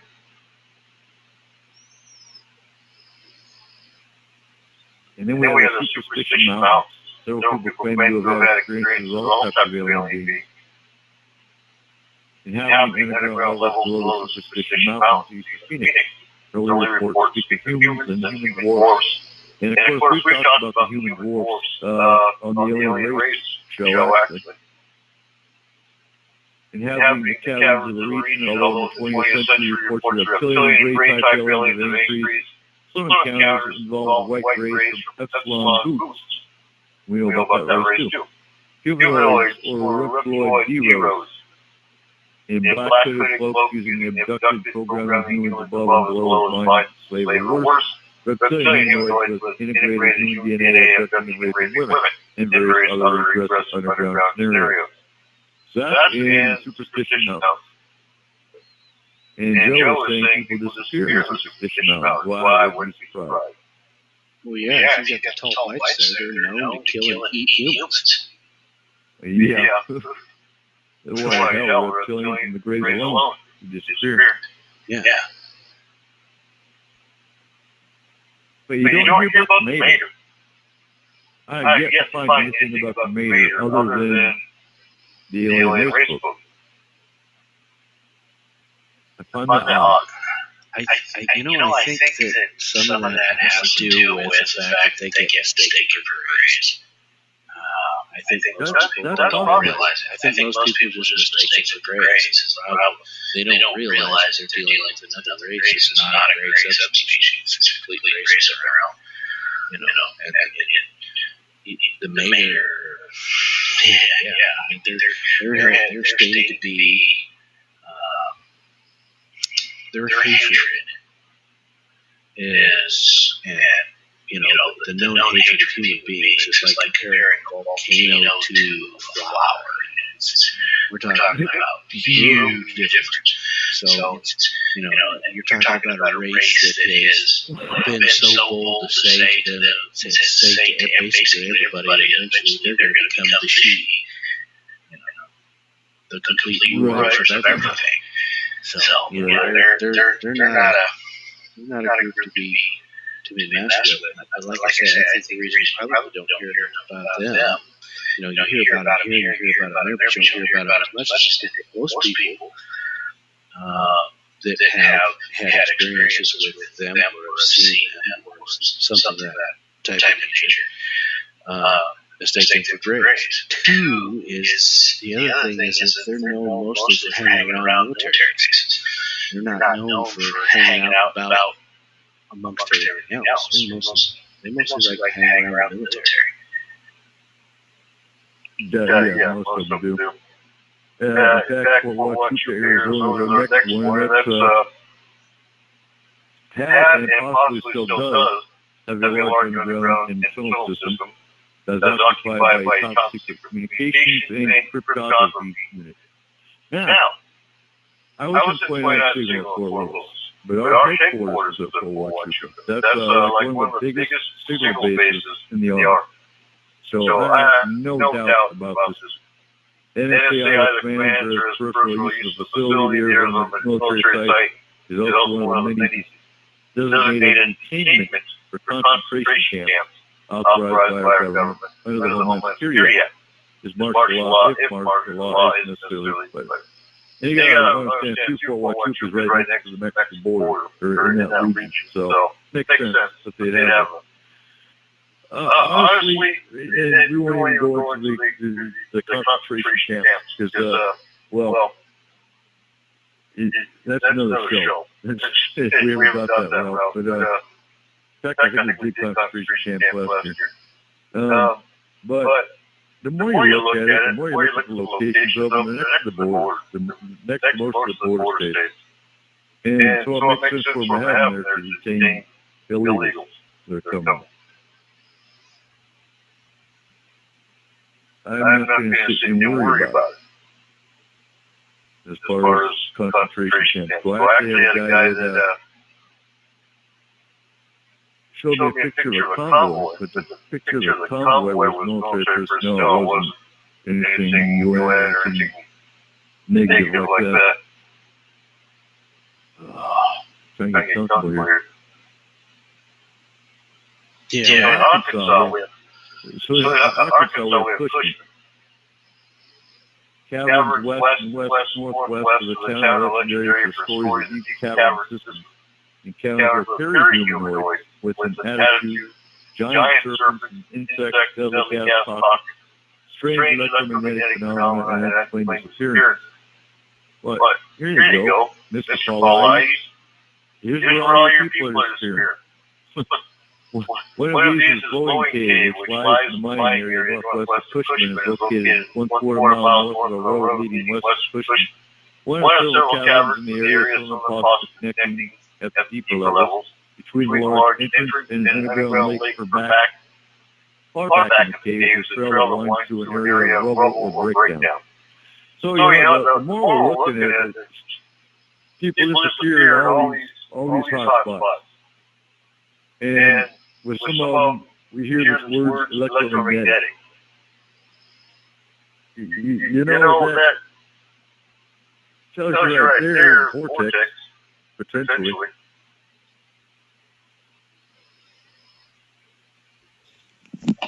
No, I know of a few in New York from my research. I don't know if you want to hear about them now or if you have another list.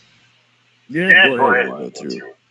Okay, well, a few hours north of me in the Adirondack Mountains, there's one they're still trying to figure out. They do not know the function of it or how many levels, and nobody within these top secret clearances has really spoken out. Now, there is one in New York City, and it tunnels all the way to Washington, D.C., and it's around Midtown Manhattan, and it can be reached through an abandoned elevator shaft that only a handful of people know about.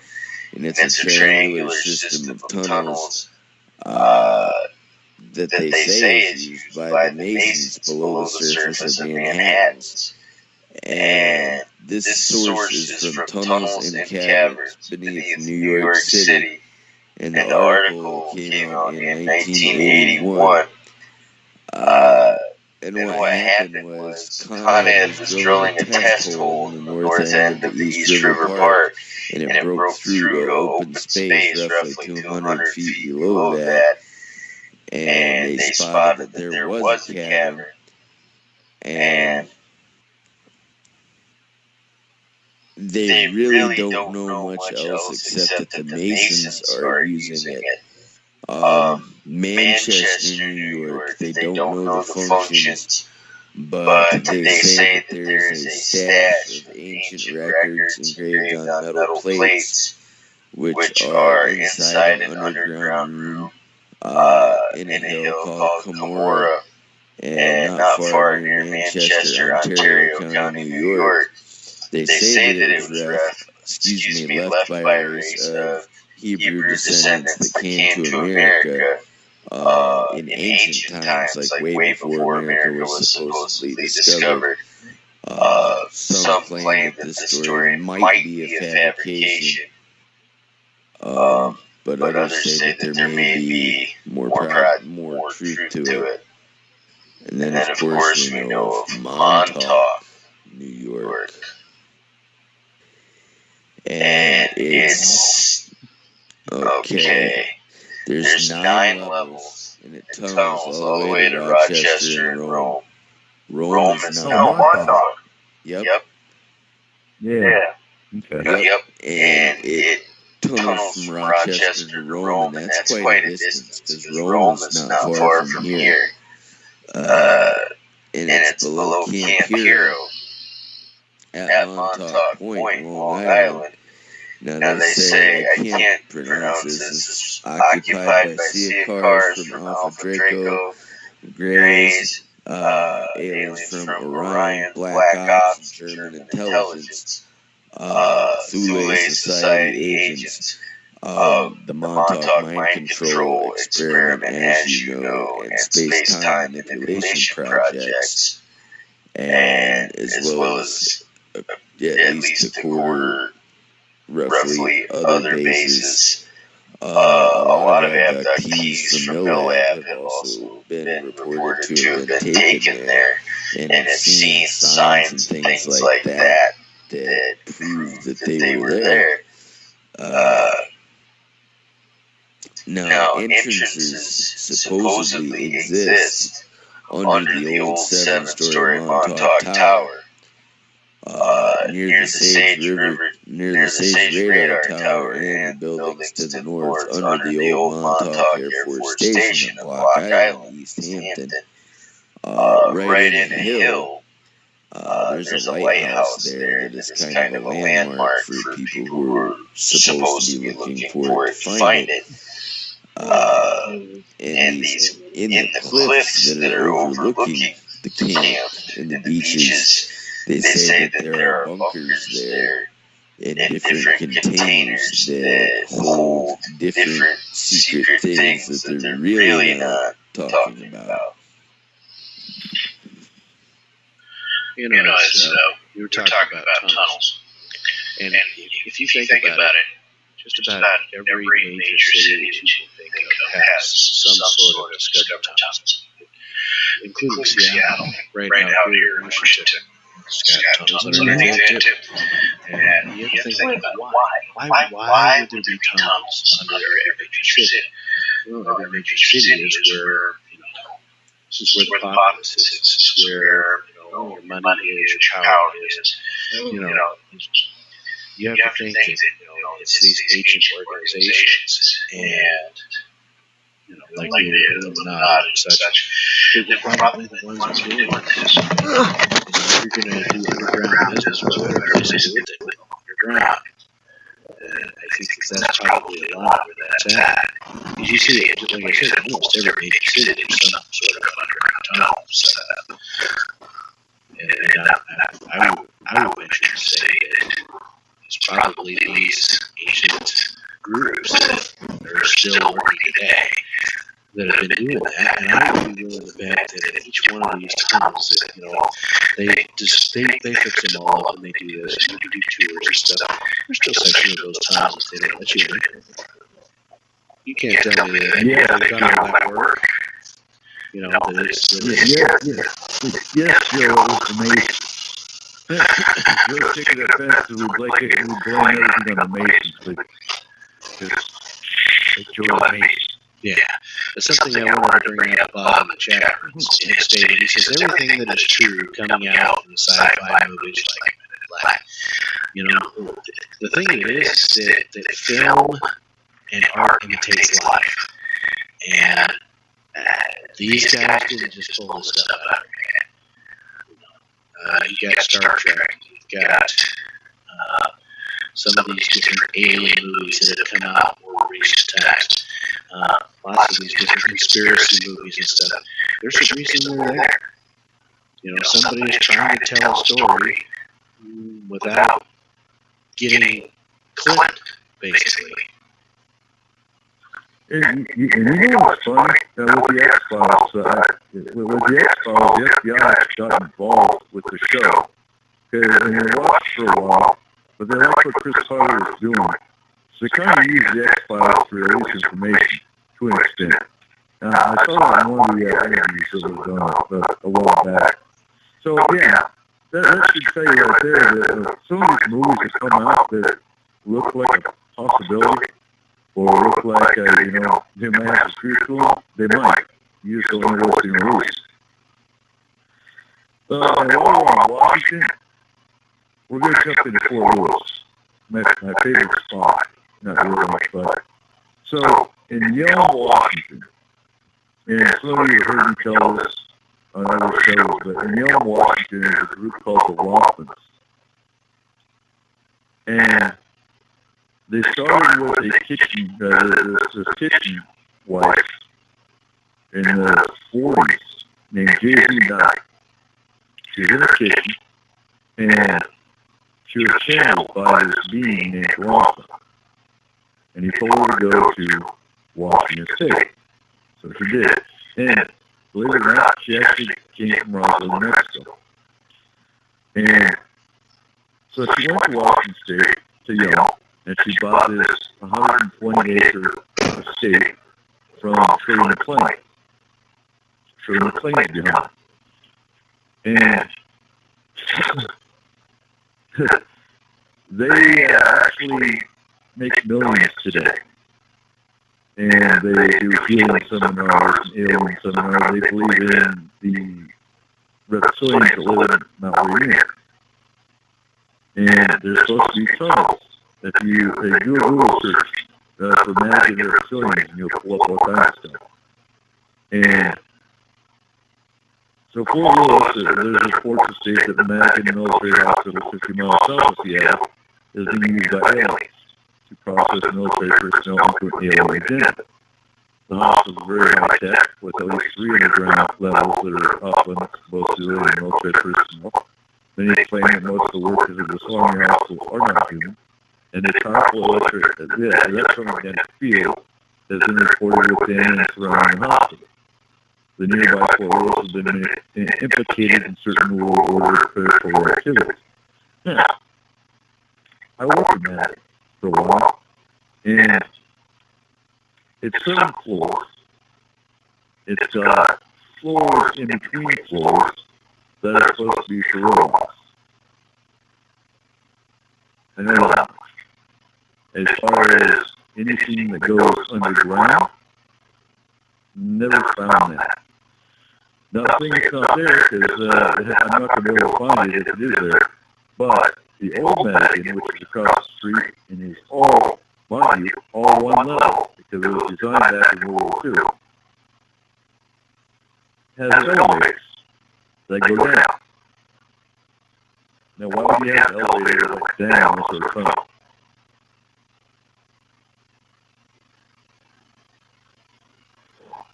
I've actually got pictures of the elevator actually in Canada.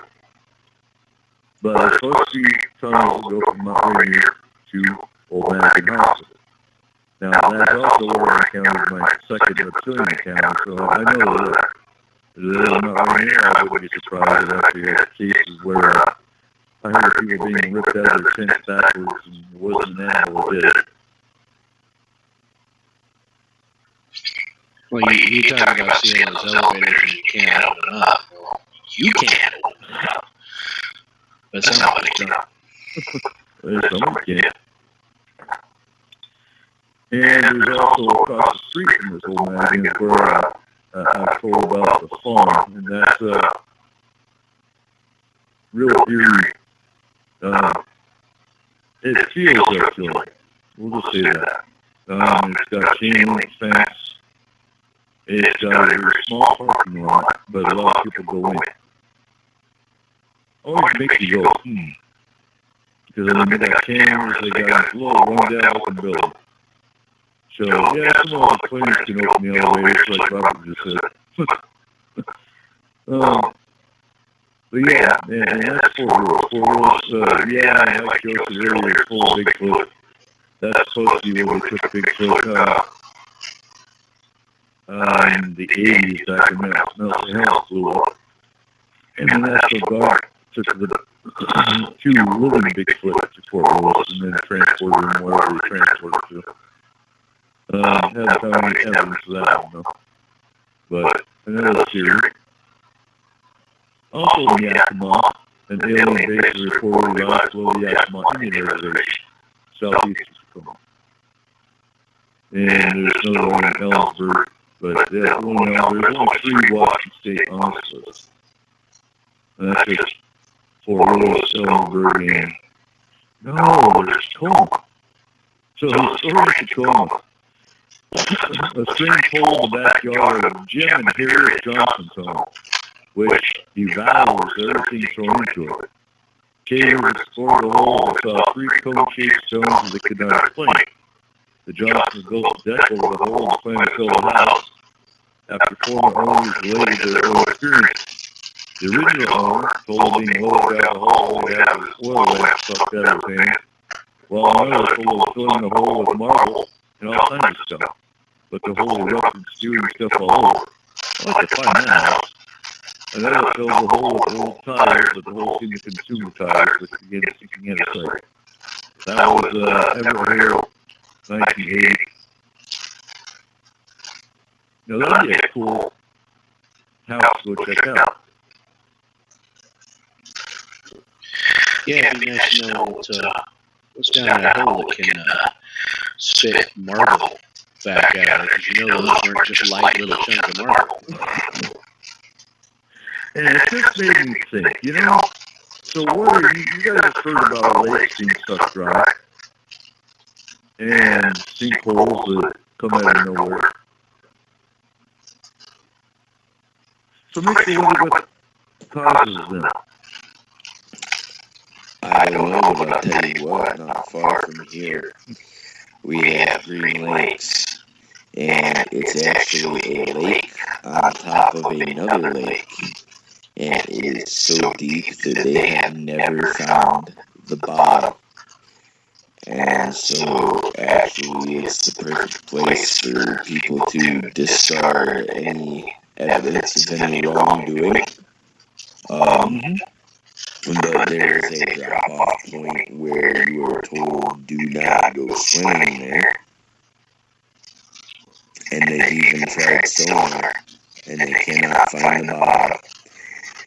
And my wife goes there at least a couple times a week as part of her job. She takes someone there because they like to visit the place. And there's no bottom to the lake. So I often wonder if that very well couldn't be an entrance to something through the water. Any UFO activity over? Yeah, actually there has been. I can find dates. We had UFOs just over Oneida Lake not long ago, probably a couple weeks ago. Let's see, I'm going to Google it right now. Green Lakes, New York.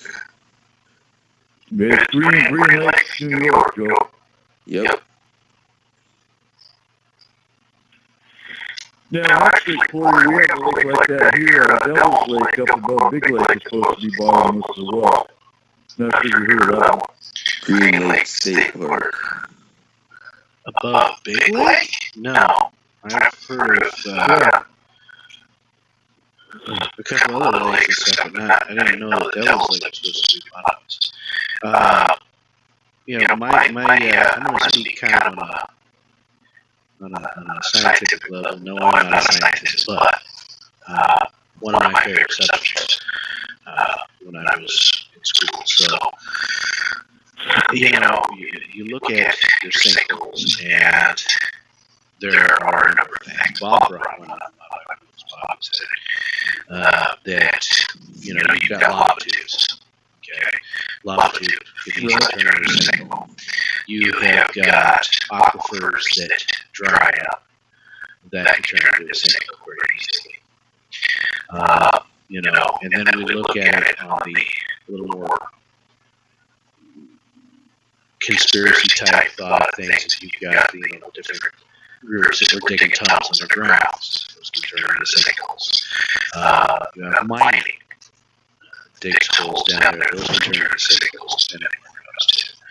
And then you go a little more fringe and you look at, you know, alien races that have bases and stuff underground.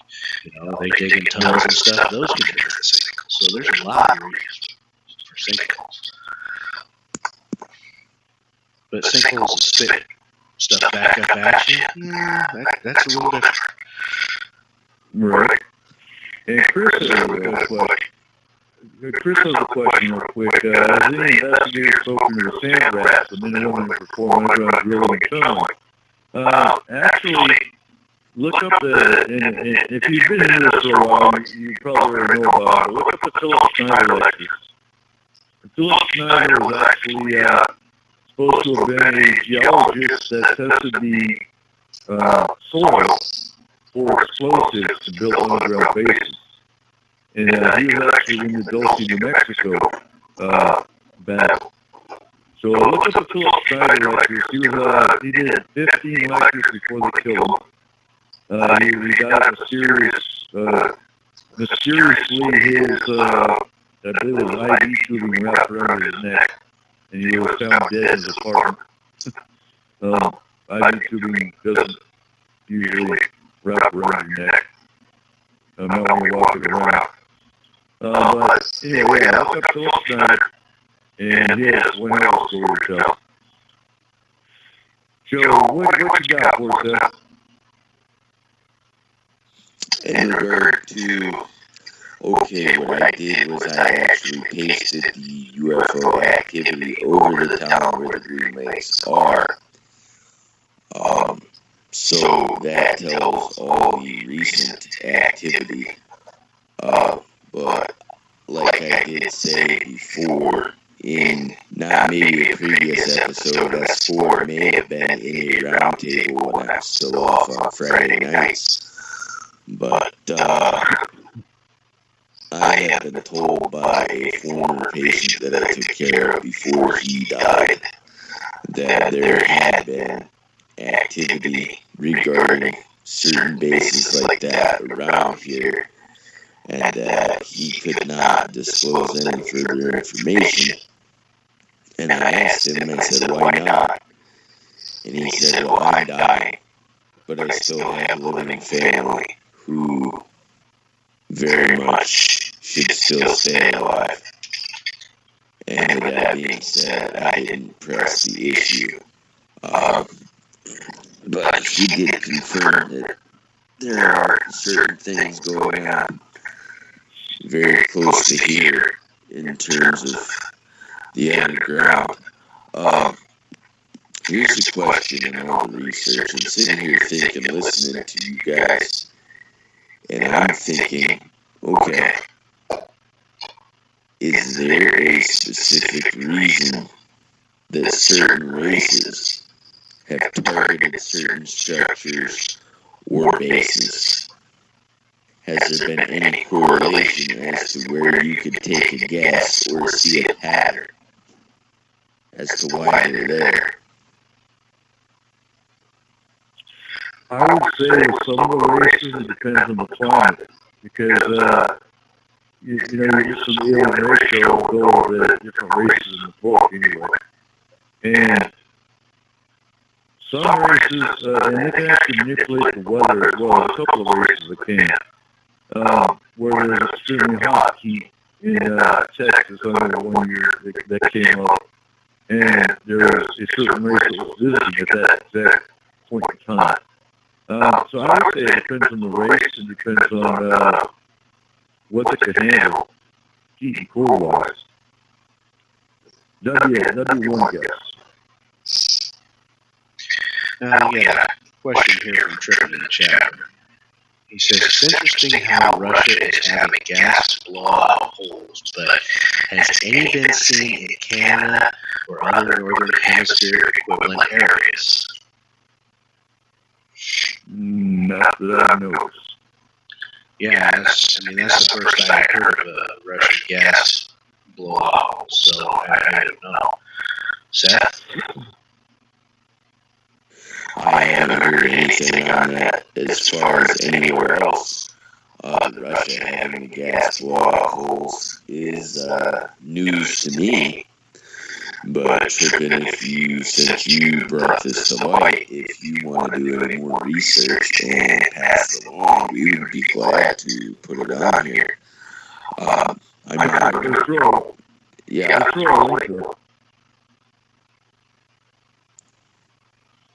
Throw a link up so we can check it out real quick.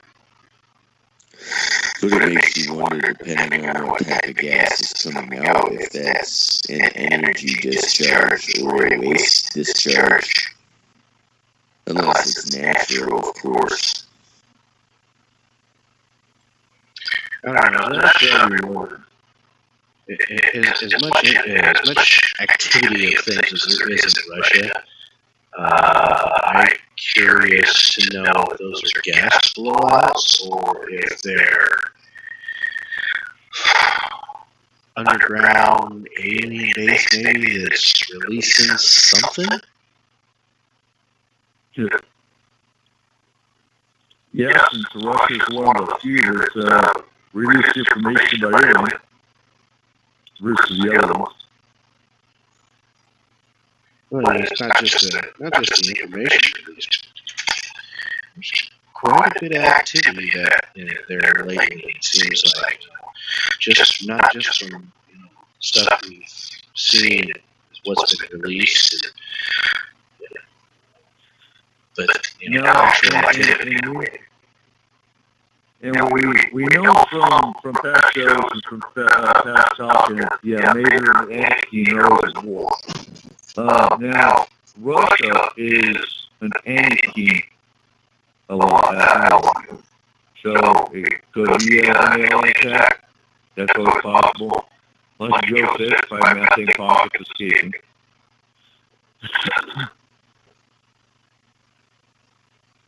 But jumping on the alien side of it, yeah, it could very well be, could be alien, could be on a ground basis, flashing. Now the theory is, you know, you've already got planes that can use another route to blow it off into the air, so could be something of that nature as well. There's lots of theories you could use for something like that. It could be anything from just like Michael and Joe were saying about methane gas being released from permafrost. Very possible. And then there is a couple other theories you could think of why something like that would happen too. Oh, good. Okay, great. Right. Terrific. So I'll see you today soon. Okay. Sounds good. Okay. Giant alien farts. That's awesome, Michael. I like that as well. I like that one, Michael. Hey, can't rule it out. That's what we're here for. Leave no stone unturned. Methane gas pockets. That's a big crater, too. For those who are in the chat room, yeah, the link is up. You know, now that you said that with the methane gas pocket, here's a theory. If there are any subterranean species that can live down, maybe they're still down far enough that they can get sunlight. Who's to say that they don't have some sort of a livestock that's letting off the methane gas, much like our cows are? And that's all possible. They're sitting in the dairy farm, and yep, they let it go, and there's the hole. Yeah, for those that are listening but not in the chat room, I did put the link for the methane blowholes in the Force Imperial group.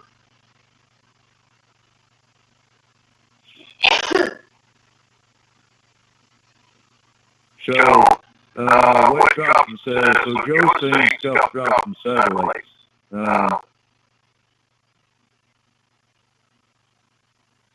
What do you got, Joe? Or are you just making the comment?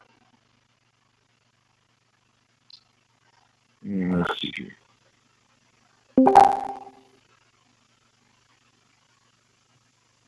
Yeah, some drop from the satellite though isn't going to necessarily make a big gas explosion straight upwards and blow a rock out and up. You know, I could see that punching a hole and making some scatter and stuff like that. But I don't know if it'd be blowing stuff out and up like that. Quite so much. I mean, I could be wrong. Just a thought. Yeah.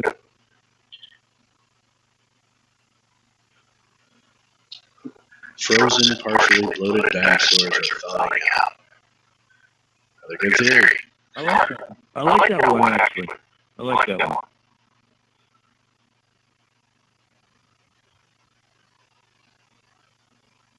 And yeah, you see, we keep talking about Russia. I just keep, my mind keeps going back to Dyatlov Pass. That's another story I'd like to find more information on.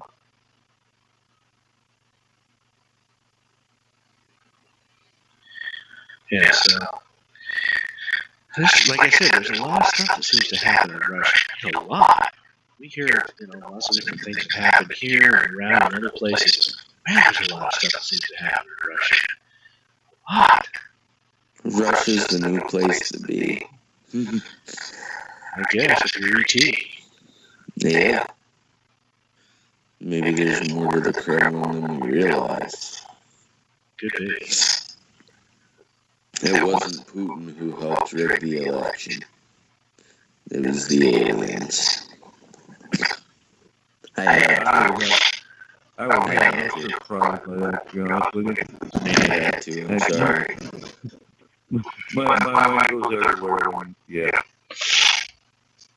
I really don't get surprised by a whole lot more if they dig through stuff. Yeah.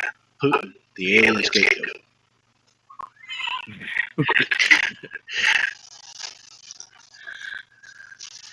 So, and you know, whether the Earth is hollow or not, we still have aliens and underground bases we got to deal with. So, hollow Earth theory is a very small drop in the bucket.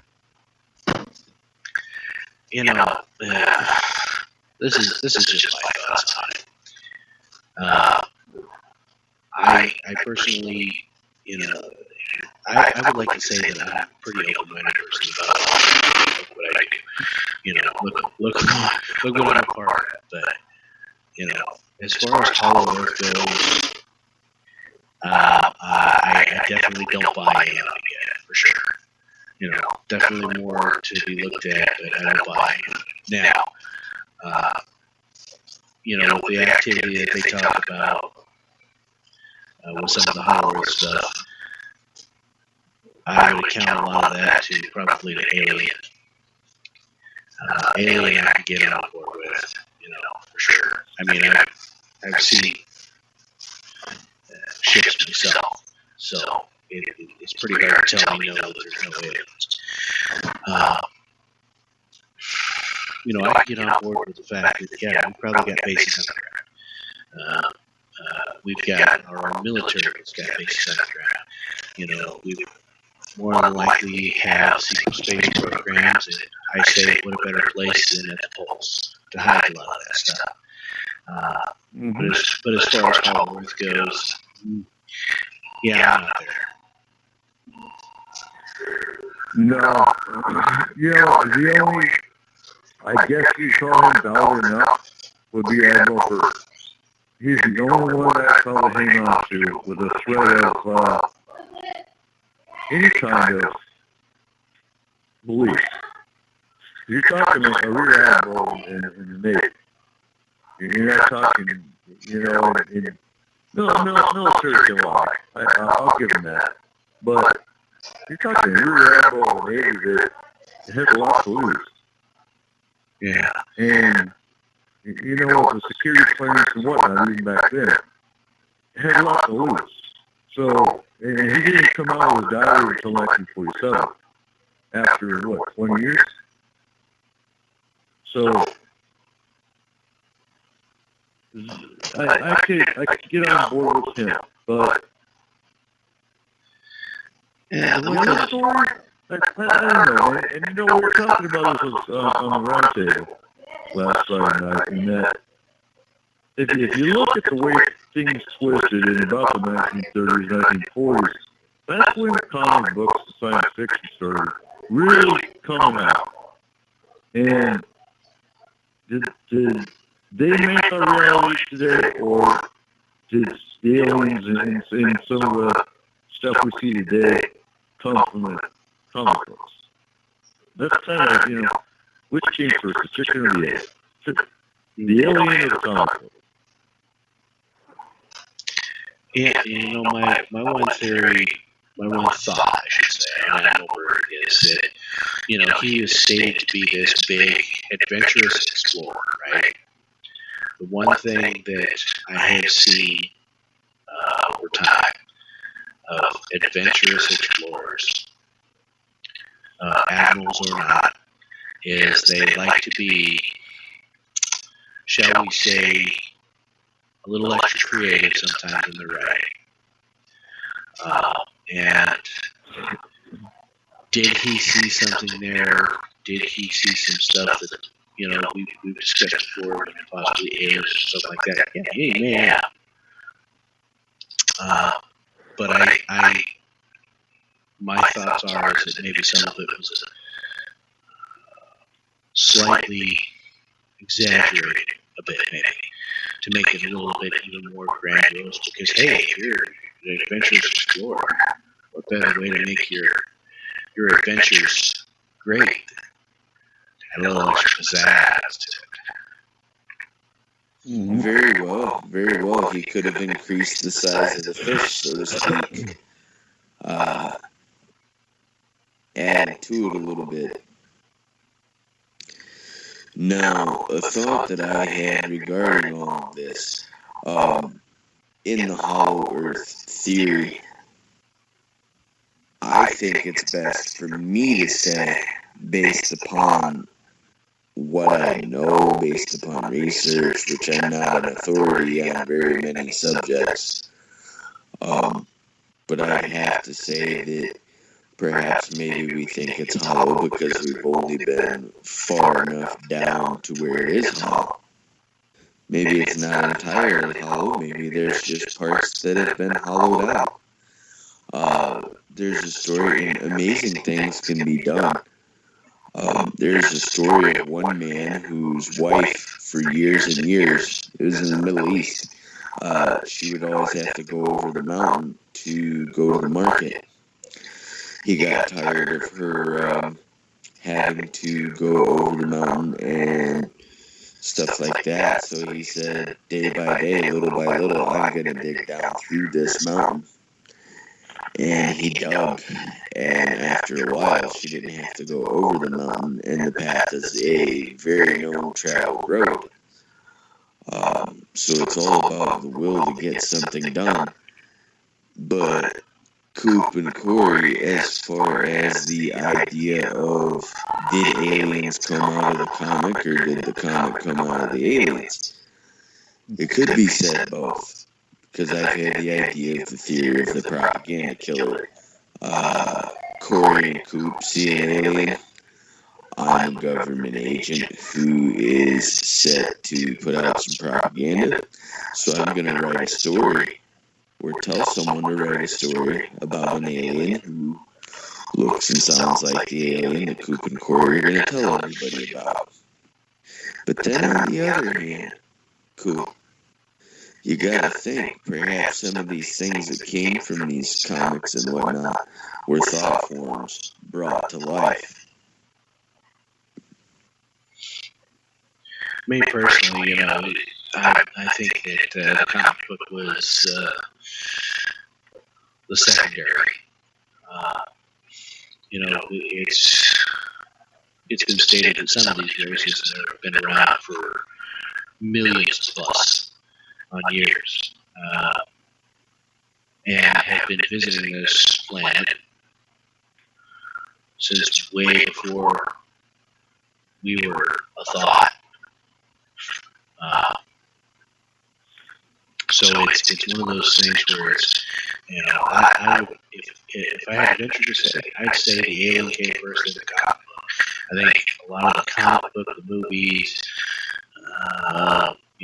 as even used to before, some of the cartoons, some of that stuff is all, a lot of it is all experience trying to be transformed into, hey, look, here it is, without having the Men in Black show up at your door, so to speak. And if you look at the timeline too, I'm sitting here thinking back. A lot of the contactees actually started telling their stories and came out before the comic books did. I think it was Shaver that had bizarre stories or strange things, one or two. Yeah. And he's actually friends with some of the contactees. But there were contactees before them that were telling their stories about the Venusians and some of the other aliens that were contacting them before the comic books came out. So if you look at that perspective, the comic books took their stories from the contactees. And that's how science fiction got formed. Yeah. Michael in the chat room's got a question. He says, what do you guys think is going on in Antarctica? Anything, or is it all fake BS? Personally, I think probably what's going on there is alien bases.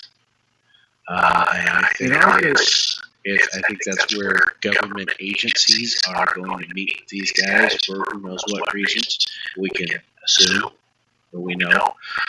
Pretty good idea of what we know on some of that, but some of the shady deals that have been made in the past were technology for abductions and such. So it's, I would say it's probably that. And if I remember right, Alex is also where North Provincetown was. That's where the Nazis were building UFOs in underground caverns in Antarctica as well. If I remember right. It's actually, again, in another archive where we talked about that one. That's what they say. I kind of go along with Corey in that because there's the Antarctic Treaty where just about every nation has their hand in the pot, so to speak, trying to say, okay, you can't lay claim to it, you can't lay claim to it. I think under the guise of that, there is something more sinister going on. Because different people have reported independent explorers going on expeditions and stuff. Maybe Admiral Byrd may have stretched the truth, like Corey said. That's possible. However, you have to consider the fact that once he was there, after he waited and published his diaries, not long after, somebody decided that they didn't want the average Joe going down there. And that is what's been on my mind regarding the subject. Yeah, it makes you wonder if the UN treaty involved with that as well. Well, I could think on that level too, is you could also have a supposed secret space program that's going on there as well. That there's a whole lot of stuff that could be happening there. I think most of it's all space related in some manner or another, whether it's a secret space program or we've got aliens down there or both. But yeah, there's definitely got a point there in the fact that there's the Antarctic Treaty, to where nobody else lays claim to it. Well, something has laid claim to it, and everybody's going to visit. Exactly. I'm looking, as we're winding down here, I'm looking for Deep Springs.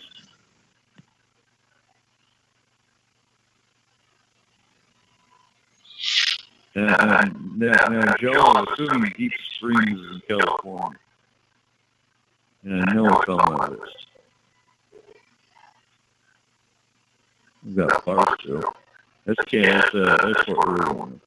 Yeah, Deep Springs, according to an agent who was part of a secret CIA paramilitary force called Yellow Fruit, or YF, based at the Nevada test site, where they are working with the blonde humanoid aliens in an effort to fight the Greys at Deep Springs, is a basing area of a large nest of gray aliens and communist, I don't buy that one. Human collaborators who are using the National Resources Defense Council as a front for their agency and who are involved in an electromagnetic war with the benevolent ones, who have made allies with the Nevada test site, who serve as advisors for intelligence agencies that are turning against the Greys as a result of betrayal and joint operation treaties.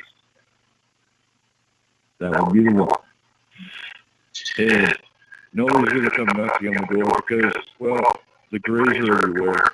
There's 11 billion secret government projects going on around here, around the world. And they're all talked about all over the internet. So, I'm seeing a chat room here talk about disclosure and stuff again. And I'd like to reiterate again, disclosure has happened. There was UFOs that flew right over the White House. And plain view in front of everybody to say, hey, knock over here. But you know what? Nobody ever seems to think about that. Nobody ever wants to recognize that. They keep waiting for some politician to stand up there and say, hey, there's aliens here. That's not going to happen. Because, and CBA said it before, the reason it's not going to happen is because then they're going to have to admit to the fact that they've let aliens abduct people. You know, I'm not talking about the experiencers, the guys who think that aliens are wonderful and great, because they have great experience. Good for them. Right on. I'm talking about the guys who have been guys and gals have been pulled off this planet, tortured, done all kinds of things to them. And, they're going to have to admit to that. And that's not going to happen. The only time that you're ever going to actually see that happen is one day aliens just show up, stand on the ground in front of everybody and say, yeah, we're here now for sure. You guys can't deny it. And they're going to go, oh, well, yeah, exactly.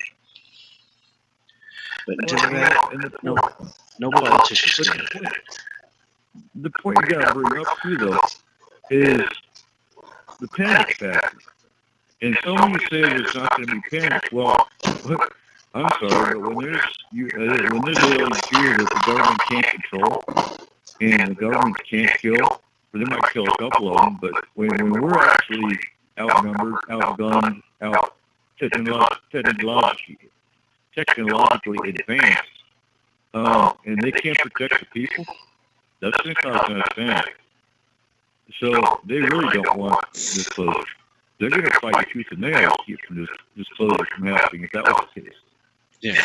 Not to mention that, like you said, like they sold us down the river and they made the contract with the Brits. So yeah, the government, as long as they can keep the people thinking that this closure means the president comes up and says it, we all know that have been in the field for a while. This closure happened back in the 50s with the White House file. So, yeah, just like in the paranormal, why are we proving there's ghosts when the first picture proved it, when the first EVP proved it? There's no more proof to be had because we know they exist. Now it's a matter of helping the people that need the help. That's what we do. I don't think we're as technically negligent or backwards as everyone thinks we are. Did I lose somebody? No. Because I heard... Cooper, you still there? Oh boy. I lost Cooper. Cooper. It says that he's still here. Yeah, I know, but I think I lost him. I'm going to have to get him back. While you're getting him back, I'm going to address the listeners real quick then. And then you can make your point so that Coop can have his input also. But the scary thing is, with disclosure, I think, or maybe an interesting thing, rather, isn't that, okay, our government can't control them, our government can't fight them, fine. We know that they have technology to take us down. But what about the people who say, look, you guys really haven't been governing us that great. We're going to join up with these guys. We're going to... I'm tired of being a slave to a government that's failed me. I might be a slave to a race of reptilians for a while, or I might be a slave to the mayor for a while, because I'm getting sick of taxes. It's possible. Well, there's always that. But the point that I was going to get to there before the last week when I got back was that I don't think we're as technically backwards as everyone thinks we are. They have had a lot of time to get a lot of these crash ships and reverse engineer this stuff. And I'm telling you right now, I would be willing to bet that the governments themselves have got a lot more pretty high-end technology than we all think. And when it comes down to, an all-out, let's just say, for the heck of it, laser battle, I think we would probably get to find out that we could probably hold our own fairly well. They just aren't telling us that we can't. And it's very possible. And on that note, it's time to wrap it up. It's been a good show. Yeah. Yeah, I agree with that. Yes, So, I hope you all enjoyed it. And next week, we're talking CERN. Yes, CERN. Concern. It's a special request of one of our Forest Moon members that wants to know what CERN is. So we're talking CERN next week. And we might throw a little bit of HAARP in there. You guys up for that? Sounds like a plan. I like it. HAARP and CERN. All And right. if you would like, I'll read my transcript of the interview I had with Ben Helmer regarding CERN. I like that. I will definitely do that. Before we close up, I want to invite all the listeners to check out my page, Dark 30 Quickening. And on there, coming up this week, I'm going to do it sectionally in a couple weeks because I have over 3 hours with this gentleman. I am uploading an interview that was originally pulled from YouTube, and he has given me permission now to re-upload it because he wants his story out there, so it will be uploaded to that page this week in segments. So be looking out for that. As far as I go, good night, ladies and gentlemen. All right. Until next week, y'all sleep well.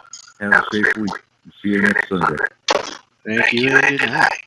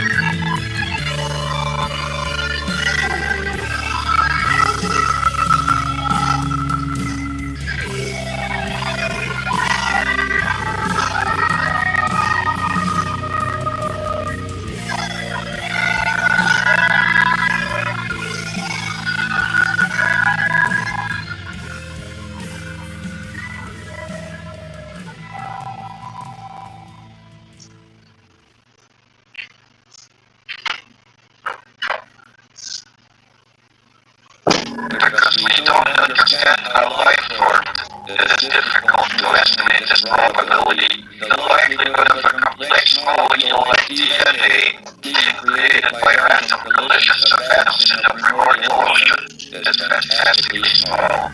In an infinite universe, it would happen in some places, but it would be very far apart. If you want to find the best intelligent life, our best bet is to listen for radio signals.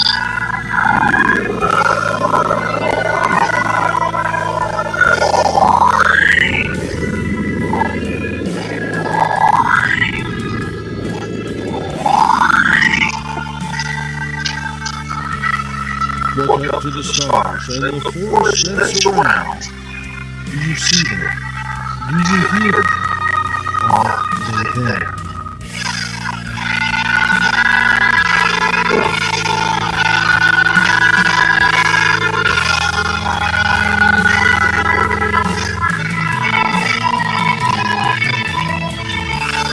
SpacedOutRadio.com presents S4 with Forest Moon Paranormal's Eric Cooper and friends. Also, take the time to join the Forest Moon Paranormal Facebook group. I know I should have made the left find it out.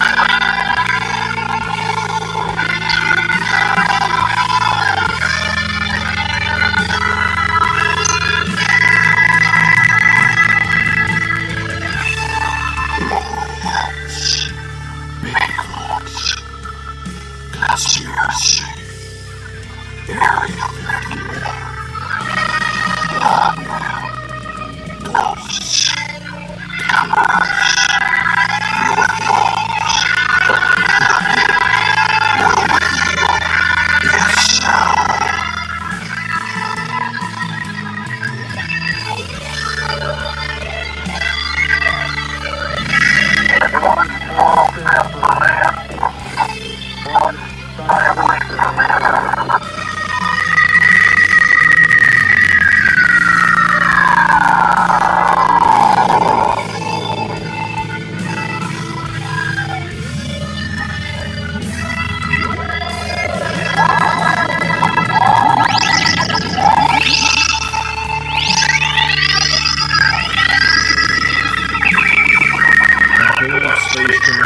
It's time to go live on S4 with Eric Cooper.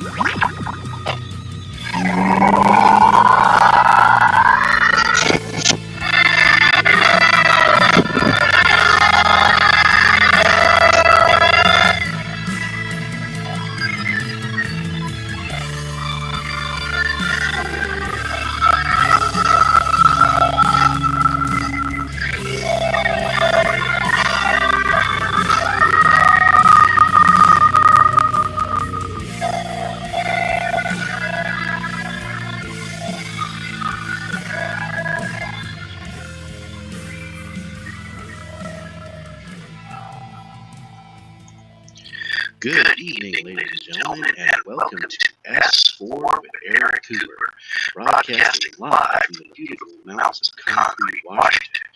And now, without further ado, your host, Forest Moon Paranormal's own, Mr. Eric Cooper. Hey, good evening, everyone. Coming to you live from the mountains of Concrete, Washington, just like Forrest said, the home of Forest Moon Paranormal. So the opinions and views of S4 Universe, that's Spaced Out Radio. Spaced Out Radio, if you haven't heard of it, is www.spacedoutradio.com. Coming to you live every night from 9 to midnight. Pacific Standard Time with Dave Scott and James Sykes on the weekends. So, Dave's birthday is Wednesday, and I'll be on Spaced Out Radio for Dave's birthday. And I was on his birthday show last year. Always an awesome show. DDL can't miss that one. So how's everyone doing tonight? I'm great. A lot of hours work to do. Good. Well, I hear you. We've been slammed with cases. I'm doing alright. I'm good. I'm glad to be back. Sitting here in my chair, ready to rock and roll. Good deal. Well, a new old show coming up. Don't you, Seth? You want to talk about that for a second? Yeah, a lot of people aren't aware of this. Some of you are. But I was the creator of the concept of Dark 30. And anything paranormal, Dark 30. I don't care who we are. I don't know yet if I'm going to put it in a TV format, but I know that it's going to be entertaining. I have my first official episode of that up on the Dark 30 Quickening Facebook page. I'm going to talk about some things that basically I don't want to maybe drag other people into and get them in trouble. I might get down and dirty on some things that, maybe I might lose a few friends over, maybe I won't. But I feel there's things need to be said, and I think I'm the guy that needs to say them. But when I'm not doing that, S4 is still my primary focus. But yeah, I'm glad you allowed me to pitch it. So, if there's anything anybody wants to talk about, be a guest on, I'm not going to name them, but like I said before, I had guests before in which the last crucial pieces of the interview went missing, and YouTube deleted us and said there was a copyright infringement, which is funny considering the fact that I had absolutely no music whatsoever. And if you know me personally, if you know me long enough, I created Dark 30. A lot of people says, okay, how'd you come up with that? Yeah, well, when I was little, my grandpa, he was in the Air Force. I've talked about him on the air before.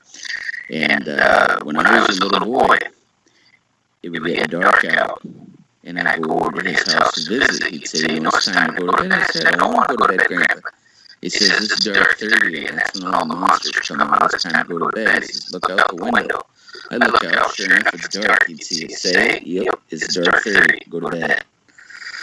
So that has a special meaning. There's certain words and phrases I'm not going to use that I'm not supposed to use, but Dark 30 is my baby. With that being said, though, S4 and being under the Space Out Radio umbrella right now is still my primary focus.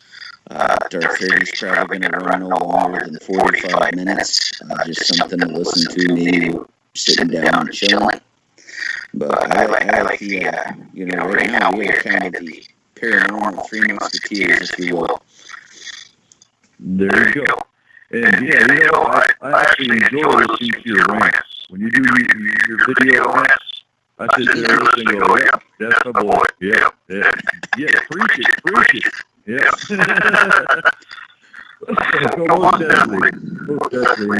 Yeah, like I said, man, we're just kidding. I don't know what's going on. I actually kind of do know what's going on, but the veil is thinning, folks. The veil is thinning, and I know before I said there is no. I have doubts about there being a veil, but I'm hearing others. I don't see stories. I'm hearing other words that there is indeed a veil, and it is thinning. And we're seeing some pretty radical fairy cases in the last 2-3 months. And fairies are on the rise, and it's because their veil is thinning. And June 21st is Midsummer, and that's actually a fairy holiday. But that's not why they're coming out. They're coming out because their veil is thinning, and there's some serious crap that's about to hit. I think there may be some connection with the human resonance. At last I looked, and this is, I think I talked about this in one of the episodes before. At last I looked, that human resonance jumped to 112 hertz, which is the largest amount it's ever been, ever, in the lifetime we have known that it was there. Since its discovery, up until maybe 5 years ago or so, I believe, that resonance was about 7 to 9 hertz. And that's all it ever hit.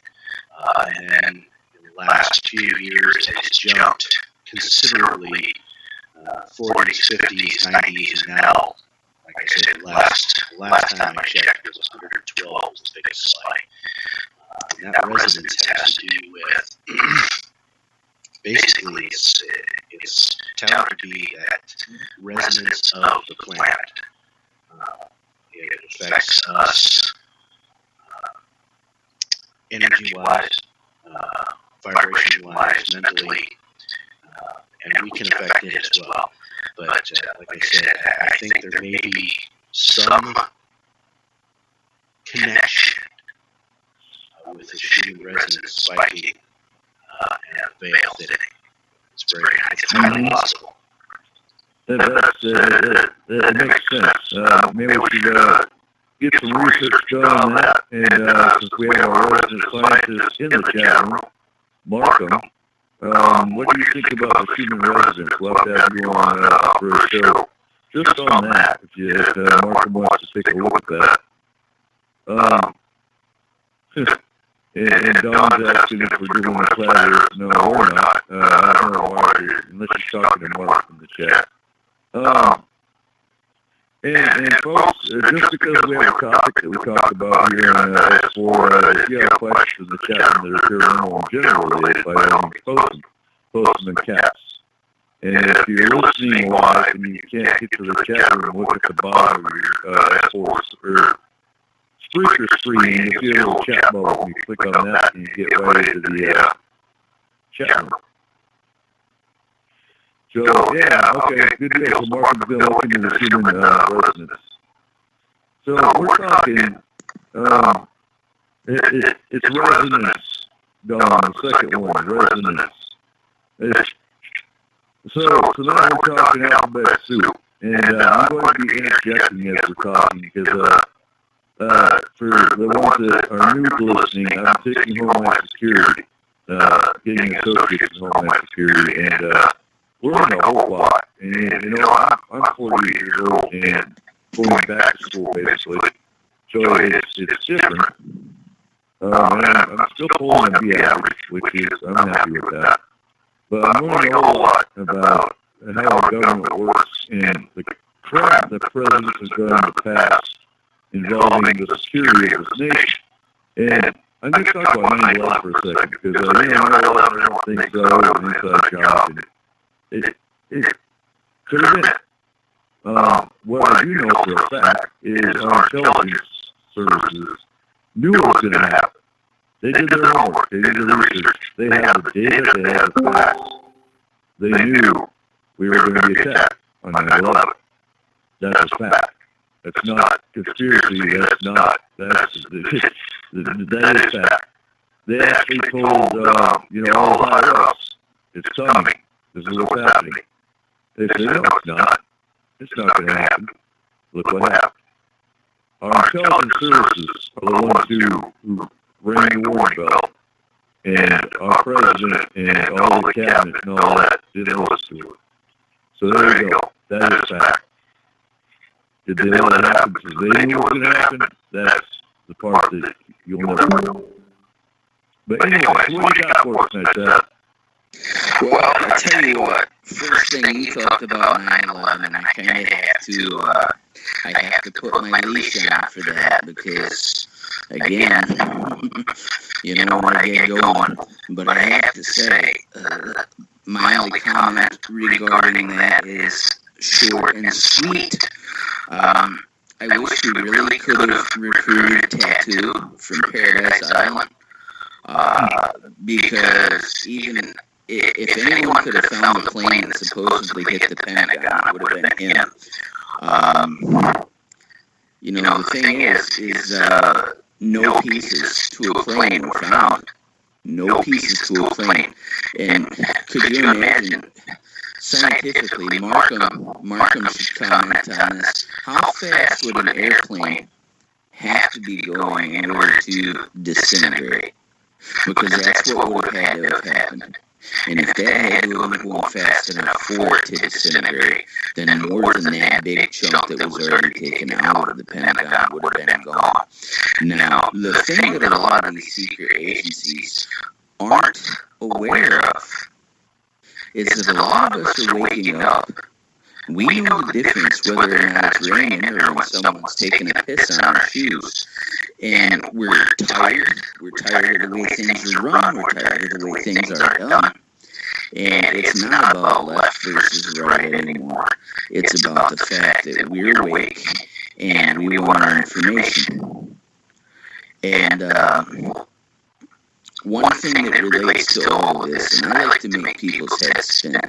One thing that relates to all of this, if you had ever seen the movie The Bug's Life, there's a scene, I posted it on my page, there's a scene in which, the grasshoppers are coming in and taking the food from the ants, and there's less grasshoppers, like the government agencies, than there are ants, which are the citizens. And that grasshopper says, what's going to happen when the ants realize that they can outnumber us and really, put a hurt on us? We need to wake up. And the sad thing about all this is we are getting a select few. We are getting a very special select few when we have our spaced out radio listeners and our S4 listeners. They are the ones who are no longer apathetic. They are waking up. They are paying attention. They are investigating what they see on TV and not believing it. They're not seeing a lab coat and think, okay, instant doctor. And the listeners that we have are the most intelligent listeners in the paranormal community, hands down. When you pay attention to some of the stuff that even shoots off from the main topic, your mind is going on both sides. But what I got, my main focus is on the NSA and the CIA. And the main reason I want to start with the NSA to begin with is because supposedly they monitor what we say and what we do. I haven't had that proverbial knock on the door yet, so maybe I haven't been loud enough and mean enough. But when I get the knock, to me, that's going to be a trophy. If I disappear, as broke as I am financially, if I disappear, then you know I was saying something. But,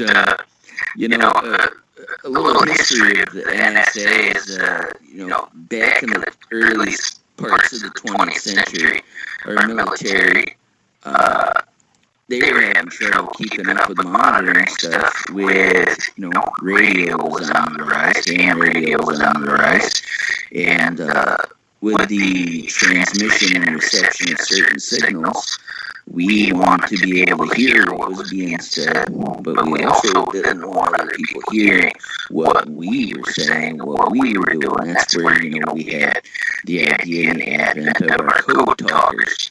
Okay, so the NSA came about. Even cryptology here, study of codes and how to crack them. And it became one of the most, if not the most important tool for espionage and intelligence back in those days. And so during World War I, the Army had first created the Cipher Bureau as part of the Military Intelligence Division, and they would help out with the radio intelligence. However, the Bureau was short-lived, and it went down in about 1929, and it kind of fell asleep until about World War II. And once it was reestablished, it was the core of the Signal Security Agency, and it played a very important role in how we would gather our intelligence during the war. And not only that, but I have to say an important thing that came from this is you ever hear grandma, grandpa, or mom and dad say, eat your carrots, they help with your vision. Eat your carrots, they'll make you see sharper. Now, they do benefit the eyesight, but not as much as they say. And this actually came about as one of the first cases of propaganda from what would eventually evolve into the NSA. is because the Germans during World War II were wondering how the hell we were able to catch their planes at night and take them out of the air.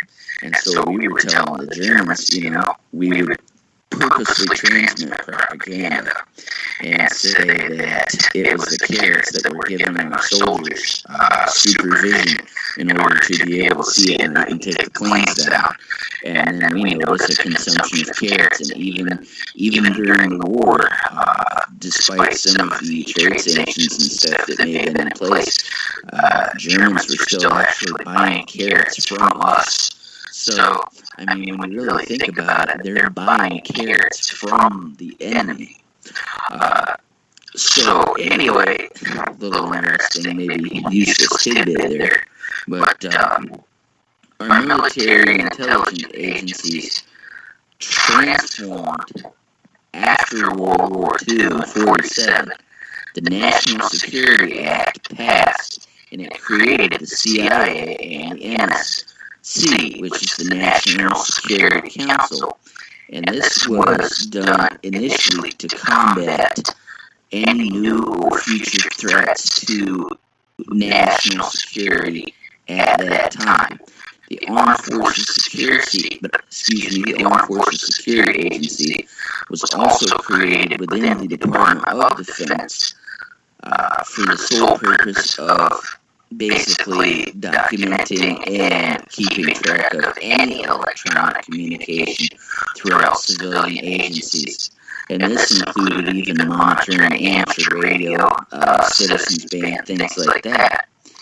And after a little while, during the operation, some things that they really didn't like was the fact that certain departments weren't very effective. And so the Brown Oil Report, in order to combat the ineptness of this whole thing, Harry Truman issued a memo in 1952, and it transferred the AFSA into the NSA. And in Truman's memo, the NSA's purpose was to provide, quote-unquote, an effective, unified organization and control of the communication and intelligence activities of the United States conducted against foreign governments. And this included being in bed with the FCC in later years. And you can go ahead, boss. And back then, I believe when they had the U-2 spy plane, and they're using that for most of their visual intelligence. Is that about the same time frame? Yes. Right. And, you gotta understand, you can look back and see what the technologies roughly were, but the radio technology, sure, we have all this digitized stuff right now, but our listening and reception hasn't really evolved that much because, honestly, there's a big difference between a transmitter and a receiver, and it doesn't take a whole hell of a lot to make a receiver. You can take right now, and kids don't do this at home because of what it is. I have to say a disclaimer. If you take a little earbud and you take left or right, it doesn't matter, you make sure the wires are exposed to positive and negative, and you make a little coil around a razor blade, and at the very end, you tape that to a watch battery. And you walk around, you can walk around like the airports and certain places and stuff like that. You're going to pick up transmissions. So being able to listen really was a strong point back then, just as much as it is now. Because back then, really, there wasn't the whole use of like a sub-audible tone and things like that, like the police frequencies and such use. But by the time the Cold War came around, they were dealing with some different challenges and opportunities, and this allowed the NSA to basically give them an excuse to get more people involved and go deeper and deeper into things for the purposes of an intelligence gathering operation. Now, the NSA managed to decipher Soviet codes for a brief period late in the 40s until a mole notified the Soviets about the NSA. Then Soviet codes would not be successfully deciphered again until about 1979, 1980, when they started to invade Afghanistan. And then, next thing you know, we're piggybacking off of China in 1964, once the agency deciphered communications that discussed the detonation of China's first nuclear weapon. The NSA was also active, and still is active, in the Middle East. The USS Liberty was attacked by Israelis on accident, they say, in a joint air and sea assault on June 8, 1967, when they were on a mission to get intel. Another incident of note occurred in January 1968, when North Korean forces captured the USS Pueblo while we were trying to gather intel off the North Korean coast. Despite drawbacks, in 1970, the NSA had become very successful, and in terms of the government was a superstar among the ABC organizations, which most of them, irrelevant to this conversation, by the way, were created during the New Deal by FDR. And now, the NSA kind of took a back seat and was there if needed, largely unknown to the American people, the citizens. But during the course of a Senate investigation, U.S. Senate, 1975, that's when we really started to learn in bulk about the NSA, the existence, and that it monitored Americans. And the director of the NSA testified that the agency monitored phone calls of any anti-war Americans to figure out who the quote-unquote hippies were, and they would automatically put them on a list, like, suspected war criminals or anti-war foreign criminals or foreign sympathizers. And the NSA actually had some success in catching people, and so they went a little off the deep end, and it basically, and still to this day, by what Snowden says, is a intelligence witch hunt. I mean, there's keywords that they look for, there's key phrases that they look for, there's mentions of certain cities that they look for. And this whole Patriot Act thing blowing out of proportion, people think, if it ever stops, we'll all be free. No, guys and girls, you gotta wake up, because they are going to monitor you. They are going to monitor you no matter what. And they say, go ahead. You know what? I had to write a paper on that back when I did my terrorism class. Basically, is losing your privacy and freedom worth the safety and risk. And, honestly, if you're not doing nothing wrong, what are you worried about? Exactly. Just because you're a conspiracy theorist, they're not going to come after you. Unless you're a threat. If you run after the hardware store, you start buying a bunch of certainly steel pipes and other materials, they're going to pay attention. But if you're not doing shit wrong, then what are you worried about? They're after the ones that are, I'm just going to blatantly say it, they're after the conservative radicals that are out blowing up abortion clinics, or, the militias that have never seen a damn day of military training, but think they're Rambo, and hate the government, which, they're saying Obama was going to take our guns. No, he's not. Obama really didn't give a damn about guns. That's just whether or not you like Obama, I really don't care. But nobody's after your guns. And, I'm taking constitutional law next month, and if they give me the option of what I'm going to write about, I'm going to write about the Second Amendment. That's my pet peeve. AR-15s are one. Ooh, I got an AR-15. Actually, I don't, because I don't need no damn AR-15. I hunt right, because I hunt. That's all I need. I'm not worried about the government knocking on the door. I'm not worried about, again, if you're not doing nothing wrong, nothing to worry about. But automatic weapons, which some say are legal, and apparently so they are legal with the right license, but they don't belong in the hands of civilians. They're a military-grade weapon. And, you know, I get into this fight with veterans. Well, it's my right that, you know, actually, if you look at the Second Amendment was geared for muskets and the fear of England coming into America. That's what the Second Amendment was geared for. It had nothing to do with today with our sophisticated weaponry and somebody knocking on the door.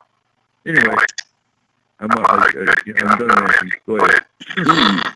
Well, Corey, here you go. Let's kill the whole. And I'm not anti-gun. I'm just anti being an idiot with a gun.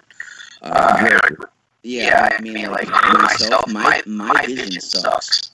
My vision sucks. At close range, if anything, I'm gonna have a pistol. But do you really want me having a rifle? Exactly. And you would hit the broadside of the bar. I know I would. No, you would. Look, here's my theory on it, okay? No, I don't think anybody should be able to have fully automatic weapons. Sorry, that is, like Cooper said, those are military-grade weapons, those are fighting warriors. They have no other purpose than doing just that.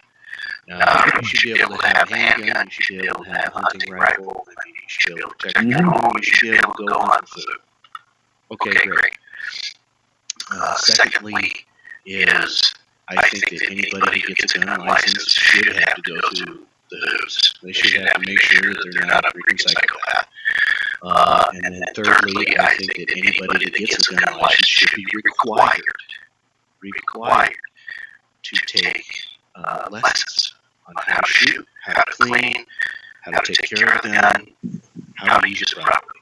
There should be a mandatory thing that says, you know, if you go get a gun license, you're going to have a gun, you go buy a gun, you have to go and know how to use that gun. The biggest problem we have is nobody, well, let me rephrase that, not nobody, there are a lot of people who go out and buy guns that don't know how to use them. And I'm not saying anybody who's necessarily listening or chat room, that may not apply to you. You may know how to use it very effectively.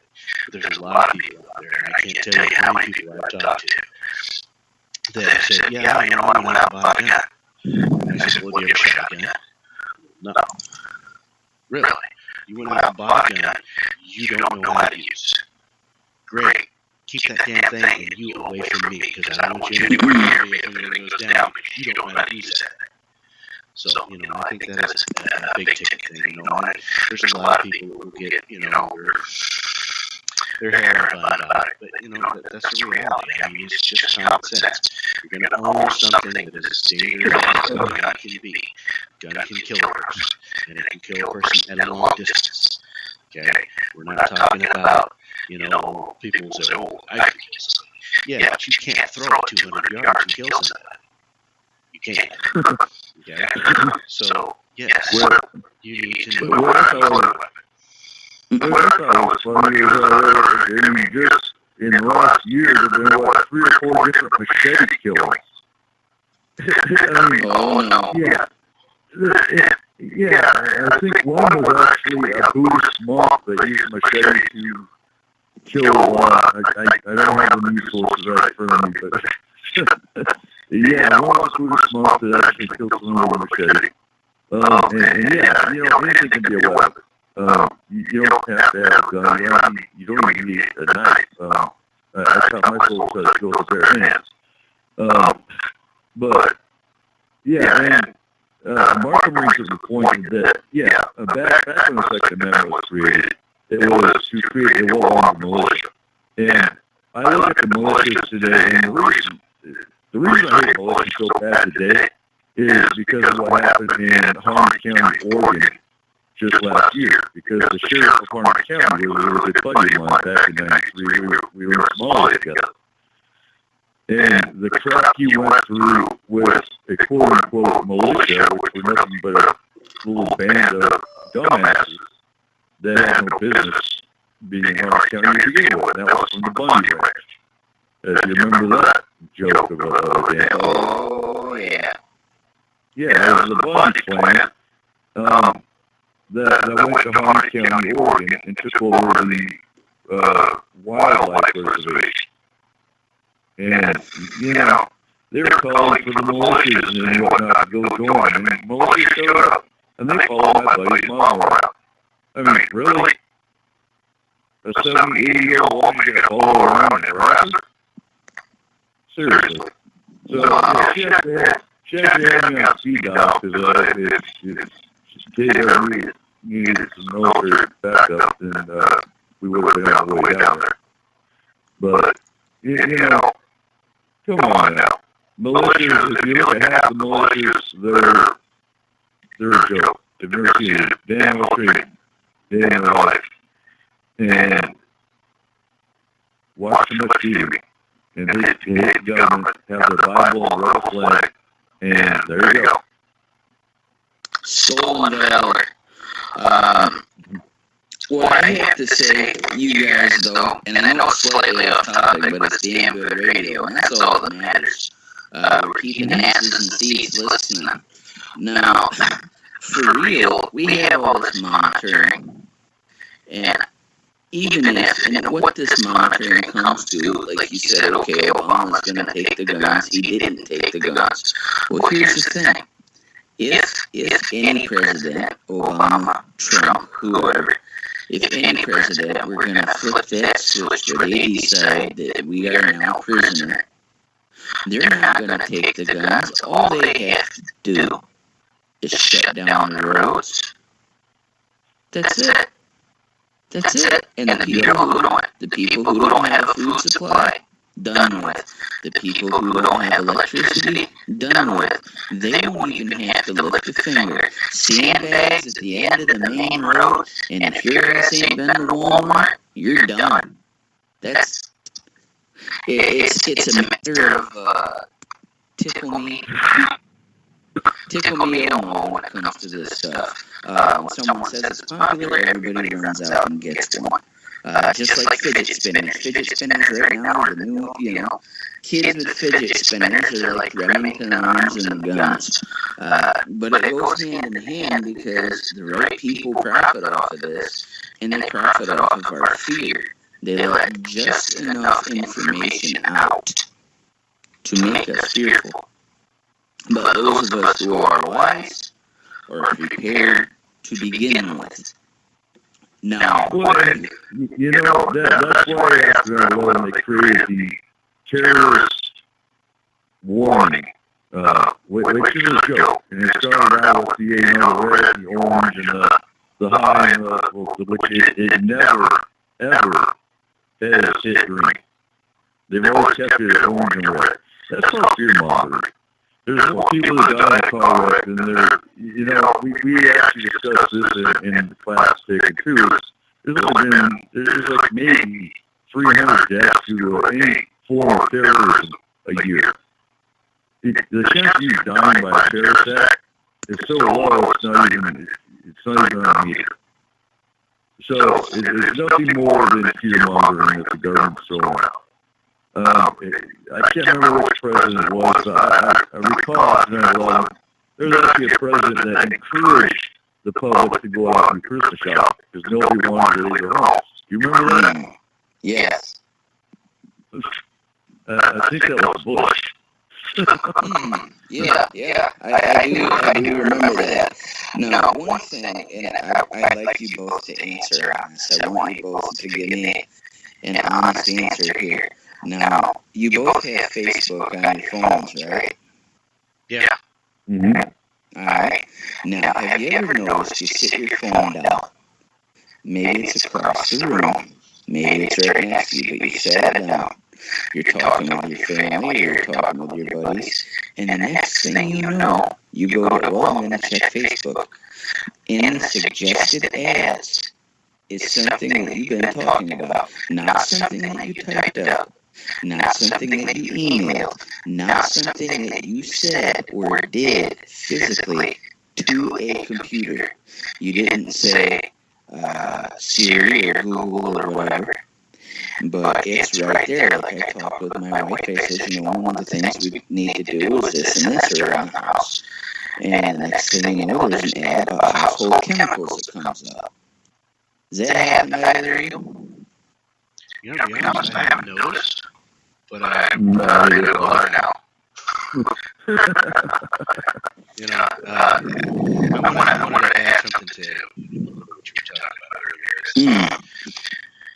Basically, take a dart and throw it at any one of the alphabet suit agencies, and any one of those, and every one of those, their original design, be it was supposed to be for other countries it was supposed to be pointed at, every single one of those was designed to bend the facts a bit, change things, create fear-mongering. And they were designed originally to do that to other countries. But as we've seen the way things have gone in government, they've basically figured out that if they turn that to us, that they can get more of it here. You know, they can make things done the way they want to here. And that's what they've done. Every single one of them. It all boils down to political party and agenda. If you look at it, every one of them has their own agenda, their own accomplishments they want to make, be it to line their pockets with money, whether it be to, for power, their 15 minutes of fame, whatever the case is, they all have an agenda. And the way this country is run is based on one of the two-party systems. Now, if those two-party systems actually work together the way they're supposed to, rather than tearing the country apart and dividing it, they will be a secure country. Hands down. And talking about the National Security Council, the National Security Council was designed for international terrorism, international intelligence. Then the Homeland Security Council was created by Bush, and that was for domestic intelligence. And I'm trying to remember how it went. Then Obama came in office in 2009. He merged both of them, which was the best thing that could have been done, because both councils had the same employees, the same members of those councils, which the president was one, the Joint Chief of Staff was another one, the vice president was on that council, and the director of intelligence, which is the CIA director, is also on the National Security Council. Now, we bring in Trump. Trump has now fired the National Director of Intelligence from the National Security Council. He's also kicked off the Joint Chief of Staff. They're no longer on the National Security Council. He basically took the two most experienced, the two most knowledgeable when it comes to the intelligence community, and removed them from the National Security Council. I'm just learning all this in the last few days when I've been reading my chapters from the text and getting caught up on them. But, so now he's taking away all of our intelligence to keep the country secure. The wall he's talking about is not going to do a damn thing. And, I shake my head, because they're weakening the country. They're not making it better. Make America great again. I don't know why every time I hear that word, or that phrase. Anyway. Yeah, Corey, I sent you a link, boss. I would really like your take on that. I put it right into the Skype. And, I'm going to engage you guys in this. We had Snowden, they say, and Chelsea Manning just being released from jail. And I see all the people saying, he should be for treason, this and that and whatnot. If you're going to put him up for treason, why is General Petraeus not up for treason? Because honestly, what I'm going to say isn't G-rated. But he was giving his to that little bimbo secretary he had. He was basically telling her secrets in exchange for pussy, and that's what he was doing. He was telling her stuff that she really didn't need to know about. He was bringing her to a place. I mean, not only was he a cheating-ass bastard on his wife, but he was telling shit to people he shouldn't have been telling to. And there's a big difference between General Petraeus and Chelsea Manning, and that was rank. And shit rolls downhill. Now, both of them leaked shit they shouldn't have leaked. But in the case of Chelsea Manning, he let loose a lot of stuff that really makes the good veterans look bad. And really, it's like, okay, a lot of the animosity, and, I don't know if you had any military career or not. Coop, with you being a veteran, doesn't it really get you sometimes when you hear someone who might be a little uneducated kind of pissing on all the troops? Because you guys, just like anybody else, sign up to do a job. They say ours is not to question why, ours is but to do or die. And when we think about it, when most people go into the military, they're 17, 18, 19 years old.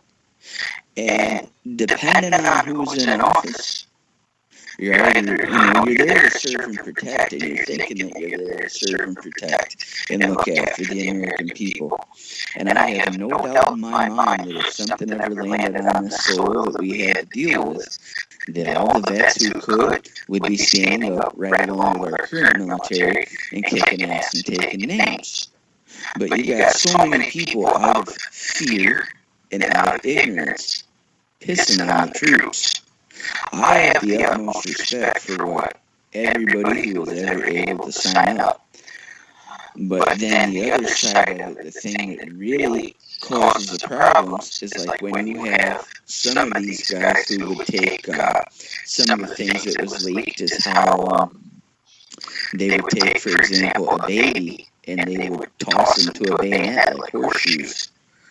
And that's not what our military is. That's not what you guys are. And because of the acts of, a few irresponsible people at Abu Ghraib, the whole of the military has to eat the shit and the backlash from, the anti-war people. And so what's going on right now is a case of the Willie Lynch syndrome, where our establishment has everybody, left versus right, paper versus plastic, white versus wheat, chocolate versus vanilla. Everybody's against everybody in this, but nobody is looking where we need to look. And I'm not saying fight the government, I'm saying love one another when it comes to all of this. And if you're listening and you're a vet, I want to personally thank you for your service. Oh, absolutely. I think every time I see them, I know they're bad. I thank for their service. Appreciate what they did. But I want back for a second. Go ahead. Okay, go ahead. You were talking about Petraeus' wife and he in jail on prosecution.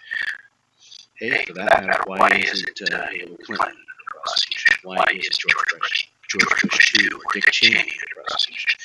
All of these other idiots did some of the same stuff. They took top secret stuff and spilled it right out there. They both should be strung. All of them should be strung when it comes right down to it. True. Yeah, you make a very valid point. Let's step up for a sec too, because another thing we had to talk about in class was, do politicians belong in security? And No. no, they need to have the experts. And I don't like the word expert when it comes to the paranormal. No. But experts in the field of terrorism, experts in the field of intelligence, experts in the field of security need to be running the security part, not from that politician who's going to have an agenda. Now, I saw that shit firsthand. When I was in Balad in 04-05, the rule of engagement were you see an Iraqi setting up an IED along the highway, you shoot him, you kill him. We come back 7 months later, I go to Telfar in 05-06. The complete rules of engagement changed to that same Iraqi you see setting up an IED. You don't shoot. You detain him. You call it EOD. They dismantle the IED. which, okay, EOD is Explosive Ordnance Division. They're the ones, they're the boss techs who come in. IED is improvised explosive device. It's got, I have to remind myself, I'm not talking military here. It's just civilians. So, that same Iraqi that's setting up an explosive to kill us, we have to detain. EOD is going to come in and dismantle this device, and then we're going to let it go. So, don't do it again. So, it goes from take care of business because we've got politicians backing us, supposedly, to win hearts and minds, which ain't doing a damn thing because we're occupying the country. And the way I explain it to the ones that, we were occupying the country because honestly, I have to look at the big picture and say, I think the Middle East, Saddam wasn't a good guy, but was it really our damn business? When he went and invaded Kuwait, that was different. But, come on now. We ought to be sticking our damn noses in every foreign country's business. That's where we're wrong. Now, going after terrorists, sure. Invading a country and occupying it, no. If we had a country that came and occupied America in the same way that we were occupying Iraq, you had Americans fighting left and right, just like the Iraqis were us. So, come on now, what the hell? You politicians belong in Syria, no, we do not. Not even a little bit. That's why the country's weak now. Now, what you guys think about this then, Corey? How about the new requirement for anybody to run for president? They have to have served in the military. I'm kind of with that.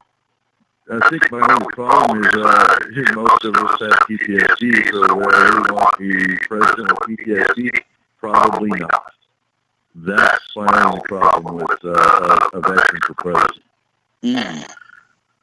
I think, I don't know if that's necessarily a great thing, what Cooper just said, but I think probably what should happen is anybody who is elected president, let's say, should then have to go and do some of the training that the military has to do. They should have to go and physically spend, 4 or 5 months learning exactly what they do, how they do it, how it works, and what they have to go through.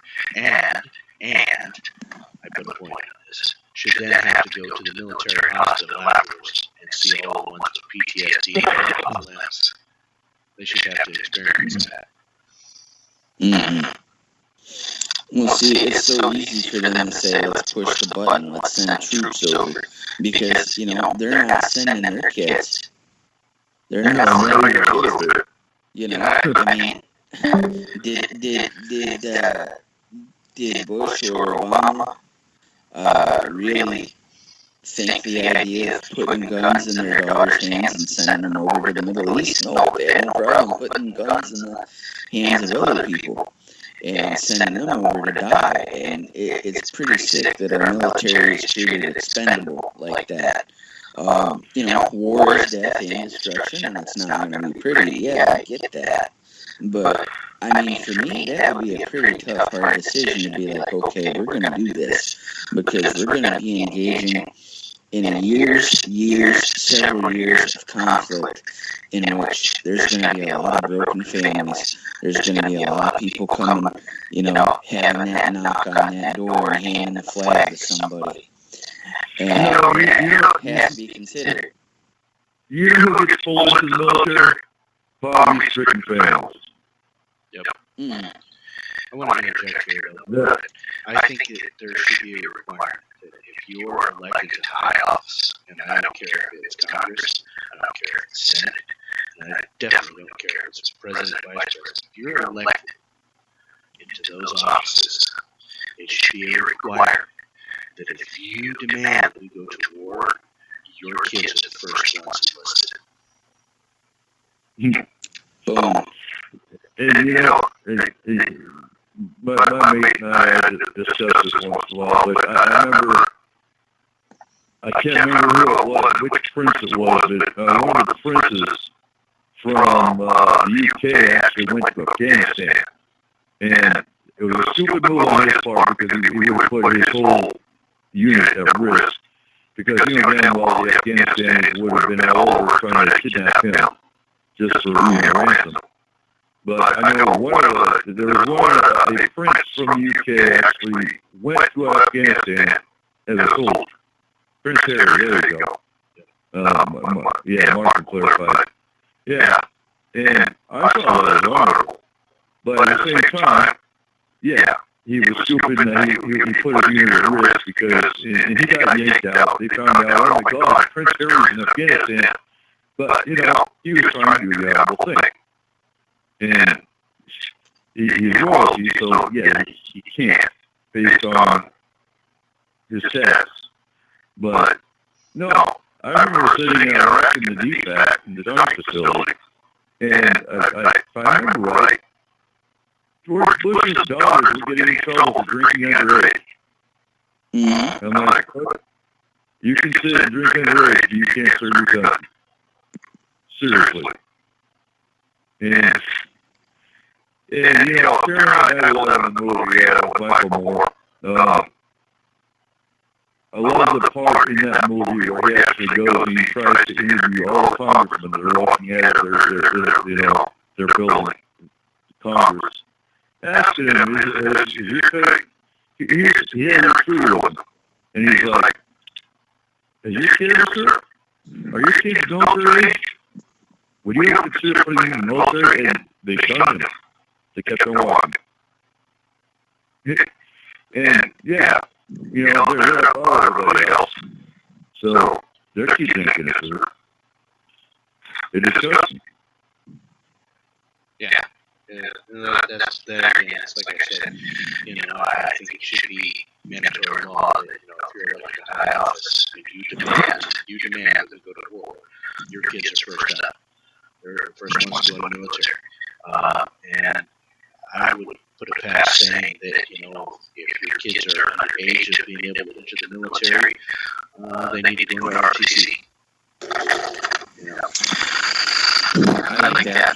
I was in ROTC in school. I was disqualified for military service because of my vision. I was prepared to go into the military, and I really kind of went into a depression because I couldn't. I mean, I was ready to roll. I had a GT score and an ASVAB of 130. I was rare.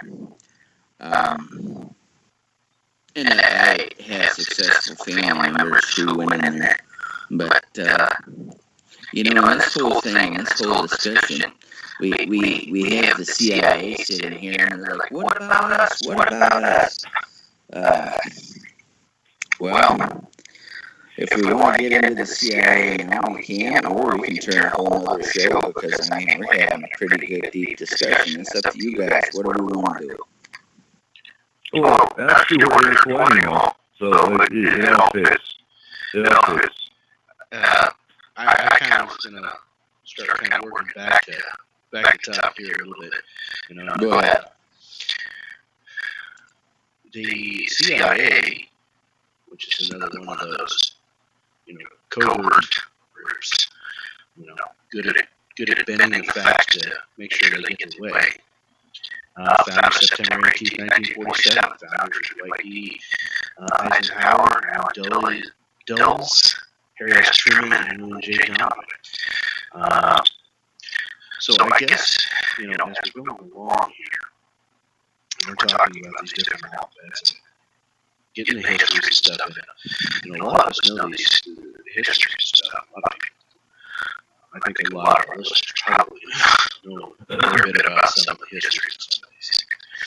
The question that I want to route to is, you know, how do these alphabets, as we look at them, start intertwining, and then how does the alien factor come in? Where do these things meet, and who's doing what? That's the question I have. Well, it all comes back to the secret government side of it. You got the government that everyone sees. You got the websites they'll see. You go to CIA.gov, you go to FBI.gov, NSA.gov, ICE.gov. They all have their own website. And you can see the cut and dried facts they put out. But they all have their dark projects, their black projects, they call them. And that's where you see funding getting siphoned up into these black projects. CIA, for example, with the MK Ultra program, they were the ones responsible for mind control. So the CIA overall was in charge of intelligence. I don't like the CIA for the way they got their intelligence, because they're the ones that did torture, they're the ones that did the waterboarding, they're the ones that did the, even back as far as Vietnam, they were doing waterboarding. So, yeah, it all goes back to, and I think the CIA was worked up. You don't hear a whole lot about the FBI. FBI is pretty much terrorist focused. But when it comes to the Department of Homeland Security, there's more threats of natural disaster than there is with terrorist attack. And that's what they're trying to shift into. That's why FEMA was sold to the Department of Homeland Security as well. Because FEMA covers, and a lot of people hate FEMA for Katrina, but FEMA is what covers the natural disaster side of it. But again, they all have a dark side. They all have their black projects, and that's where you find the alien side with the CIA. Again, not so much with the FBI, but I think you have to look at Air Force intelligence, naval intelligence, because they actually cover a lot more of the alien, USO, and things of that nature. See, that's right, guys. Go ahead. Well, the CIA was also the one that did the remote viewing program. I want to kind of touch in on something here. I have had the opportunity, well, I say it's pleasure, to be a counselor. So I have got to see government working, and I'm telling you right now, government, I don't care what level you're at, it all works the same way. I have got a chance to see government in action, and it is amazing, absolutely amazing, how much they cannot communicate. Different agencies within the government. Nobody knows what the other agencies do. They do not. They never do. And the worst part about that is to get anything done. To get anything done, you have to go through 2 or 3 agencies. But none of those agencies know what the other ones do. So it becomes nearly impossible to do anything. Now, as we take a look at that and we apply it, think about this. So we have all of these alphabet agencies.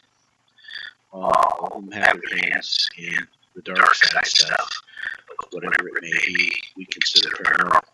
Whether it be aliens or remote viewing, astral kidnapping, whatever it may be. The question is how well are they communicating with each other? You see how much they blunder up all the time. It makes you wonder, because if they communicate as well as all the agencies that the government at the lower levels have to work with to get anything done, just simplest projects, really simple projects for a town. I can only imagine how bad it is up here in these upper levels. Everybody has their ego of they are themselves, and they're the best. You stay out of my way. It's no wonder that so much of this different stuff gets leaked out in different ways. I don't think all of it is leaked out to divert people. I think there's a good percentage of it is leaked out because these idiots can't talk about it. And I think that works a little bit to our own advantage. Mm-hmm. And yeah, just doing a Freedom of Information Act, for example, you have to go through 10 different channels to get something approved so you can view it, and after it's blacked out. Because they have to talk to this agency, who has to talk to that agency, who has to see if this other agency over here has it cleared, And yeah, and that was the problem with security of the country. And that's why 9/11 happened, because this agency over here knew stuff, but this agency here that had the way of acting didn't know what this agency knew. So yeah, the left hand never talks to the right. And that's with all the agencies. And you're absolutely right. I mean, and I know we're a little bit off topic, but while I'm taking this associate's degree, I'm writing a list. I'm writing a list of disasters or threats that are up here in our own community. And I'm going to be approaching emergency management. I'm going to be approaching all these different agencies around here and asking them, so what about, this? What are we doing to keep this area safe? What are we doing about a warning system that half the community doesn't even know about?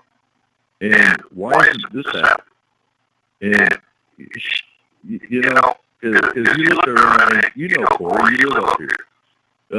We have threats all around us up here, right down to militias. And like you said, the right hand doesn't talk to the left. These people ain't responding over here because of these people over here. And, you look around, and if some of these people knew half the stuff that's really going on, they would move. Oh, yeah. Seen a lot more border patrol cars coming up through here, heading up, I imagine, up to the Ross Lake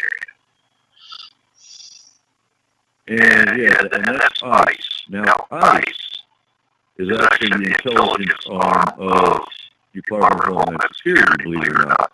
I always thought ICE was only immigration. ICE is actually human trafficking, drug trafficking.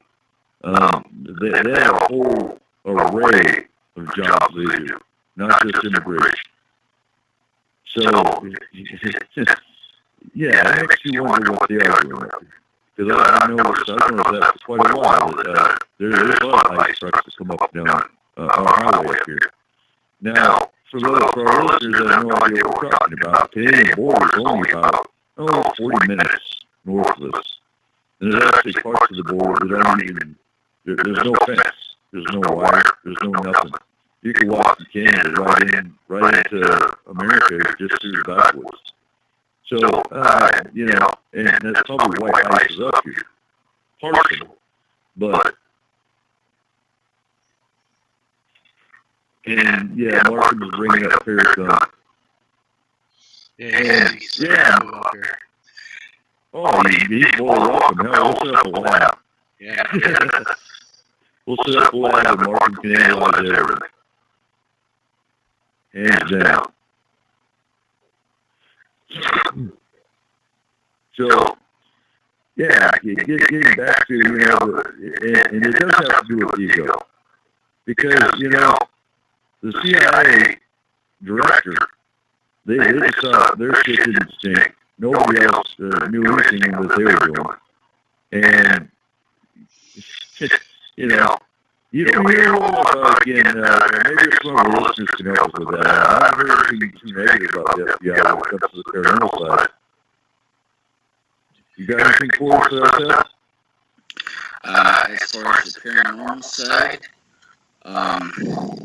just a theory regarding the FBI and the NSA and the CIA and the scenario in which they may operate based upon information and research, because I really haven't, one news source that I did find anything remotely to me seems kind of sketchy, and at keeping with a sincere image, I really do not want to use anything if I'm not 100% sure of the validity of the website.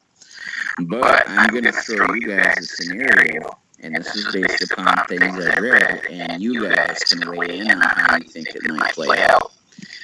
Now, the scenario is that Corey actually shoots or detains an extraterrestrial. He isn't abducted. Nobody else knows but Corey. He's home alone. This thing comes to visit. He's able to detain it in his closet, kind of like the case with Dr. Reed, but he put it in a freezer. Now Corey gets a hold of Coop and he says, "Hey Eric, I want you to keep this on the down low, but I actually have a gray alien in my possession. And right now, you are the only person who knows about it. I really want to get rid of this thing before, everybody comes home. And I want proof of it. And I think what we're going to do with this proof is, let's say that Markham is in the vicinity. I really want him to come take a look at this thing. And then if there's any proof that we need, kept in the monitor, I want to take an SD card, and I want to take pictures of this thing. I want to record it. I want to copy these SD cards, and then we're going to find a way to figure out how to get them set." Now, with that being said, the NSA has listened to the phone call. The NSA has notified the FBI, who's going to come physically check it out.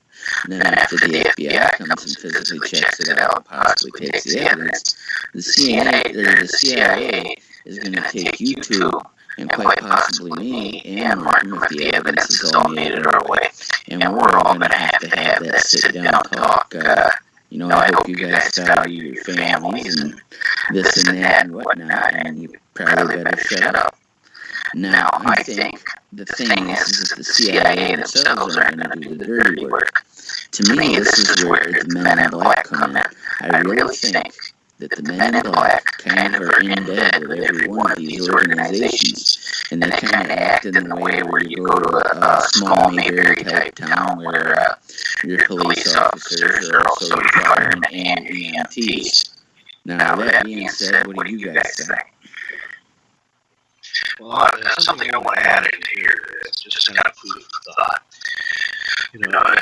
All the rest of the alphabet, we could kind of say, let's just put them as, they're kind of, as the dark side of things, they're looked at more as the fringe groups, right?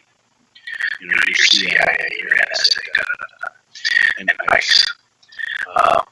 But nobody ever really looks at the FBI. The FBI has been around a long time. But what everybody doesn't think about is it's the Federal Bureau of Investigation. It doesn't say the Federal Bureau of Criminal Investigation. It says the Federal Bureau of Investigation, which means those guys are investigating everything.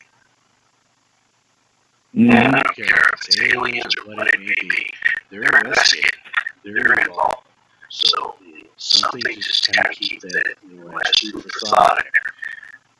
Don't ever count those guys out, because I guarantee they're investigating. And they're probably got just as much evidence on this stuff as any of the other groups. Well, I'm going to say real quick, too, when I was stationed at Fort McPherson in Atlanta, Georgia, I was above. I know that for a fact. Because anytime you have your phone ring, and you pick it up, and you hear clicks, there's nothing there. You hang up, and it rings again. That's generally speaking means above. Because I had security clearance working in Third Army, and had to deal with secret files and whatnot, had nothing to do with terrorism, I had everything to do with the Middle East. That's what Third Army runs. I was followed. I had black suits running around my apartment complex. Were they ever for me? Probably not. But you just never know.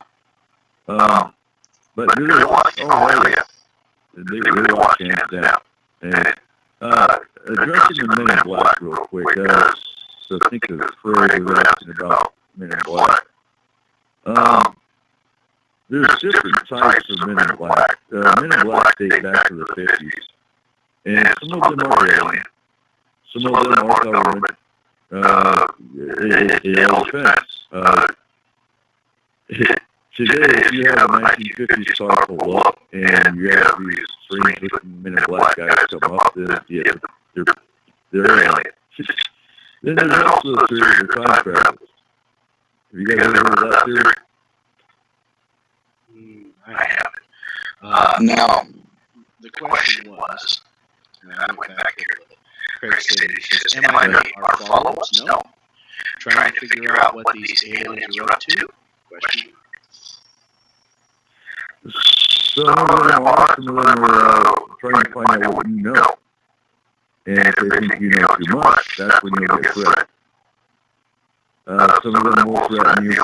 They don't have little devices or even like you see on the movie. Oh, that's kind of cool to get your hands on.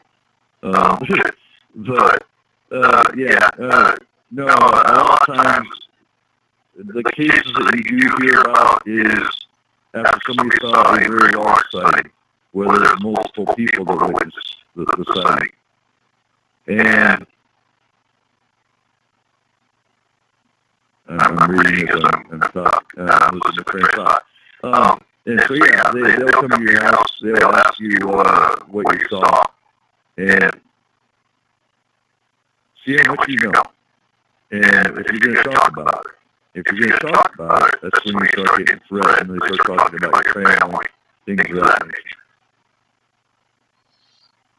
Andy asked a question. He said, did they follow you because you're pagan, Eric Cooper? No, I had nothing to do with religion. No, my opinion would be your work with aliens. Yeah, at that point in time, I was actually heavily into working with abductees and UFO research. That was actually at the peak of my research time, so that's why. I was actually using a government computer to research UFOs when I was on 24-hour duty. So, you start getting into a classified building and you're looking at the UFO research, and they look at the history of the computer, they probably start, and that's probably why they start to see what I knew and why I was researching UFOs. That's also the point in time where we have a lot of civilians working in this classified building, and had the opportunity of discussing FEMA with an ex-FEMA employee, and she quit FEMA because she wouldn't elaborate. I don't know if she was scared, I don't know if, I really don't know, but she said she quit FEMA because of what they were doing. And again, she wouldn't elaborate, and it's just, you mean the government take over? And she said, I refuse to comment. Like, okay.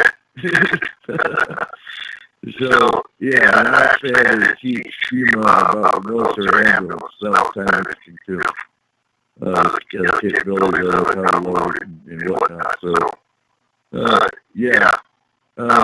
well, like I said, a lot of people don't like FEMA. I like taking FEMA courses. Interesting information to know when it comes to disasters, because again, the biggest threat around up here is a volcano, dams, landslides, earthquakes, and there are a lot of windstorms occasionally.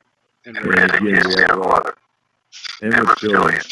Speaking of reptilians, I'm still waiting for this phone call or this text message from somebody who's confirmed that there's lizard people on Sock Mountain. And if they're listening, by all means, get a hold of me. I'd like to hear their story. Because I've been talking about reptilians on Sock since 2011, 2012. And that's the first time I've ever heard another story about it, other than what I know. So, by all means, if this local Sketchy County person is listening, get a hold of me. I'd like to hear your story. And by all means, nobody thinks you're crazy, because we don't think anyone's crazy on this floor. Worst Case Talk Radio, or Force Moon Paranormal. And for our listeners that haven't heard of Force Moon Paranormal, look for us on Facebook. We are an emergency response team for the paranormal. We don't really give a damn about pictures, EVPs, that kind of thing. We are here to handle whatever's going on. Just to clarify. Just to clarify, yeah, because we do have our listeners that have never heard of Force Moon Paranormal. They just found us through Spreaker, they found us through multiple search engines, whatever.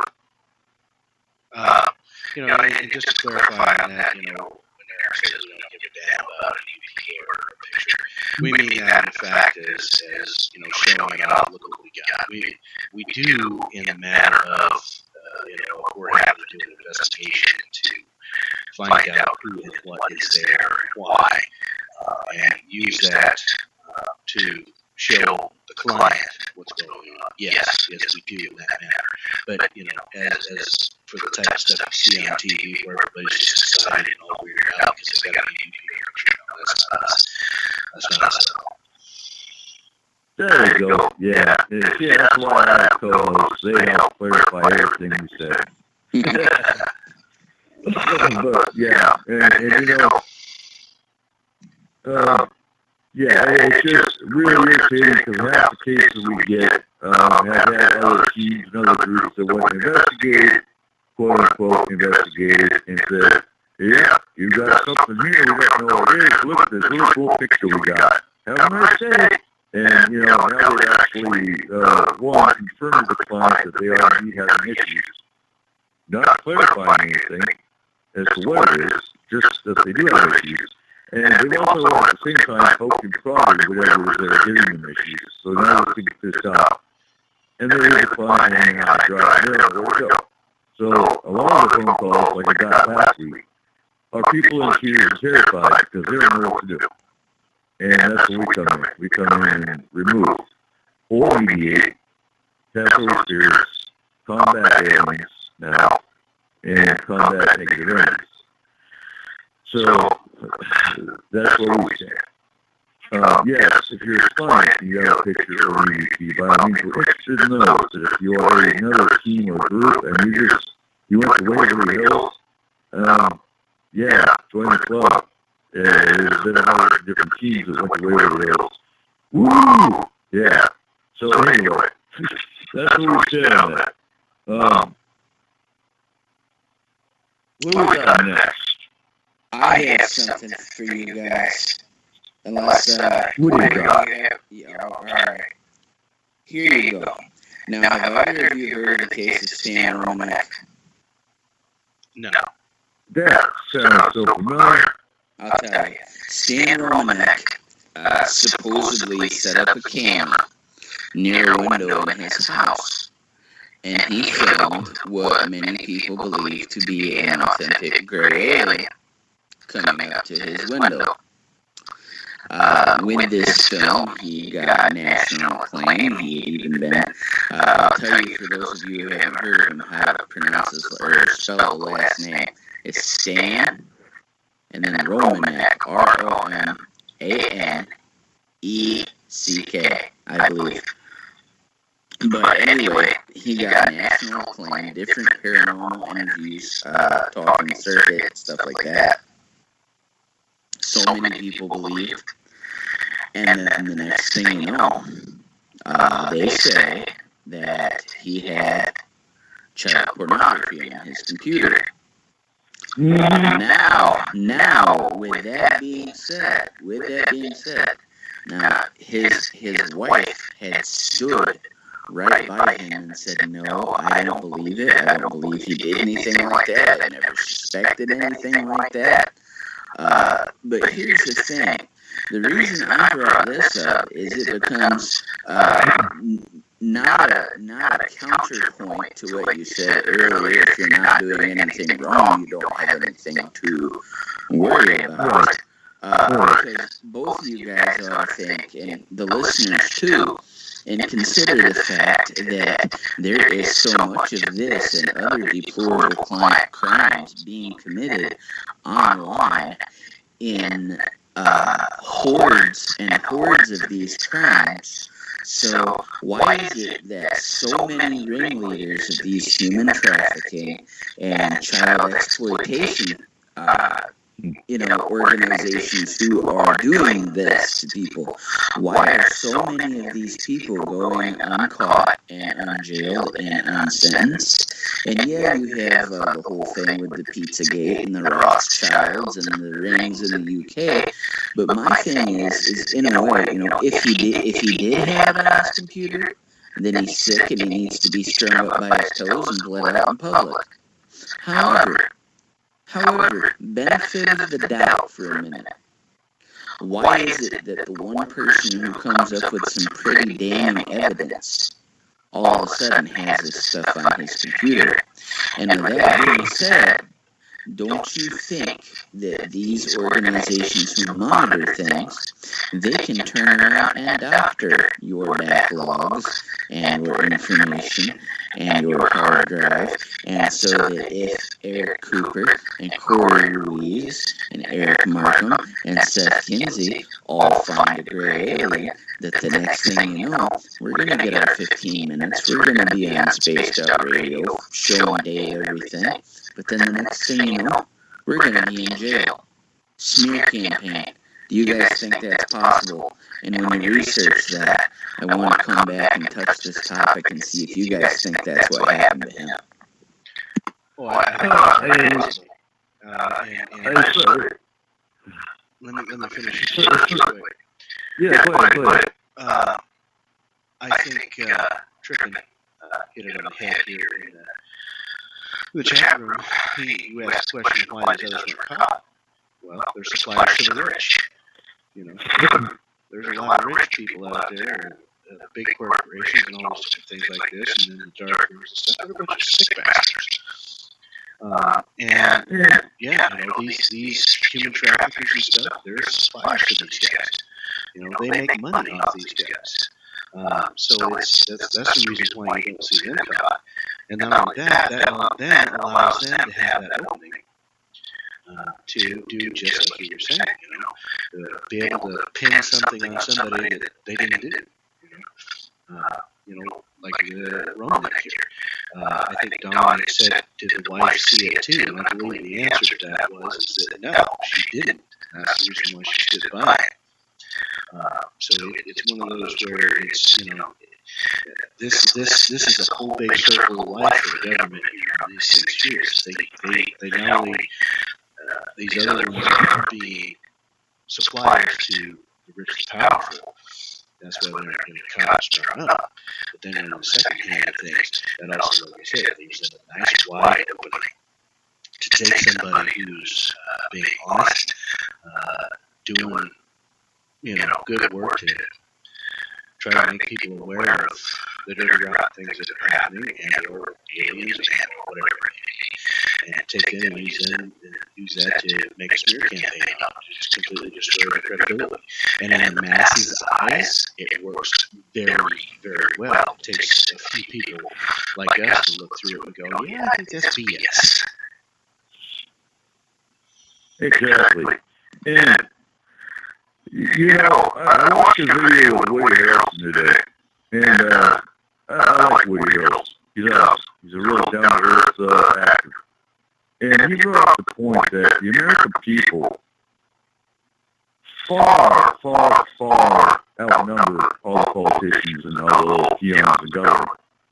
And we let things happen. And that's why we keep the country divided, because they don't want us to get together. Because we can control what corporations and businesses sell us. You don't like GMO? Don't buy GMO products. They'll go out of business. You don't like, this? Stop buying it. But that'll never happen. Because you're always going to have the group that's going to go buy GMO. You're always going to have the group that's going to, stick to gasoline so the petroleum companies stay in business. And you kind of have to. But if you haven't got away from petroleum-based products, they will go out of business. And so that's why we keep the country divided. Because they never want us to get together and go up against them. Not in war. Not in a civil war. Not in fighting the government. But let your voice be heard. Well, add something to that too. You talk about GMOs. You always have people buy GMOs. Yeah, you always have people buy GMOs because you're always going to have poor people. That's the thing. Mm-hmm. They have taken all the real healthy, good for you food and made it so expensive that only people who are really doing well for themselves can afford that stuff on a regular basis. All the rest of the people, they can't. So your GMO foods are what your options are. The crop foods, what your options are. Which in turn helps the health industry.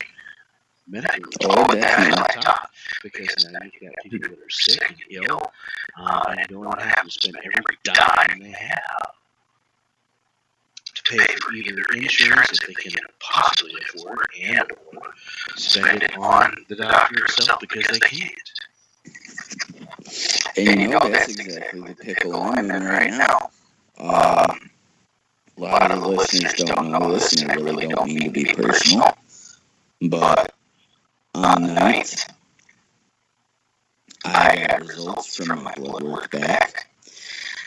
And years and years of night shift work, eating what I can when I can, and sleeping when I can and how I can, and being a zombie and not taking care of myself has resulted in me landing a case of type 2 diabetes and also a triglyceride count of 628. And they want your triglycerides below 100 if that's an indicator of where I'm at in the notion that I could very well have a heart attack at any time.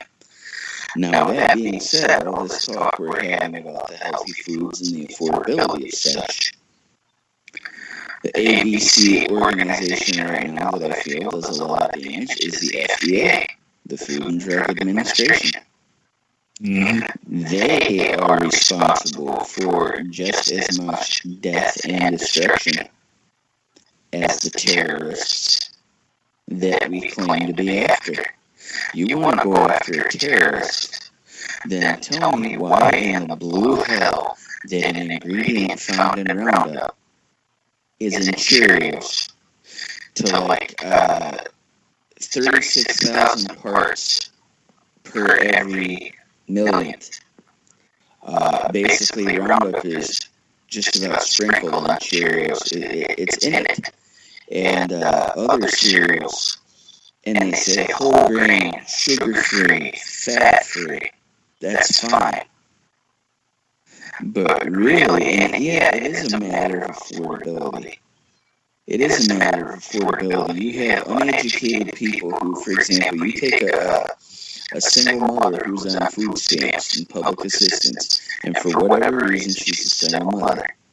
Maybe her husband's in jail. Maybe he died because someone sent him to war so that they could look good. And she's not getting the benefits that were supposed to be given to her by the U.S. military for her husband serving proudly and bravely. But for whatever reason, she's forced into a situation where she has 2 or 3 kids, and she's living in a high-rent apartment where rent is now sometimes 45 to 50% of your income in some places. And so she is to maybe her last $25, and it's going to have to last a week and a half. And she's going to see that there's that soda, which is, buy 10 for $10 at 2 liters a pop.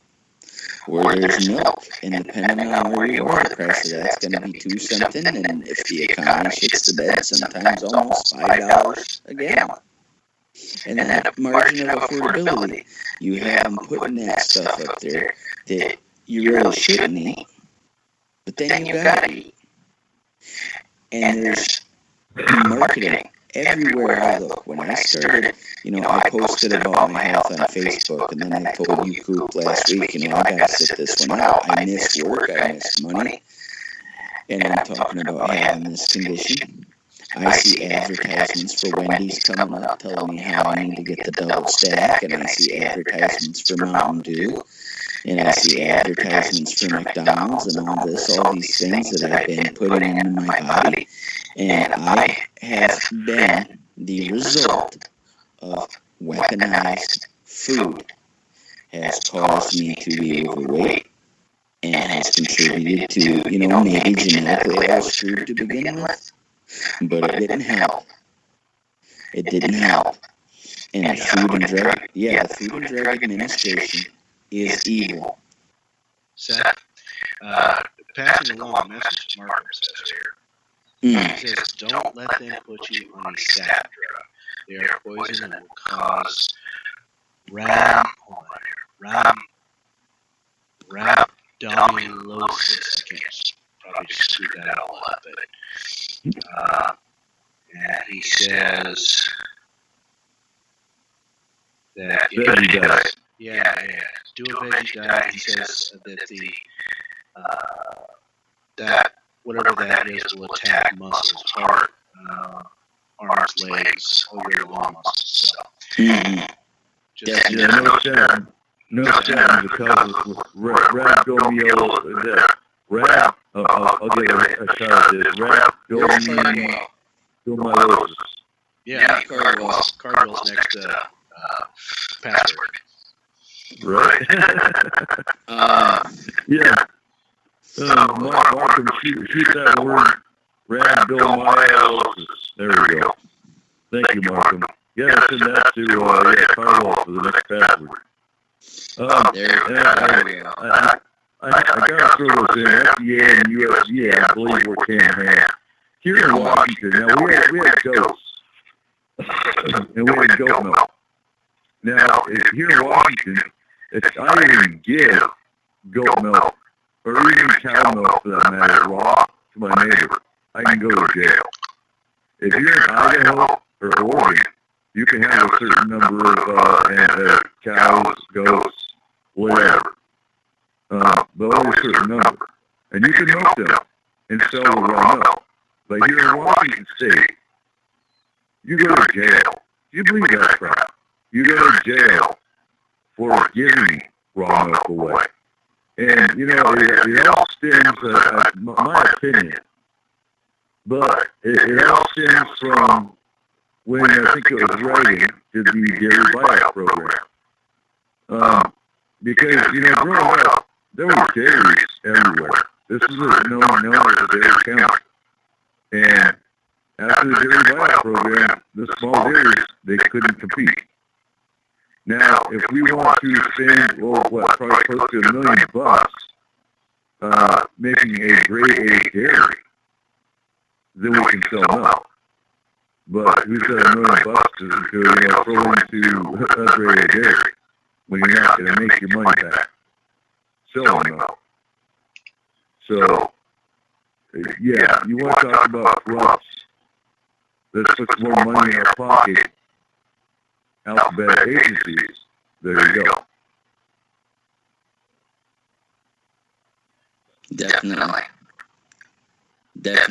And then you have, with Monsanto being involved, and it's, you know, around here in central New York where I'm at, we have a lot of dairy, but we have a lot of, the New York apples.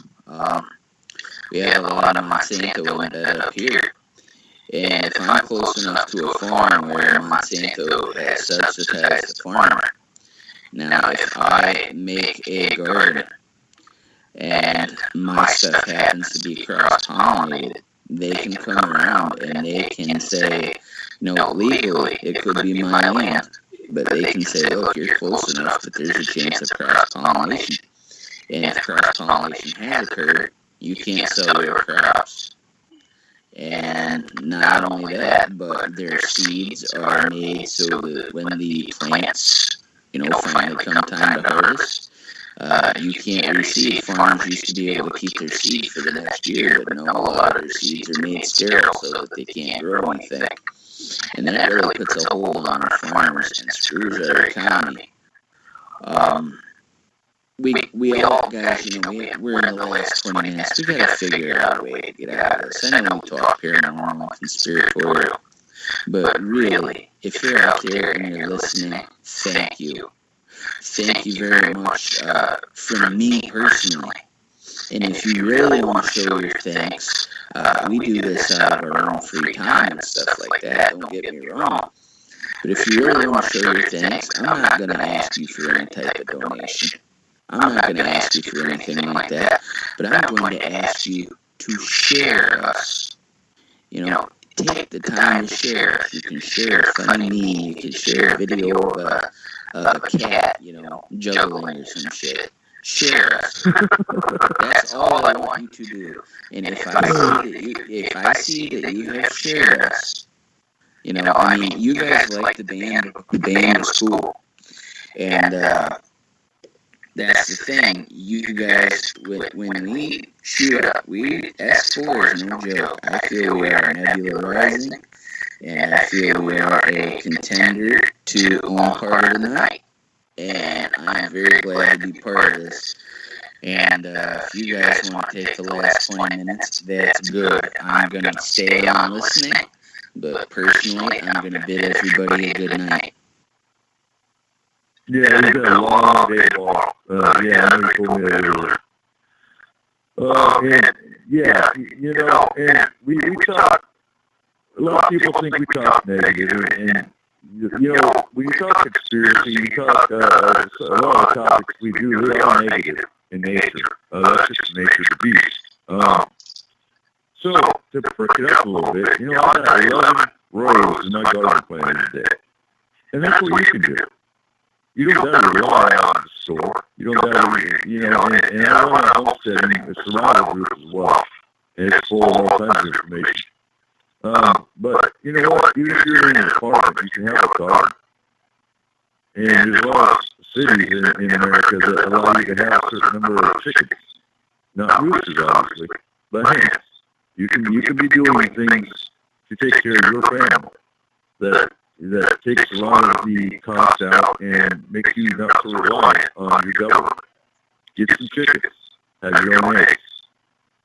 Go to your local butcher instead of Walmart and get some meat.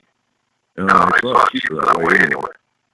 But, you know, just trying to get in the show on a positive note, there are things you can do.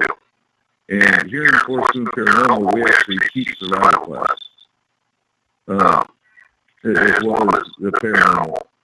We said our wilderness survival class this month, as a matter of fact. In August, we're actually doing a full-scale weekend camp out where we're going to actually do training on wilderness investigation of the paranormal type, whether it's going to be Bigfoot or UFO.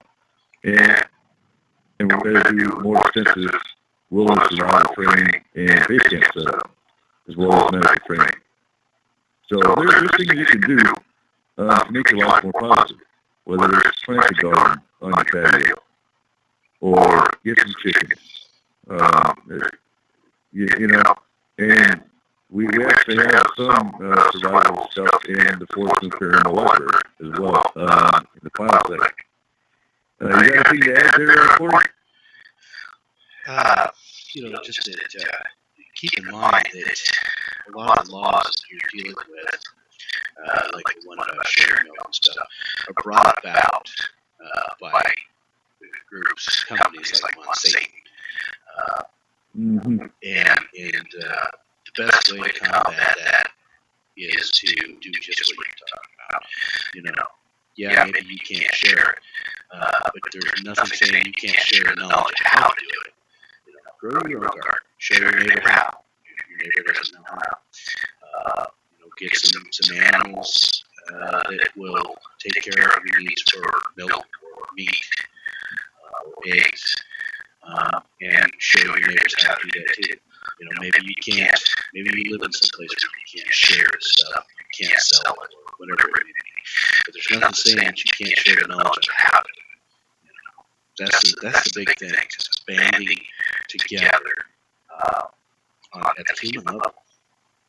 You know, we constantly hear about raising our vibrations, and we constantly hear the media saying, you know, if we can't get our vibrations up, things are going to go south even worse. This is how you do it. You know, it's banding together with your neighbors, showing them how to do stuff, them showing you how to do stuff, and beating the big corporations and the alphabet soup people at their own game. Yeah, and pulling your community together. That's really the key. Pulling your community together, cleaning up any problem areas that you have, and watching out for each other. That's the bottom line. Don't look over here, because go from Colorado or Idaho, or, you know, look in your own backyard. And we don't even have cable in our house, because, well, frankly, I'm tired of the news. I get enough negative crap and negative news on Facebook live feeds. and news feeds.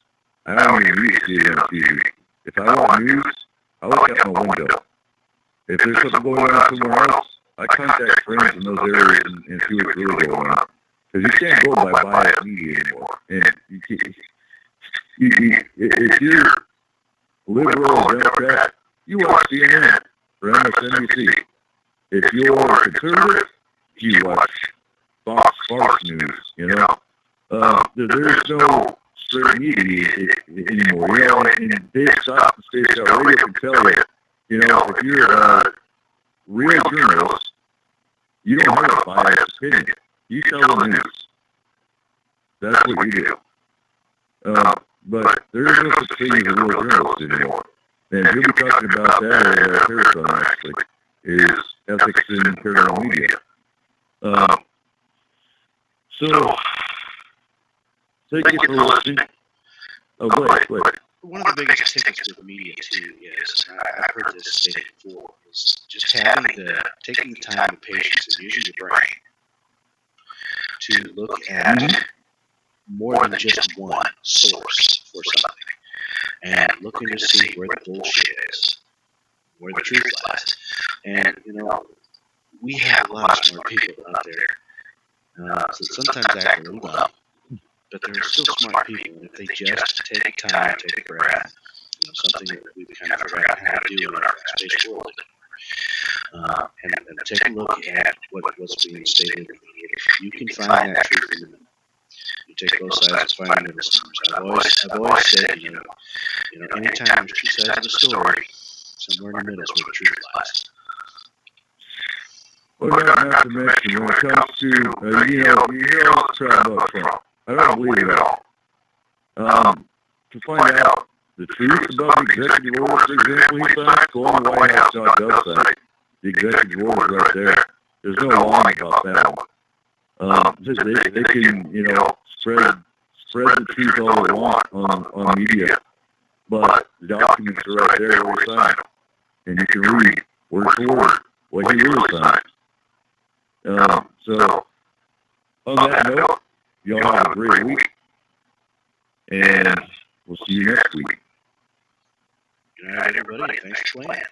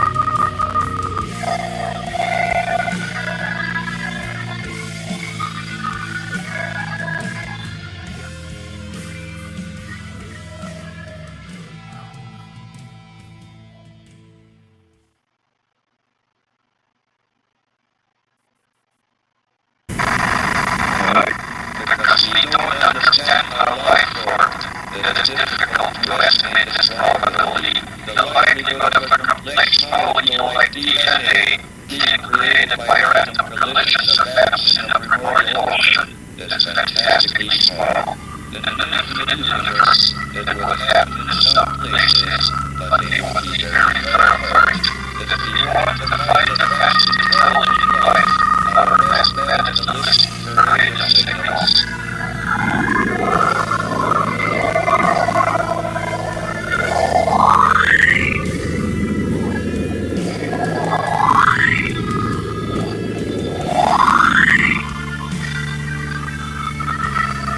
Look up to the stars and the forest that surround.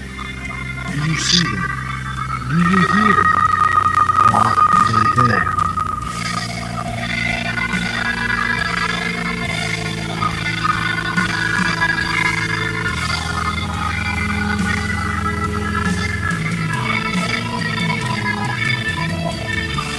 SpacedOutRadio.com presents S4 with Forest Moon Paranormal's Eric Cooper and friends. Also, take the time to join the Forest Moon Paranormal Facebook group. We know I'm gonna make a left line in Alpha.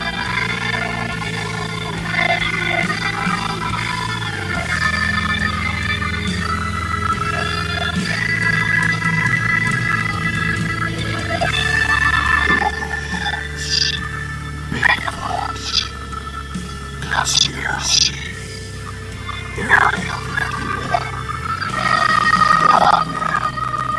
Ghosts. Cameras. UFOs. Will reveal its sound.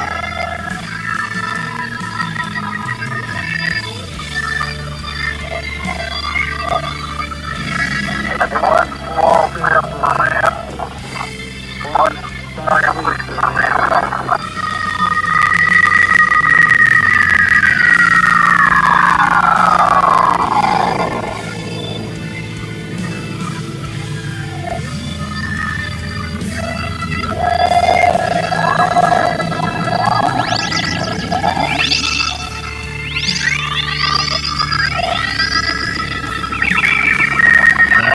Space Travelers, it's time to go live on S4 with Eric Cooper.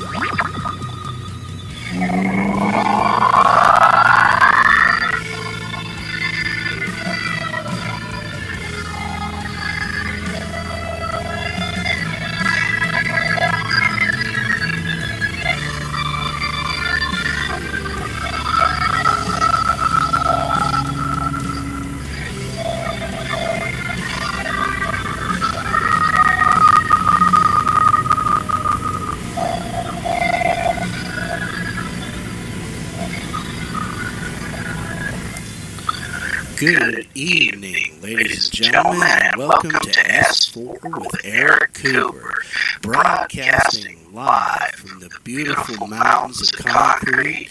And without further ado, here is your host, Forest Moon Paranormal's own, Mr. Eric Cooper.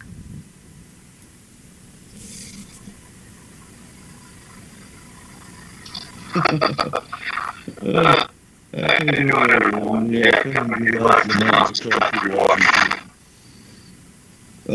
Yeah, the views and opinions of S4 do not reflect that of Spaced Out Radio. Oh, wait, you got to Spaced Out Radio, www.spacedoutradio.com, with our own Dave Scott, who is currently in Providence, Rhode Island. Pericon. So, I'm reading it today. I might have notes around it. It's not really a Mother's Day show, but in light of current events tonight, our reaction team was actually dealing with another abduction case. We're going to discuss aliens as well a little bit later on. So we have one operator, there's all three of us. And just wow.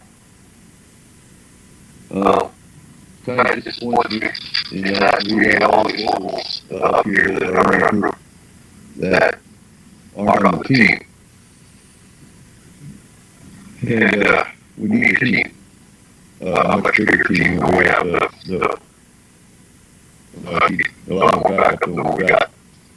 So in August, the second weekend in August, we are actually going to do a full-scale wilderness survival camp. It'll take all weekend. We're going to set up base camp, go over the do's and don'ts of the base camp, do a little more extensive first aid training, and either incorporate, depending on who I can get, Bigfoot investigation class or a UFO alien abduction investigation class in the woods. Be a little more interesting. Next month, June, we're going to have the regular races of alien abduction. It's needed. And on that, I would like to put out a call out if you know anything about the Order of the Black Swan.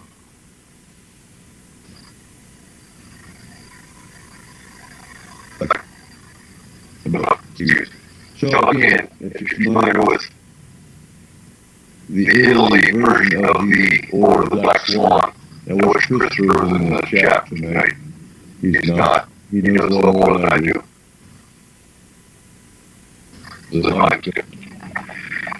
So, Paracon is coming closer, and we might have a vendor coming out of Minnesota.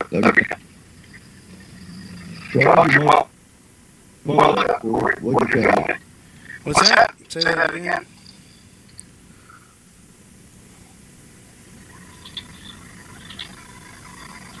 How's Mother's Day? Mother's Day here in the house is pretty good. Kids did some things for their mom, and I took her out to lunch this afternoon. We went out and hung out around for a bit. Was able to get hold of my mom briefly, at least give her a happy Mother's Day wish. Other than that, pretty laid back, pretty low.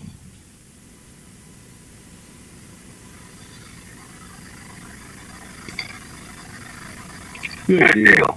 I went to my parents' house at a barbecue, looked at our garden spot, and that brings us to,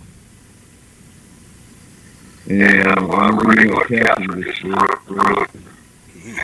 As you shall receive.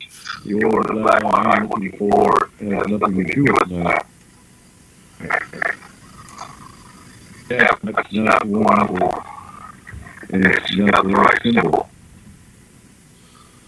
I've seen that, the same Order of the Black Swan. And yeah, that's to be confused. The Order of the Black Swan, or family in Italy, consisting of families that were killing aliens back in the 1700s. And their contact information is much needed. A secret society / underground type group at this point in time. You're not sure what to do.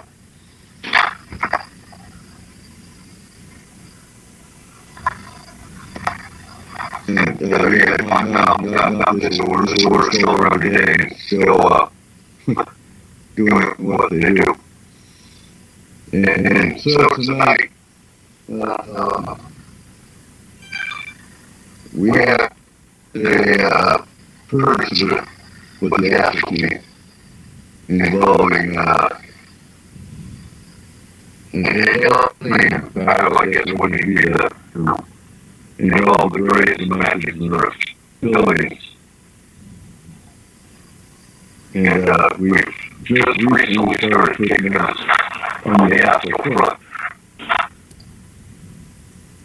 And finding it, they're hard to battle. I guess is the easiest way to say it. They're hard to battle. Depending on which race. The Grace and the Mantis will pretty much you confront them. Got somebody,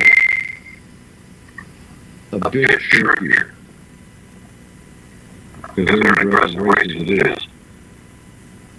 And I know you're looking forward to they would find the, maybe somebody else. So, no, they're not public. And thank you, Don. Yeah, if you can find me a connection, I know if Christopher was here, I believe the lines of relationship of the original order. But I used to know him. So, with that, we are going to be doing some extensive race training on the astral side. Because it's needed. It's something new that we're dealing with. It's a rise. And it's pretty serious. So, yeah, no, it's not to get on Facebook when we get a chance. So, growing up, I was raised Christian.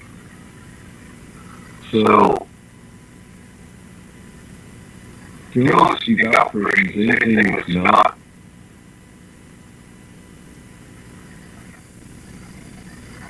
whatever, it did. And that's pretty much how I was raised. Oh, yeah, there's no such thing as ghosts or spirits or UFOs or they're all demons. They're not in the Bible or God, and they're going to be the devil. So that's how I was raised. I went to church Sunday morning, Sunday night, Wednesday night. But I said it. That wasn't my religion. And so I would take what I learned in church or Sunday school or Christian school with a grain of salt. And that's all childhood. And then I go up with the woods and go around and follow the animals and be pagan. That was what I call it. And I worked that. And parents on pagan. They have no problem with that. We just don't discuss religion. Although they pray heaven down that I will be saved. Every chance they get. But with the paranormal. Did I have paranormal events? Yes, I did. And I knew they weren't normal. Yeah, I knew they weren't, demons, they weren't normal. And there are many encounters and early alien encounters, and they were any of that, grew up. And as I was getting younger, when I encountered about 90% of my paranormal experiences, and some of you heard a story when I was about anywhere between the age of 12 and 14, I can't remember exactly, I know when he popped when I was about 12. And I was in a race and my parents weren't home. And it was called "Your Cows Are Out." And they said, "Your cows are out," and it would be an issue of the gate that is open and goes to the highway. So the field they're in, they'll get out of the highway. That's a pretty quick highway, state highway. So I said, okay, I walked down there about a quarter or half a mile. And I had one cow that she wasn't an old cow. The other ones were out. I don't think she ever got out. She's still pasture. And I was going out, she followed me around, she went back and looked at me, and I stopped playing. She would graze. So, sure enough, I went to this back pasture where the cow was down there, the cow. So, as soon as the cow saw me, they looked at the fence and where the gate was up to the highway. Towards the gate. Now I know it was there. The grass was low. It was, cut down. So it was like there was something there that I didn't see. Or shouldn't see. But something terrified to the point where they actually slid you all in alcohol. Sunday spirit of an alien, I have no clue. Still don't know to this day. All I know is terrified the cows and they ran all the way back to the barn, which, like I said, was a quarter mile. And cows usually don't get terrified of these. So I just shrugged my shoulders and said, that was weird. And walked back to the house. That was my first significant growing up paranormal experience. I remember, number one, this is about paranormal, number one, that case Mom took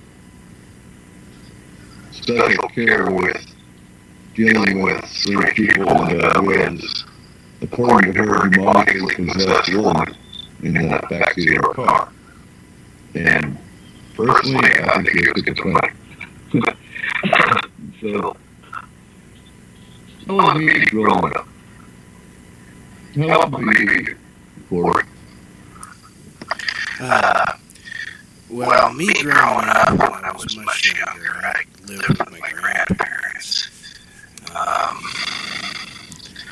Long story short, I didn't get a chance to really grow up with my mom. I ended up growing up in an adopted home, which wasn't the best. And,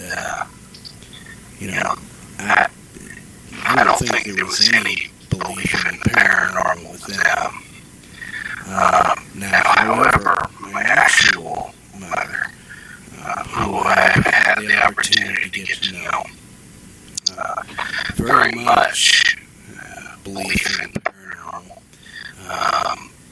I would say probably has medium abilities, can see and talk to spirits.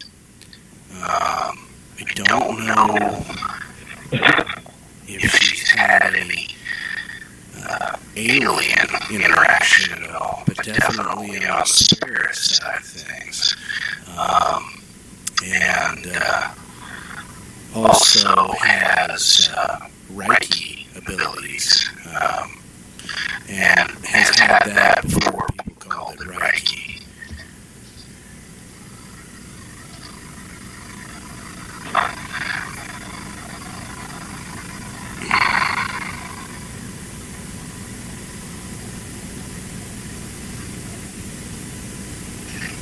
Yeah, Reiki energy healing. Yeah.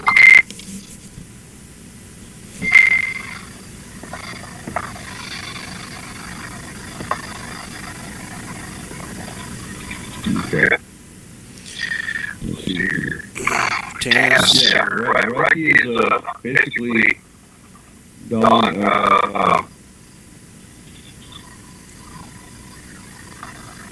Good. I was just going to answer Don's question there.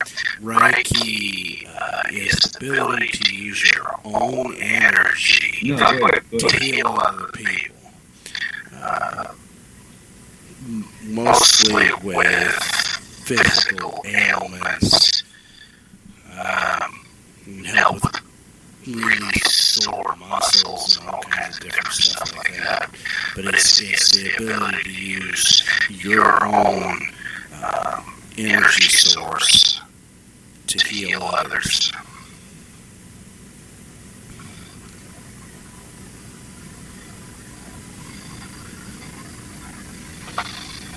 Yes, and then that can go as far as into chakra healings, chakra cleansing.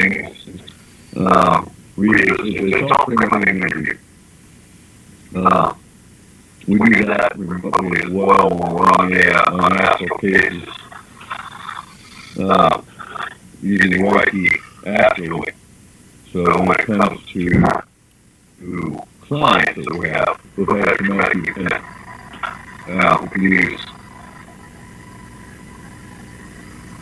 CPA on the money wall. And that's one of the key points of what we do. Especially on we have Duckies that might be near therapy as well. But it comes in handy when you have, traumatic events with clients to calm them down using Reiki.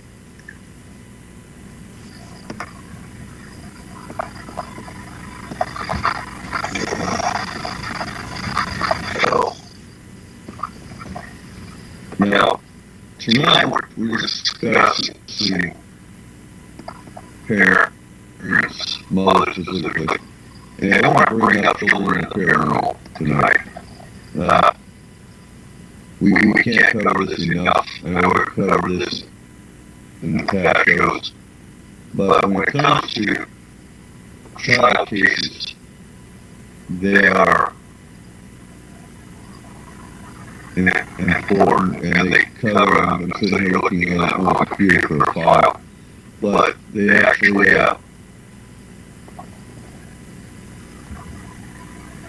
hit our emergency response criteria.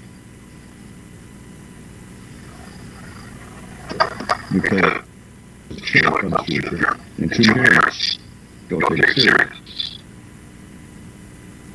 They take it as overactive imagination, they take it as your imaginary friend. That's my not real imaginary. And these are some things that we look at. I always ask the parents when I have child cases, I'll ask them what kind of drawing can show they, what kind of art are they making, what kind of drawings are they making.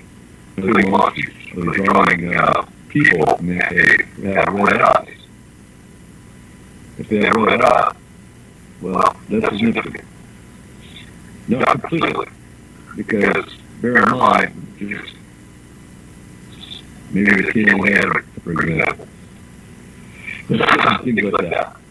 And that's one. And so pay attention to the details your kids are saying. And communication is key. Ensure that your kids also know that, that they can talk about anything. Because a lot of kids aren't comfortable talking about paranormal growing up. Because of the fact that the parents don't believe in paranormal. So, yeah, CDR, exactly. I hear that all the time.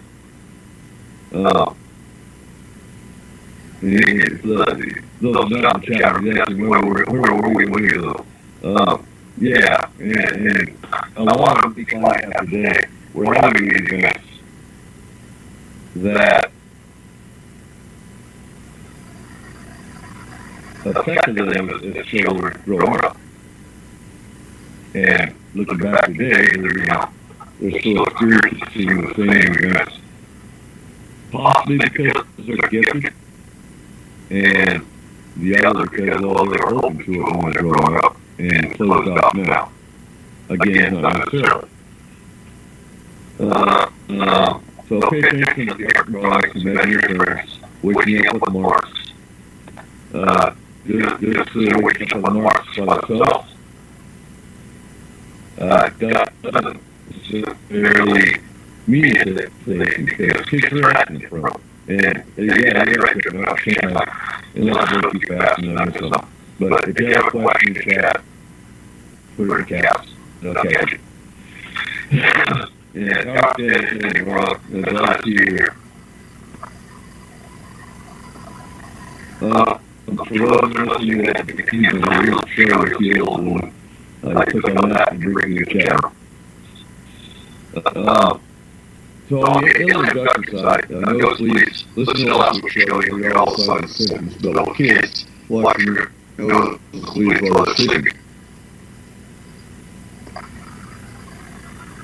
And hold on, Beyond has a question as I move my file here, but I see it all.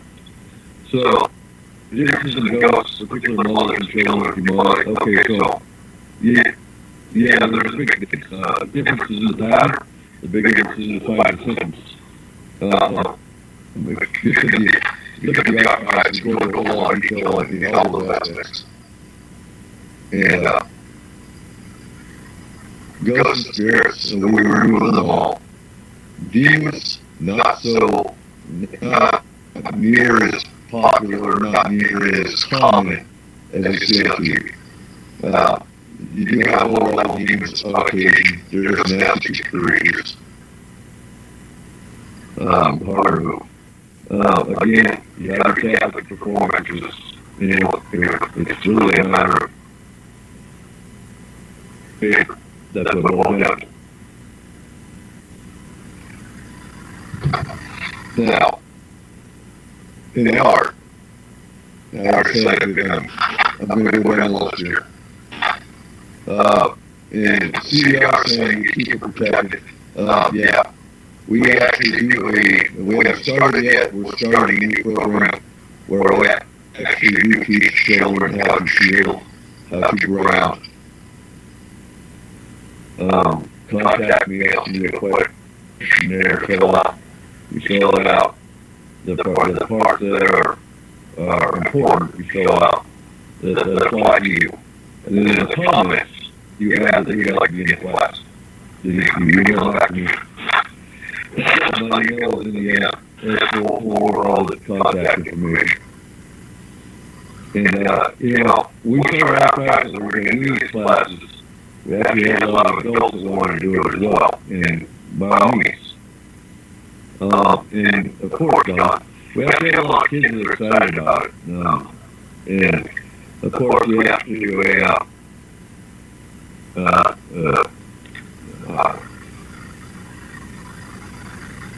a form saying the parents group. There we go. I'm a little bit drained, and I could go out watching the cases we were doing it, so bear with me here.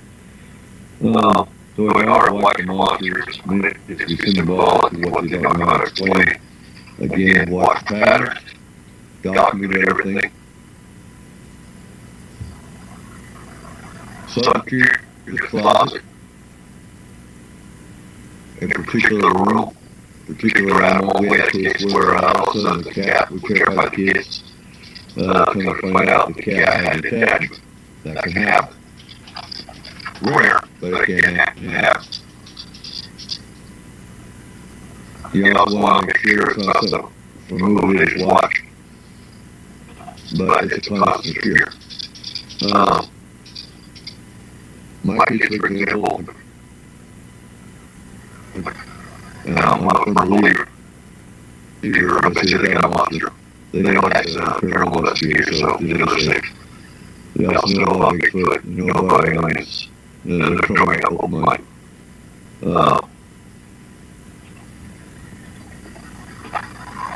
A common one,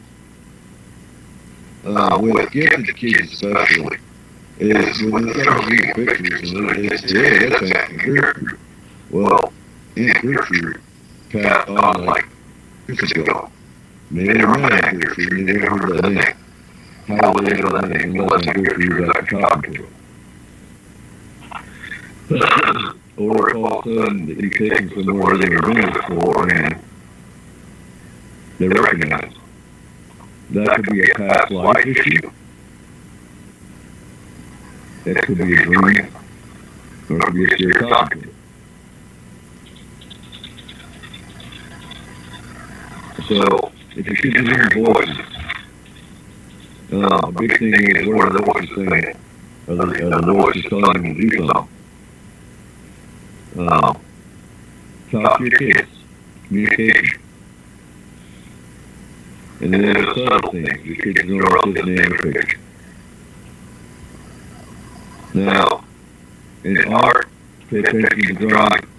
Imagine your friend and do red eyes. Drawings with red eyes. Not always bad, like I said earlier. But still races that have red eyes. Not be a very neat image. Now, poltergeist cases We always pay attention to the age of the child. If there's a prepubescent or pubescent child in the home, a lot of times the pubescent energy is actually what raises whole guys that could. I'm sure you heard that. But that's something that if there's no kids in the house and it's still a little space, there's things being thrown around, then that could be a pissed off spirit, negative energy. So, talk to the blood of the sky. They should be a concern. Also, if there's a fear of owls or deer. These are what the alien abduction. These are called stream members. Now, with abduction, the Greys, for example, have large eyes. And they ask themselves to deer that come across the out because they have large eyes. Also, if there's a fear of Dr. Lights, that kind of thing.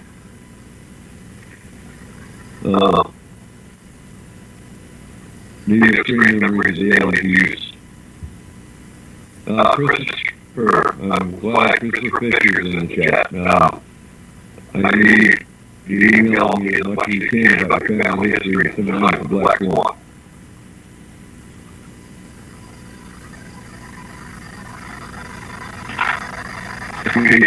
Make sure they know that they talk to you about anything. Pay attention to your imaginary friends and art. Because shadows can be one of many things. They can be just a shadow that could be an overactive energy. If you're in the natural world, they can also be spies. They're harmless. The ones that aren't like that are what we call the habit, or shadow of the hat. There are spirits out there that is where it happens. But there's also an alien race called the Road that is off the coast of California, off the coast of Italy. Now off the coast of France and Germany. And they have a hat which is actually a cloaking device that makes them a shadow. Very violent race.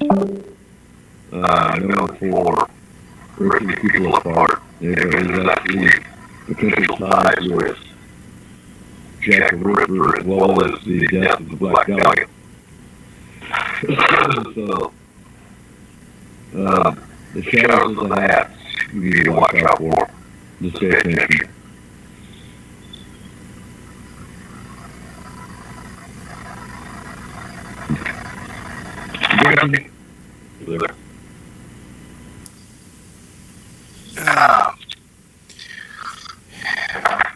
I don't have a list of stuff like you do.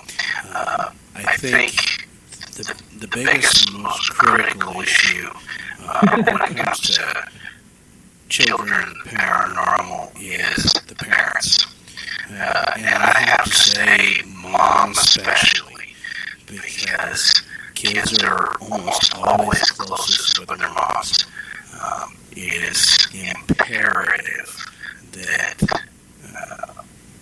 parents, moms especially, listen to their children a little better and don't tell them that these things don't exist or they can't happen.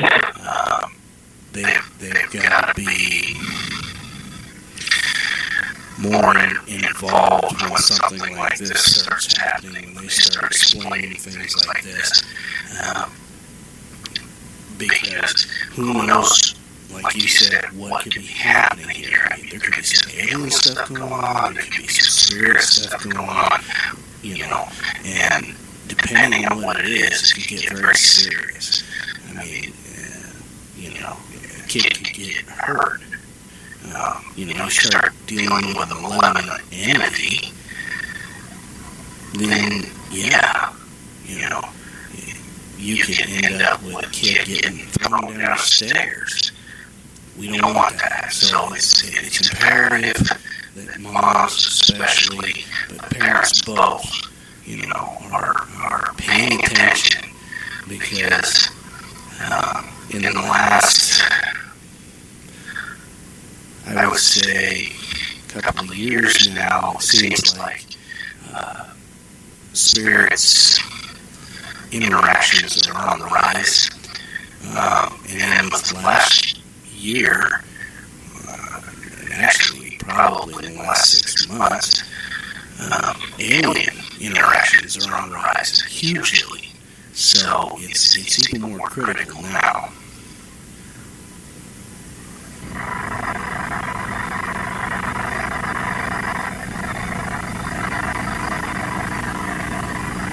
Totally.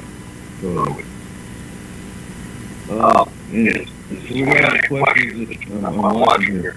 So that's pretty much stuff that's about for the aspect and kids in the paranormal. Again, I want to be in a class community about advocating application and we'll set a day. Because we don't have to start out doing the class, we'll be in a Facebook chat format, because we're looking at upload on the side of the ground. How to keep your shield, your kids have a shield on the ground. And now I'm going to hit, and we're going to look at the black history of it. We would have before. But I really like to find these people. I mean, I know we've got listeners in Israel, we've got listeners in Ukraine, we've got listeners around the world, and in Italy, which where this group was founded. So hopefully I'll start getting some information fed in. And again, it will be technically beneficial because we're really fortunate. But it is organized out signal in Europe, or order of black law. Not to be confused with the Unites in the higher order, which I believe was mentioned earlier in chapter, they fall apart, they understand these guys killing and other alien races that are all for, well, since the 1700s.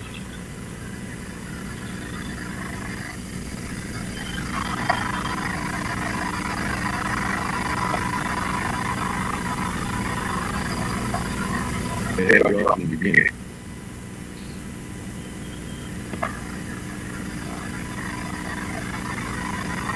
And if you want, we got a little bit, I can email to you as well on the Alien Races book, which was translated from Dante's Inventory. And this is how I found out about the Order of Black Swan.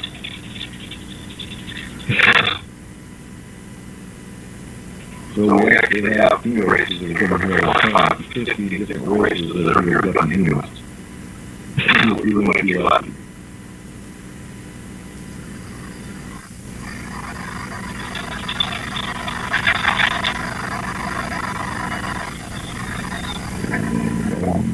I hate dead air, so I'm going to keep battling this myself, looking at my notes here.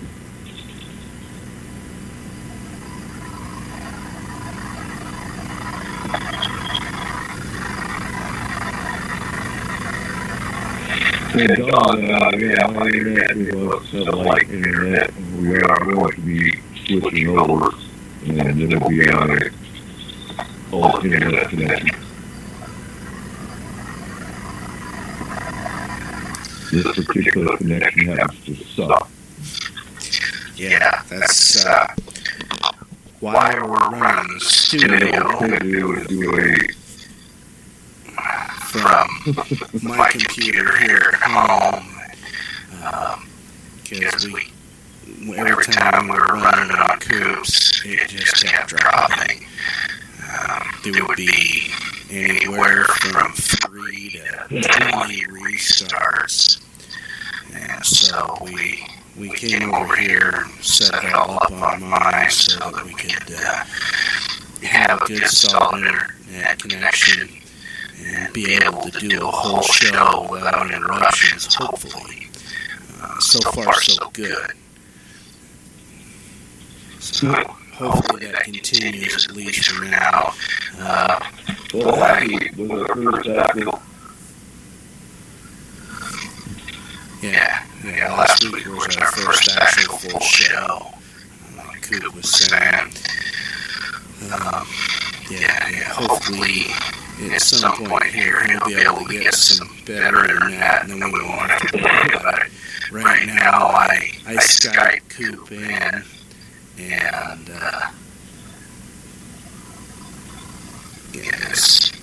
it's still a little choppy on his end, but at least we're not losing the connection.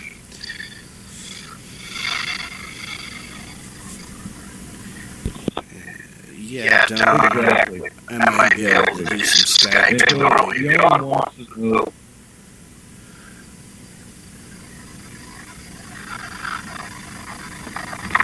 Right, now, Beyond wants to know our paranormal experiences.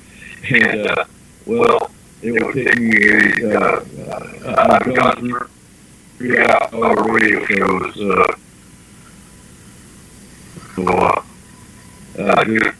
just 3-minute UFO meetings, encounters with abductees and UFO research since 1994, extensively.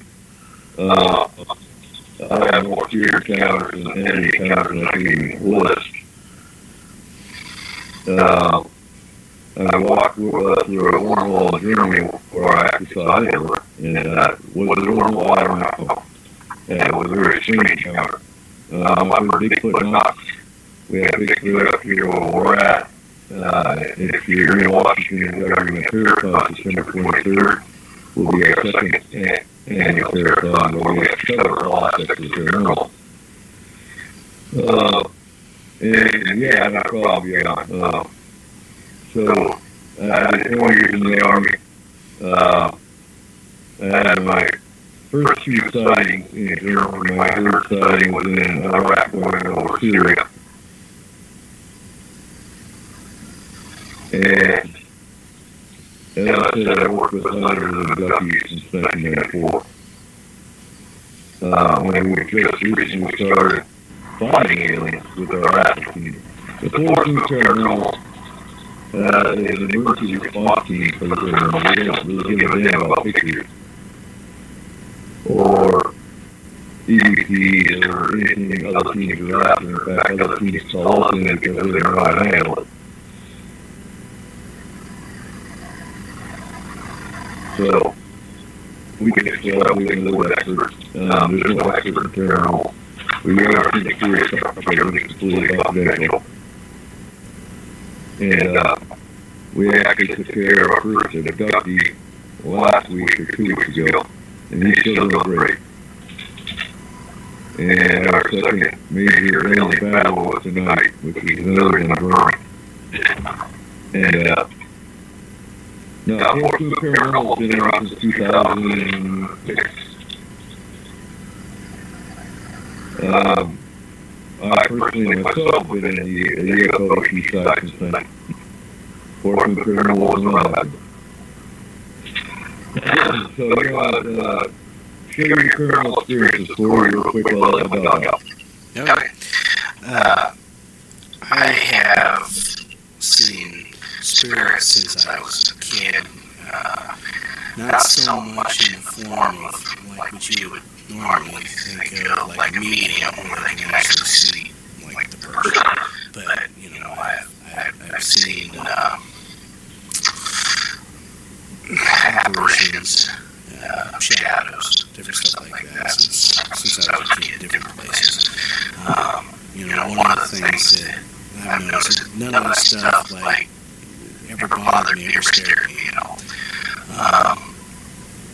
The first UFO I saw as a kid over Mount Baker was Red Ball. It kind of hung there just over Mount Baker for a while, and then it kind of moved off to the left a little bit and hung there, and then it went up a little bit and then back over. and then shot off straight up into the sky. Coolest thing I ever saw, for sure. Who that was exactly, which race, I'm not positive, but definitely cool nonetheless.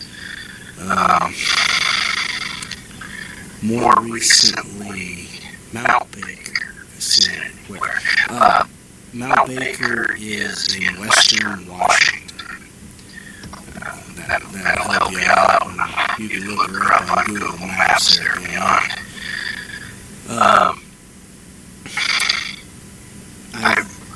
I'm real new to the paranormal investigative side. Probably, I'm about a year in paranormal investigations at this point. You know, I've dealt with paranormal most of my life, but not really ever got to investigate, which is kind of nice to do now. The upside is you can learn a lot. There's a lot more to it than you ever thought. The downside of it is exactly the same. You learn a lot, and not all of it is fun and joy and fuzziness. The stuff you see on TV, it's all crap. The only thing that I ever watch any TV for is some of the tech, because some of it's cool.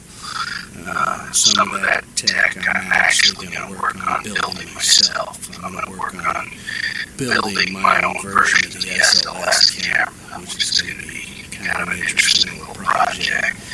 But,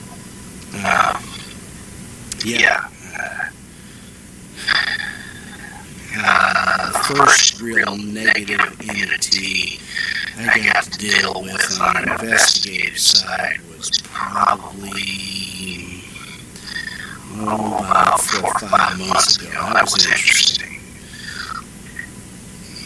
I had a spirit that was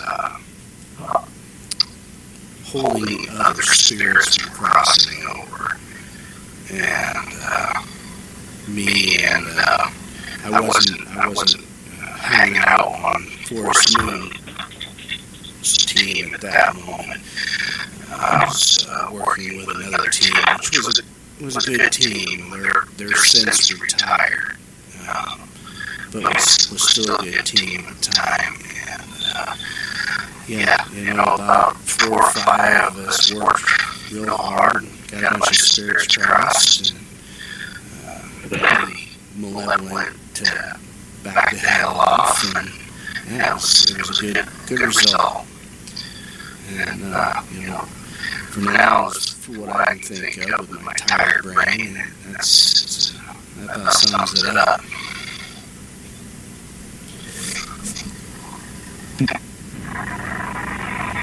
Pretty much. Yeah, tired brain, yeah. So, for me listeners, Forrest we could do global, we have cases all around the planet. We have a remote team that works in the astral. And we actually do astral classes where we teach people how to astral travel, how to do astral combat, that kind of thing. And no problem. I was asking if she has an old house and she wants us to check into it, we will. Again, send me an email. And I'll get an application and we'll go from there. Right now we're dealing with some team issues. We're handling cases within our own team. That was one of the cases we did tonight. In answer to your question, beyond, yes, so one of our team members is having alien issues involving the Grace, the Mint. Yes. And so, we were having an astral. And that sums it up. Again, Alien Race's book will go all, well, actually not even drop in the bucket, no, some of them. And so that's something good. It's very draining. It's very time consuming. Children are pleasant to fight. They all float. After 3 matches in, and tonight was actually the first time the team's taken out our fill and they're in a business race, they're a warrior race, and have technology, they have weapons, and we try that out tonight. And energy very quick if you're fighting master. We found that out. So some training on the outside about it properly. Yeah. Go from there. So you train every second Saturday of the month. Now we do the lowest survival here this weekend, as a matter of fact. And I guess why do we do the lowest survival as a person if you want? While we're in the mountains. You don't see Bigfoot, you go with Robbie, see the khaki shorts in the water level. And you don't see the captain, the paramedic in the background. So, for me, being military, lowest survival is important to know. So, that's important. Is why I was going to do a full-scale base camp in August. We're going to actually do the races and the investigation. And getting to the order of the black. So, Tornado or Trip alien hotspot due to location and other reasons. In Water, BC, Julius, Obsequence reported a white object like a globe that flew from the west to the east. And thank you, Ron. I'm glad you enjoyed them. And everyone at BC, there was a similar report. And 2BC reports a missile with a great noise in the earth and sort of died. So this is Tornado. And Tornado is where the order of the Black Swan actually originated. Because we're 12, we're talking in 1031 there were 12 groups of slaves. Okay, 1031. Yeah.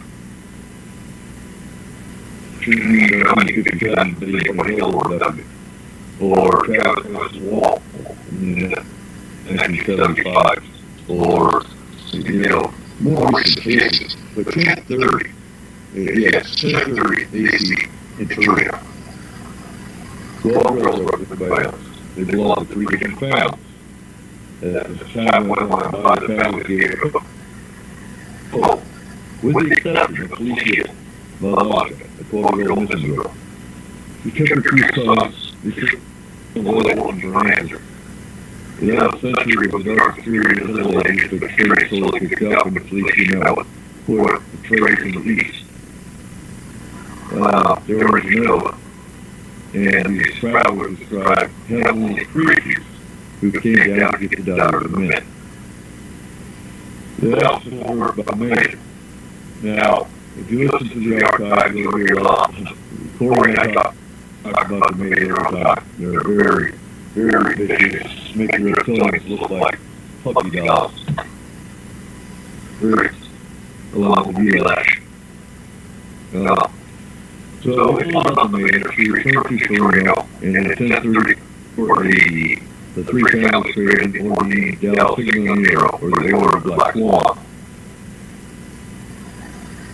The family did a pact reach. They would fight the abductors 1,000 generations through each girl.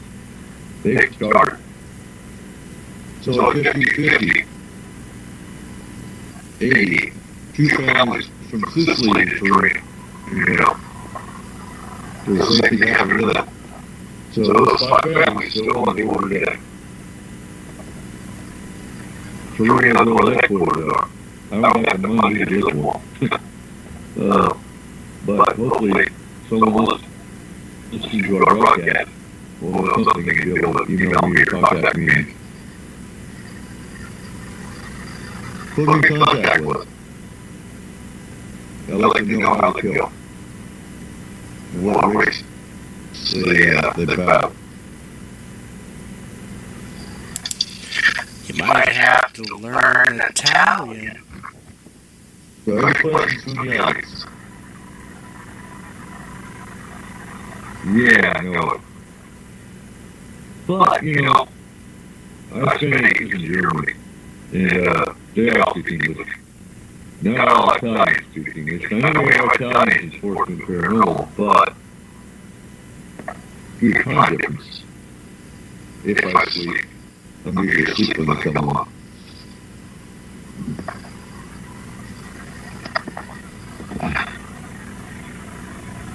So I want to know the world's military and defense stages disclosure held file because they were senseless. You need to ask that, then you know the answer already. Due to their technology and due to, well, we'll just say, yeah. Disclosure happened a long time ago. People are just waiting for the right president to come out and say, yep, they're here. But in the 1950s, when Eisenhower made his first contract with the Greys, he told America down the river, do you really think they're going to come out and disclose the aliens here when they're going to have, they're going to have, you know, tell everyone, yep, we sold you down the river. We gave the aliens permission with you. Now, I'm going to clarify something here, because there's a difference between contactees and people who rebel against. So contactees, these are the ones that welcome the aliens. They're the ones that talk to the aliens are all friendly, they're benevolent, and the 1940s, 1930s, 1950s, and good night, John. That came in. But they actually became friends. Now, you got the aliens.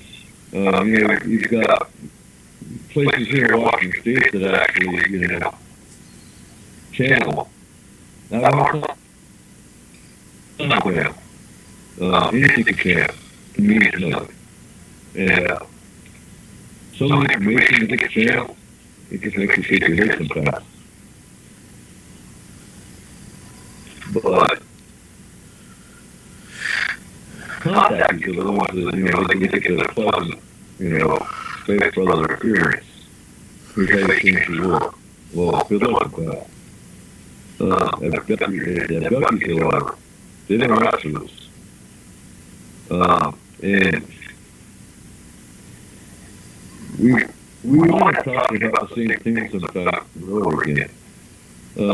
In show, but I need to be heard. Over the years, since the beginning of Open Como, over 3,000 different paranormal teams and groups. And I'm not even exaggerating with 1,000 teams and groups. You say paranormal, they are. They're serious. And they have no interest in UFOs, because UFOs are paranormal.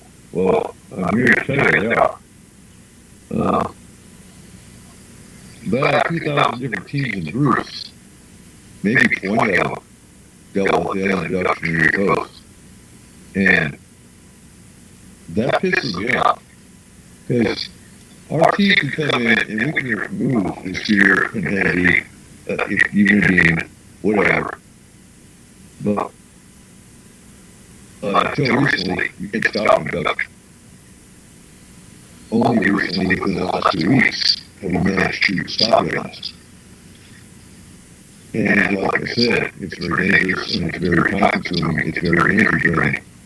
For our team to go on and do this all the time, we've got to come up with another strategy on this. especially after night. So that's why I said out in the office, you know, abductees are just as terrified, if not more, I think, someone that's got the spirit, someone that's got scratched by spirit, and whatnot. So, I don't know, you know, sometimes you come to a loss. It's like, what the hell? What do we do next? Okay, so beyond is, do we agree that most spirits, demons, ETs, Sasquatch, interdimensional? It depends. Sasquatch, I do believe, is interdimensional. Based on the fact that you have cameras. And you won't pick up a camera. You talk to Dave Scott from Space Delray, you saw what looked to be a digital pattern that was close. And it was making Sasquatch noises. That's interdimensional one, especially the fact that you go out into a mountain field, it's all Bigfoot tracks, and he's gone. No trees left on the final, it's gone. To me, that's interdimensional. I've heard of cases of UFO landings where Bigfoot got out of the UFO, was collecting soil and water samples, got back into the UFO, and left. Spirits, no, spirits, most spirits are deceased loved ones, and it's easy to tell that. You got many different versions, some of them are stuck in time. They're reliving their constant record. And these ones aren't intelligent, you can't communicate, there's no EPs. They are just kind of stuck in the times. Then you got the other spirits, where Aunt Gertrude died, and you can smell perfume coming into your house, or you feel energy, things like that. That's not interdimensional. Again, some think that's like natural. I can respect that opinion. But if you look at Native American lore, Sasquatch was interdimensional. ETs, some races are interdimensional, although as in the race. And again, if you go on the Fourth Paranormal Group, you can actually download the Alien Races book. Go to one. But yeah, great question. And yeah, residual effects with the stuck to the loop. And then you got the non-human entities, which you can write a book about all the different ones. I'm not going to say go on it. Non-human entities, those are imps that are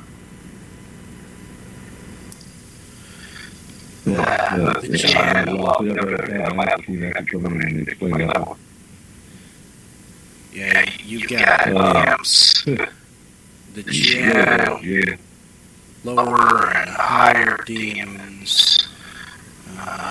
Those are the most common.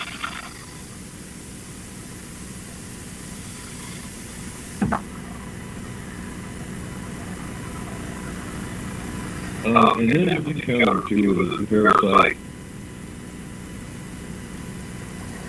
It's a parasite attacking one on a child, removed it with a car chopper. It was elemental on the fairy realm. And I'm jumping here. Yeah, elementals are fairies. They're part of the fairy realm. And we will fairies as well. They've been on the rise too. More fairy cases going out. So anyway, we detected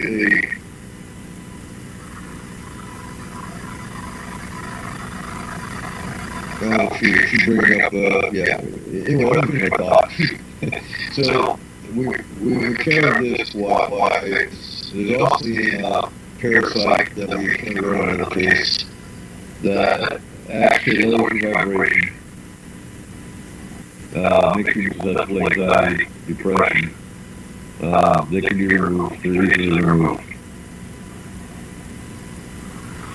And along with floral smells, nature fairs, plant fairs. I like referring my kids to Tinkerbell. It's funny to sound cartoons, you know, but the Tinkerbell is really actually, it's funny to sound cartoon. All the Guardians of the, oh God, what's the name of that cartoon?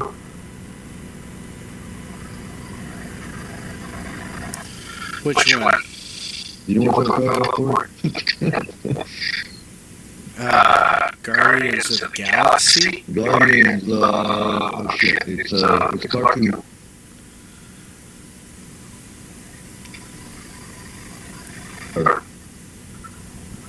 Anyway, I'll find it. Okay, so negative entities, yeah, you got the lineage of the skinwalker, and yeah, we do encounter the law on occasion. But I do have a Native American on the team who, yeah, in a case, if they're local. So, yeah, I'm trying to think of the name of that damn cartoon.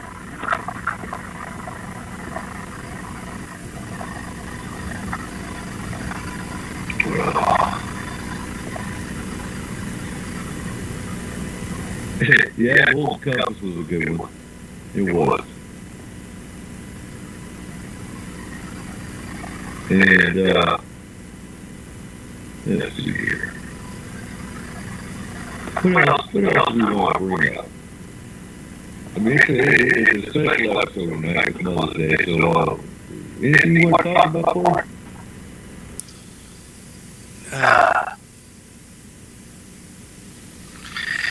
I guess the one thing I was thinking of was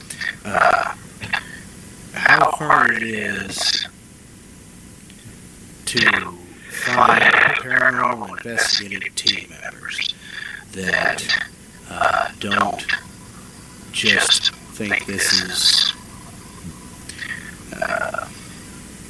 weekend warrior stuff or just a hobby, who take it serious enough and show up and do training and are ready to go when it's time for boots to hit the floor. I think that's probably one of the hardest things is trying to find people that will be there and do it and take it seriously.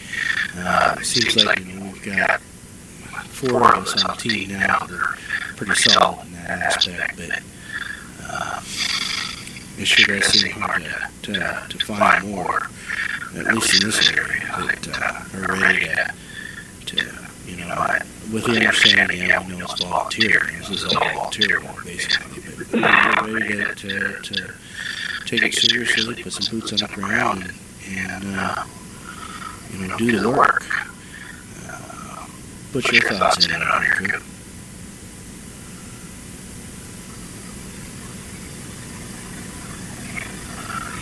Yeah, I mean, being disabled, that I have time to put into it.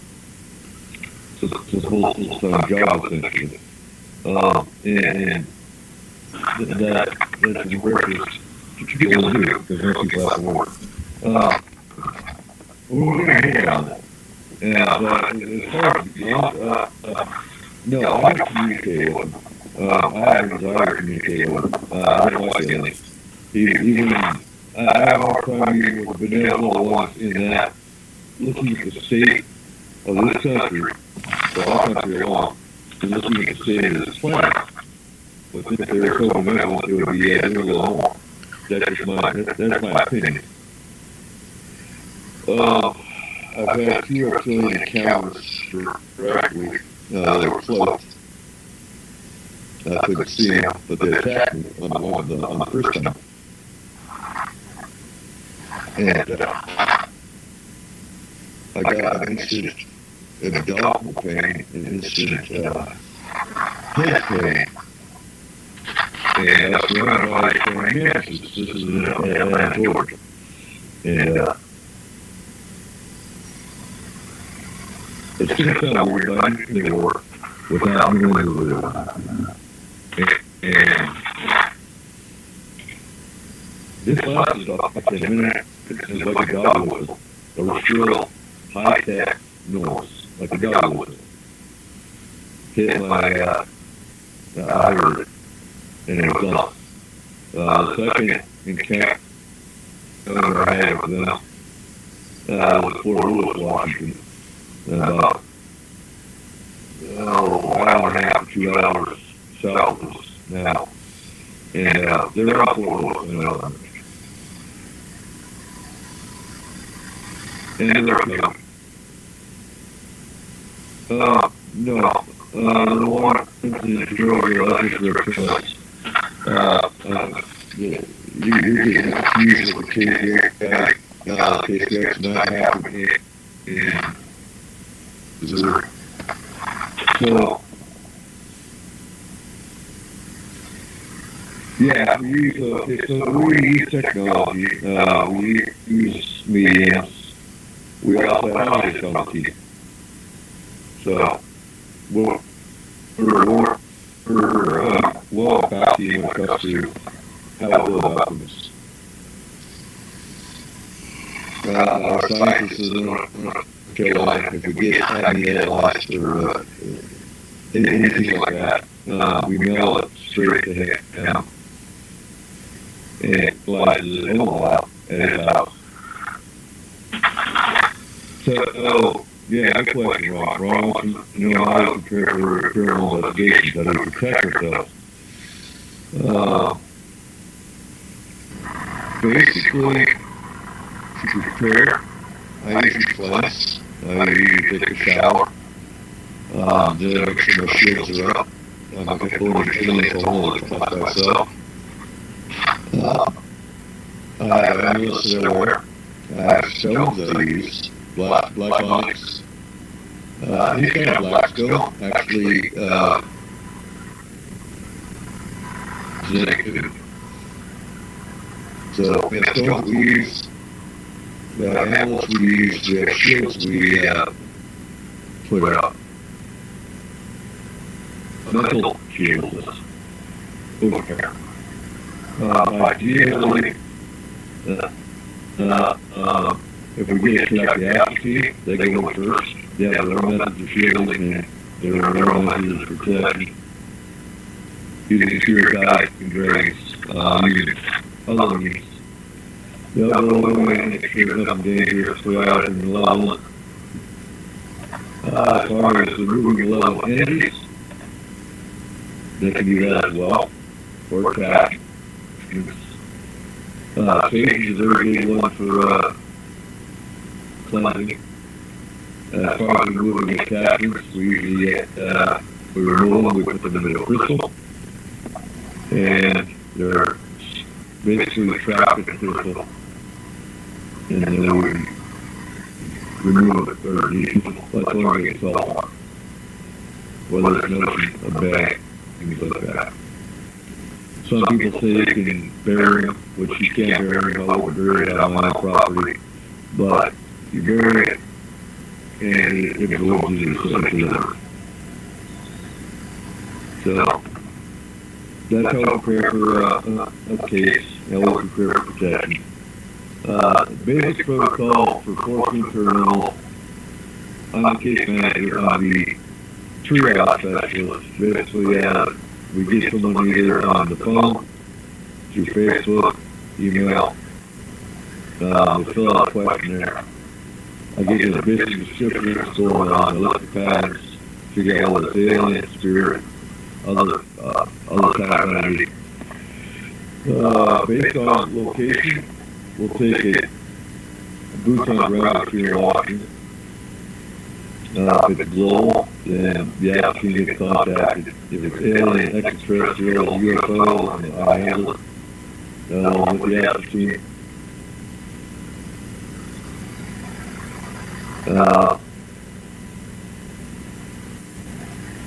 So, be honest, if you're on Facebook, we don't have a website or anything, because most of our cases, most of our interactions through Facebook.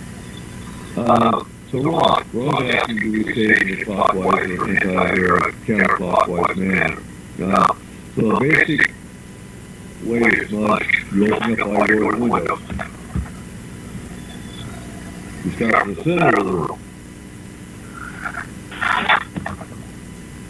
I'm trying to picture. You do it clockwise. So make sure all your windows are open. You touch this.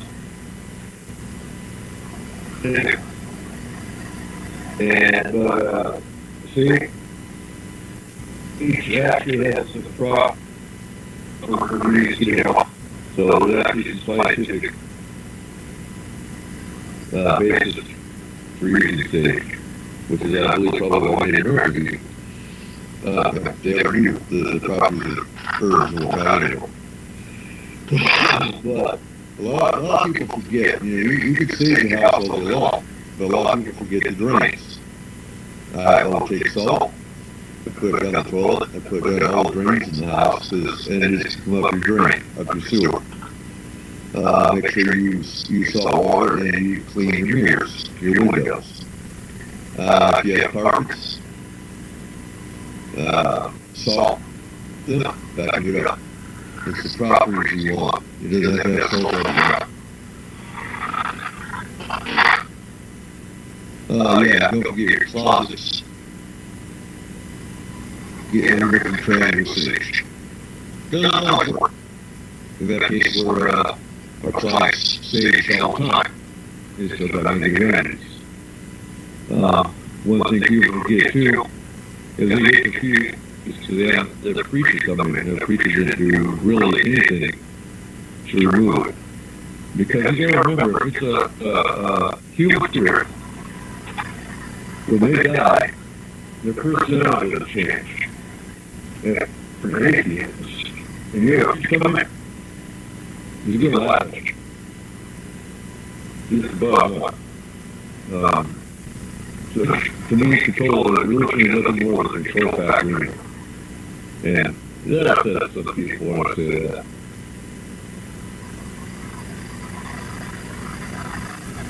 You got anything that for? Not much. You covered most of it. I mean, sage and salt. Those are basically the things you use most often for cleansing. And it's just making sure you get all the nooks and crannies, including the drains. Just, to try your best to keep the entities out if you're in an area that has trouble. Like you said, it doesn't always work. Sometimes you gotta get a little more medieval on their ass. I think that's where we have a good leg up, where we have the astral team, because we can get the astral team in and fight it basically on their level. You get something that doesn't want to leave, cause a major problem, you get a couple of astral in and kind of say, guess what, buddy, you're gone. Time to go. Your personality isn't going to change from, this realm to the spirit. So it's, if you're a jerk here, you're probably going to be a jerk there. But what some people forget too is that, especially with like old houses and stuff, somebody that dies in or somebody that owned them for, probably their whole lives, and the person might not have necessarily been a jerk in life, but, you buy the house, you move in, Well, if they're still hanging out there, they didn't cross over, you're basically now in their home. You know, and that's the way they feel about it. And, you know, think about it in this realm. You know, you're alive and somebody decides to just move into your house. How are you going to feel about it? You're probably not going to like it too much. You're probably going to be kind of pissy, and you know, you're going to fight back. So, you know, that's another thing that people kind of forget about a little bit too. It's not necessarily a negative entity, so to speak, but one that's just either scared of what's going on, or you're invading what they know as theirs.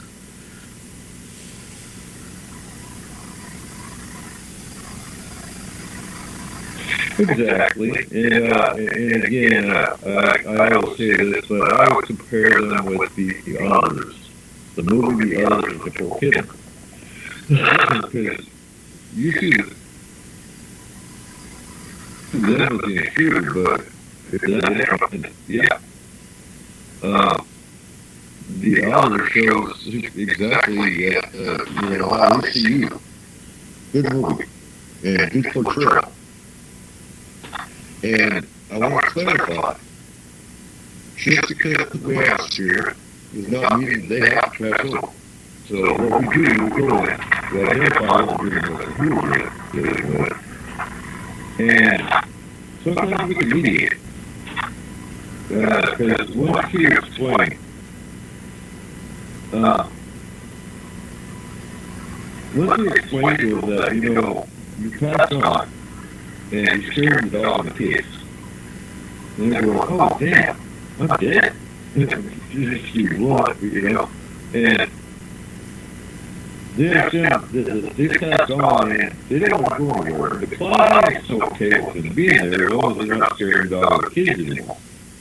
And sometimes, if you just mediate, you close the case with, you know, circumspect.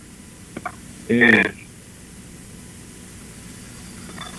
other times, you do have to force them over.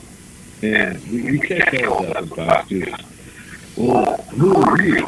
Who are you to make this pass over? Well, you know, when it comes to the client safety and the well-being of the family, sometimes you do have to pass them over. Other times, you'll walk in here. The spirits you want to pass over, but there's that level of entity or a very pissed off spirit that's got them trapped out there. And so you got to deal with the malevolent entity or the pissed off spirit, force them out, and then you can pass over the spirits. Because now their threat is gone and they can move on. Other times, hey, if they're not causing any problem, and like what, you know, I was referred to the spirit we have here in Concord. He's 22 years old, died in like the 1900s. He's having the time of his life. Why are we going to pass him over? And yes, DOT, BTL, you pass him over to life. We have mediums that help us with that. The ASSET team does it all the time.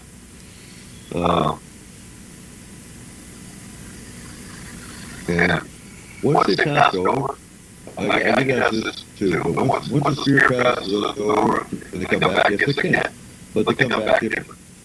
They're not oppressed, they're not stuck here. Once they pass over, they can come back and visit. But they're not malevolent, if that makes sense. Real quick, something I want to hit on is if you need a paranormal team, what do you look for? I get asked that too. So, we don't charge. I don't believe it's ethical for any team to charge. Because it's basically taking advantage of somebody's prices. See, so you're making money off somebody's traumatic event.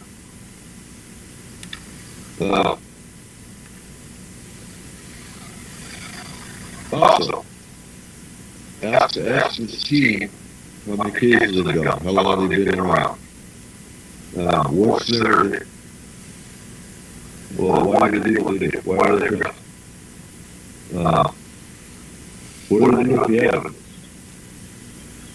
If they get evidence. So you see two of these teams out there that when somebody contacts them,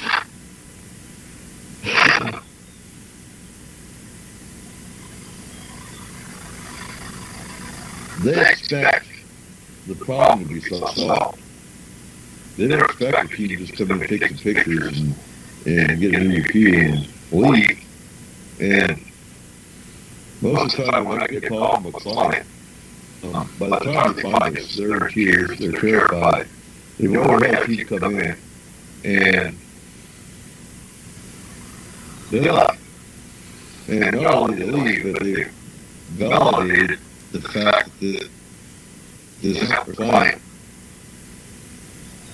has a terrible event going on. And now they're not going to help them, they're going to leave. Because they got the picture in their EVP. So, it really pisses me off. Because these people are weekend warriors, they're not in the hell. They're in the get their name out there. Get their little TV show. And that's it. So, yeah, and it baffles me. And what else baffles me is how many times I've been asked, well, how much is it cost? Nothing. If you have to ask, then you've been talking to the wrong people. So, well, I'm going to bring up my course. Well, something I was thinking about here as we're having a conversation where they're talking about the light here in the chat room. Something to keep in mind is that the light is different for every person. It's not the exact same thing. For one belief system or person, it could be a river. I know that there's Asian cultures that believe that going back is this journey across a river. So that's probably what they're going to see. For some, it's a light. Others, it's a different colored light. That going home, as Beyond has been talking about, is, I'm pretty sure, the same thing that we're all talking about. It's just different for each person. One person, it may be not a light necessarily, but a feeling. It's very different from everything that I've ever heard for each person. I've heard lots of stories from near-death experiences where each one saw that go home as something different. Some saw a tunnel with a light, others saw just a bright light. Like I said, others saw a river. It's completely, BTO, individually based. It would be a good way to put it.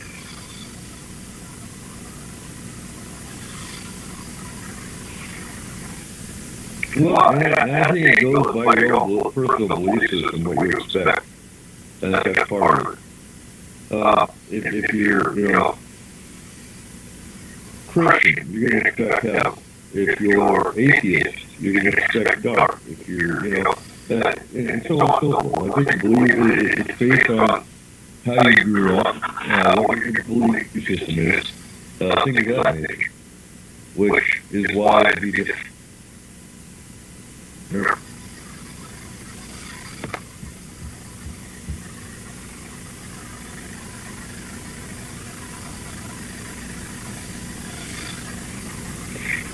Okay, I think we're going to wrap this thing up for the night.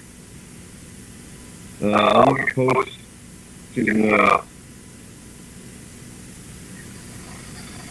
what next week's topic's going to be. I actually don't even have it currently right now. I lost chances of the show tonight because of the events we had going on earlier. But I'm glad I did the show tonight. And glad to have you aboard, BTO. So we got any closing comments or any closing questions for tonight?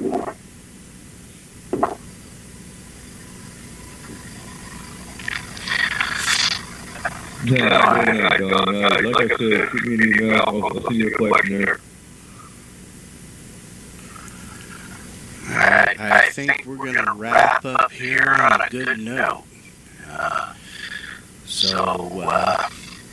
If you got anything else, Coop, or do I need to hit the music?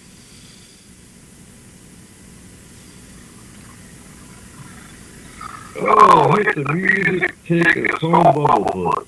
Have a good week, and we'll see you next weekend. Good night, everybody.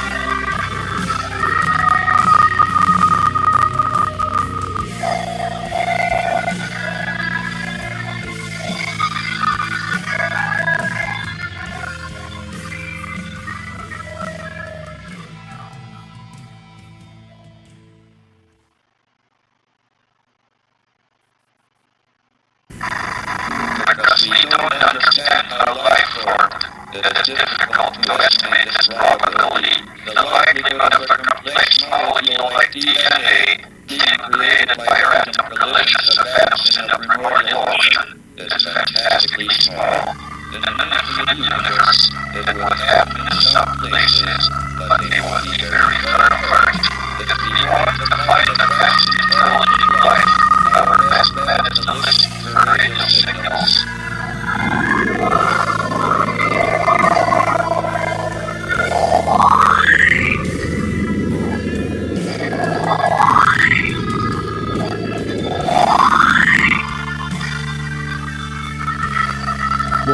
the stars and the forests that surround.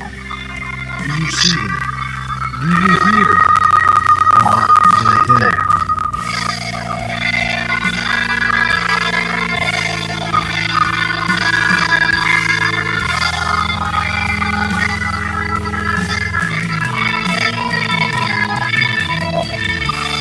SpaceGoutRadio.com presents S4 with Force Moon Paranormal's Eric Cooper and friends.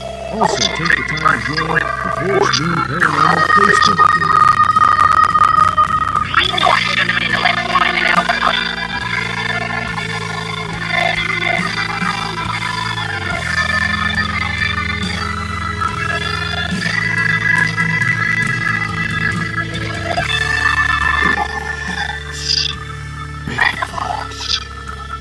Conspiracy.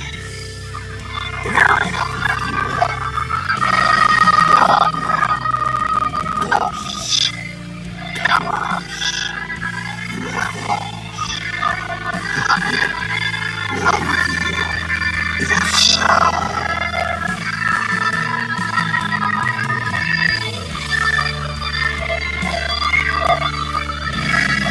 One small step for man, one giant leap for mankind.